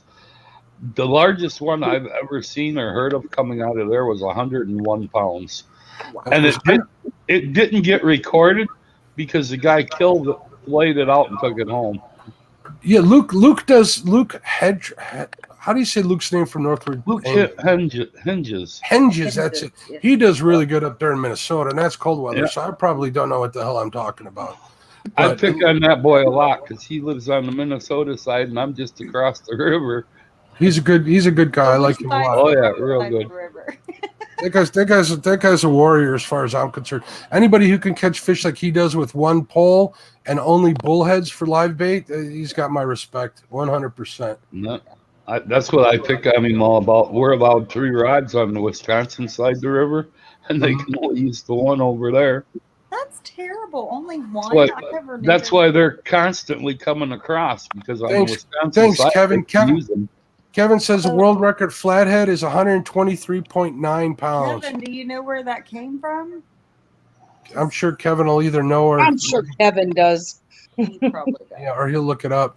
I remember Dieter did a podcast about it. I'm horrible with remembering details like that. So, for some in New Haven, Nelson County, or Kentucky, Nelson County. It was caught in Kansas, he says. Wow. You want to catch some really nice sturgeon, the Chippewa River Power Plant, right below the power plant. Get just as close as you can to it. You'll hook into some really huge sturgeon. Yeah. I'd have to go if I'm going to go sturgeon fishing. I'm going to go with the boys up to just up to the Dells right here, Wisconsin River. They do great up there. That's a lot closer to me too. I've been wanting to do. That's another fish that's on my list. So we'll see. The Fox River in Illinois is really good for sturgeon too. Trust me, Mark. Haven't seen one yet. I ever get a chance to get down that way, I'm going to take you out there and show you where they're at. Fox Lake is a good spot too for them. Yeah, Brian, I'm in McHenry County. I fish the Fox River all the time. If you're in the Rock, you're not far at all. I've been meaning to get out to the Rock some. I know a couple guys that fish muskie fish the Rock. They do pretty good. So. Kevin looked some stuff up, or he knew this. World record. Well, the world angling record for head catfish was caught May 14th, 1998, from Elk City Reservoir, Kansas, and weighed 123 pounds 9 ounces, 56 kilograms. Thank you, Kevin. That's a big fish, man. That is monstrous. That's a big fish. I think the state record here in Ohio is in the 70s. I want to say 75 or 76, but I know the Illinois record's like 80-something pounds. Really? Caught down south a little bit, so. Yeah. All right, guys. I got to get up for work in 6 hours, so I need to try to at least lay down. All right, Betty. Thanks for tuning in. Have a great day at work. Is it your first day back? It's my first day back. Good luck. I feel like I'm starting all over again. Good luck. I'm sure it'll come right back to you. Oh, Yeah, I'm gonna hang out. I'm gonna hang out, make it an even 4 hours, and then I think I'm gonna call it quit too. all right. Kevin looked it up. Thank you for doing that, Kevin. I appreciate it, my friend. Yeah, I that's really awesome. do. All right, guys. Good night. All right, have a Good great day. night. Bye, buddy. Bye, Brandon. If you're around, see you Yeah. later. All right. Bye. Bye, bye. What do you, Brian? What do you catch on the rock? 3-footers on the rock. Ohio is 76. The Ohio record is 76.5. Hey, Kevin, how are you, buddy? What's going on? Kentucky River, we're getting 97 pounds. Man, that's a big fish. Yeah. That's a big. When I big, caught the 23-pound blue cat, I was like, it's huge. Yeah. You know, and I'm going to I say hear something. about these beggars, I'm like, wow. I don't know how blue cats are, but I'm going to say something that might not be popular. But, you know, a 30-pound flathead, 35-pound flathead in shallow water off the bank, I think fights harder than that 57-pounder I caught. That thing was like a gladiator. It was, you know, like a teenager in its prime playing football, you know. Yeah. Where that really big one, it was a big fight, but I was expecting so much more from a fish that size. Yeah. You know, but then again, I'm not hauling it out of, you know, 30 to 80 feet of water too. I'm not having to haul it that far. So who knows? Anything you catch from the bank's going to put up more of a fight. Oh than yeah, they as soon as throw I it get on in a that boat. shallow water, they start using that ground to their advantage. Mm-hmm. Now this little 47-pounder I got, it tried getting me and I don't know how many boat docks. Oh yeah, they know how to tie it up, so Yeah. they'll get you all messed up. Let's see what else we got here in chat. Section Outdoor says there was a 72-pound flathead caught a few weeks ago at the spillway on Cave Run Lake. I'm not familiar. Where's that at, Sexton? I'm not familiar with Cave Run Lake. Anybody here know where that's at? Out of Green River. It's down by, In Kentucky? yeah, in Kentucky. Why can I not think it? Down by Cumberland Lake. Cumberland Lake? Okay. Yeah, Abbott says try landing an 83-pounder from the bank. Yeah, I bet you that's fun. That's got to be a lot of work. Well, a lot of fun, but still not easy. Yeah. Yeah, because that was what I was surprised. We really didn't think that I caught a big fish until we saw it, because it didn't seem to fight very much. I mean, I've had little like 9-pounders fight more than Fight it. hard, yeah. Well, like Yeah. I have no idea. I'm not a biologist. I don't consider myself a pro in any of that stuff. But I think, who knows? Maybe the fish was caught before and it knows what's going to happen numerous times. You know, Yeah. Maybe they're just, you know, like me, fat and lazy. You know. Okay, take your picture now. Put me back. Yeah, now put me back. They have no idea what's going on, so they don't know what to expect, which is a lot of reasons why. Well, which is the reason why I think they go crazy once they see the boat or a net, and so on. So, just checking my messages real quick, seeing if there's anybody else who wants to come on. Oh, let's see. We're at 3 hours and 57 minutes. What time you got to get up tomorrow? Are you sleeping in tomorrow? Probably. Yeah, good for you. So when's the new fishing show going to come out, D? Fishing with the D. You're always taking Yeah. Chad with you. Well, you know, I'm doing good to come on and do these little bits. So I was like, when I was officially asked by Palmetto and Mark to be on their shows, I was like, I had to tell them, I don't know. Let me think about it. Well, But you do. I'm glad I did. So. You do fantastic, and you seem a lot more relaxed. That's definitely for sure. It's no big deal, is it? No. Anybody who's on there, you get asked. So get on there. You just come on and be yourself. That's all. That's all anybody wants to ask for. Katie was today was her first time. She was a little bit shy, but I think she's get the hang of it. She'll be into it anytime. She's got a whole lifetime of fishing to share. What's not to like about that, right? Yeah. And that way she can, you know, build on that memory and remember fishing with her mom and everything. And absolutely. So you got any fishing plans this weekend, Ace? No, I'm not planned for this weekend. Probably not until after the 3rd. Yeah, did the snow melt up there? No, we got more of it today. Yeah. It's so cold out right now. It's pathetic. You think is this normal or is this early even for you guys? This is early. Usually we don't get the snow until November during deer season. Yeah.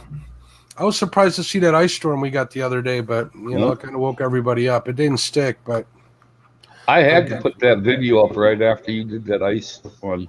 Yeah, I know. I saw that I saw that on there, so I was like, "Oh, well, at least it's not that bad down here." So people forget to drive down here when we get a little bit of snow. I actually went out there. I was going to fish for bass for a little while in the snow, and the wind come whistling over the dam, and it was so darn cold that I couldn't take it. Yeah. I got to get a heavier coat for the winter. Yeah, speaking of that, I ordered some of those hot hand sticky pads. I'm hoping they're going to help because I was talking to Chad about this earlier too. My back gets real cold. He was saying he was going to cover his whole body in them before he goes out. My fingers get cold and then I'm just done. Hey, Roger, what's going on, buddy? Yeah, we're still on. How you doing? Hey, Muskrat. You catch us right here at the end. We're going to hang out for another 30 seconds, and I think we're going to call it a night. We're going to make it an even 4 hours. But I appreciate I appreciate you stopping by, buddy. Hopefully everything's good by you. Well, it was nice being up here on panel with you guys, especially you, D. It's really nice to get up here on panel with you. Yeah, nice being up here with you, Ace. I'm just mud. Don't worry about me. I just provide the. Oh, come on. You know we love you, Mark. I provide the space in the thumbnail. That's all I'm doing. Mark's an okay guy when he's not getting the bigger flatheads than me. Hey, I try. He's fishing He's fishing my home river. Oh, look at that. There's 3 of us on there. Sometimes I think it's too much, so maybe I'll do like that. I picked up a bunch of little hooks. I was going to put a hook on my hat, but then I figured, nah, I'm not going to wreck the bill on this hat. I noticed you took the sticker off, though. Yeah, finally. I still have it, though. Oh, I think if I start shipping them, I'm going to start shipping them without that sticker. I don't know. It's still up in the air about that. I have no idea. My niece has one of them hats, and she won't take the sticker off either. It finally fell off the other day and wouldn't stick back to the hat, but it sure sticks to the front of the desk. So, Roger, are you going to get out and hunt this year? I hope so. I know there were some, if I remember correctly, there were some questions to that. Thank you, Stephen. I'm glad that you found it entertaining. I know I was happy to have everybody keep me company tonight. It was nice to have Lyle in here, D, obviously, Ace, Betty, as always, Dockery's always fun to have on here. It's always good to see all the nice faces out in the chat room. Yeah, I started telling everybody about Lyle's poles here, 4 months ago? He makes some really nice fishing rods. Oh, yeah, I'm going to get a hold of one of them as soon as I can make that happen. And like I said, I think I'm going to try it with a low-profile reel. I think I'm going to go all out with that one and really put it to the test. So I got my eye on Okuma. In the process of saving up, I want to get a couple of them. Santa Chad. Santa Chad? You sure you didn't get your Santa present when you got that Jeep, D? That was my birthday. Oh, that was your birthday. That's right. Sorry. my bad. He sounds so much like my wife. She's like, my wife's birthday's coming up. I got to figure out what to get her. Yeah. See, now, D, you got to be smart. Chad's been wanting that new boat, right? Well, you got the new truck to pull it, so you're going to have to tell him you need that new boat for Christmas. Yeah. You might let him go out and fish once in a while with you. I might take him with me. Well, especially to back the boat in the water because I can't do that. You'll be able to get it. Well, it was really interesting because the time that I tried, there happened to be, thankfully, only one other person at the ramp. Well, it was one vehicle, 4 older people, 2 couples. And the guy was like, it's because you have a single axle trailer. Those are hard. Yeah. Oh, yeah. Okay. And so, he watched me try 15 or 20 times. And finally he comes over and he goes, "Are you trying to get the boat on the trailer?" And I was like, "Yeah." And he said, "Oh, I thought maybe you were just practicing." I was like, "No, I'm trying to get it straightened up so we can get the boat on the trailer," which I can do that. Uh-huh. And he was like, "Well, do you want me to get it down there?" I was like, "Yes, please. I'm done trying." It's funny. I have that toy hauler trailer. The thing's monster. It's 36 feet long, right, from tip to tail. Dual axle, no problem. I can back that thing up through the head of a needle, right? This little boat of mine, I can't even see behind my truck. I look like such a rookie backing it up into onto the ramp and stuff. It's ridiculous. So I put some of those big PVC guideposts on there, and that helps quite a bit. But still, the shorter the trailer, less axles it has, the harder it is to back up. And Betty says you look the best in the hat, which I agree with 100%. Well, thank you. Chad says he has a hat set aside, the one with the flag on it, which kind of humbled me a little bit that he would save that hat. So I was kind of happy to hear we that. actually still have it in the box right now. I buy a plastic cap saver for it. Mm-hmm. But the one I bought doesn't fit it right, so I'm gonna probably get a plastic box to put it in. Very cool. I love it. All right, guys. Well, we're well over the 4 hours. I want to thank you guys for sitting in. I appreciate it. I'm going to say goodnight to everybody here in the room real quick. Everybody who stopped by and everybody who was here. Let's see what we got here. Participants. We got Betty's in the house. A couple crosses fishing. Avid, what's up, my friend? Bait the Hook, thanks for coming in. Brian Outdoors, thanks for coming in. Roger over at Muskrat Adventures. Awesome guy. Really knows a lot. Check his chats on Tuesdays. Holy smokes, you learned something. And Stephen Corley, thank you guys very much. And of course, thank you everybody that was on the show. D, Ace, Betty, Dockery, and obviously Lyle for sharing his workbench with us. I thought that was pretty cool. So we're going to do this again. Hopefully next week I'm going to have a guest for the actual Night Lines Live. If that kind of falls through, it's kind of a big guest. I'm hoping to get him on here. We'll see what happens. I'm going to keep that for a surprise until I know a little more. But other than that, thank you guys. There you go. Muskrat Adventures. He's got the cup. Excellent. Thank you so much. Oh, JP3, good night, man. Good night, buddy. And everybody who's watching, who's not signed in, thank you very much. God bless. We'll have a great week. Get out there and fish.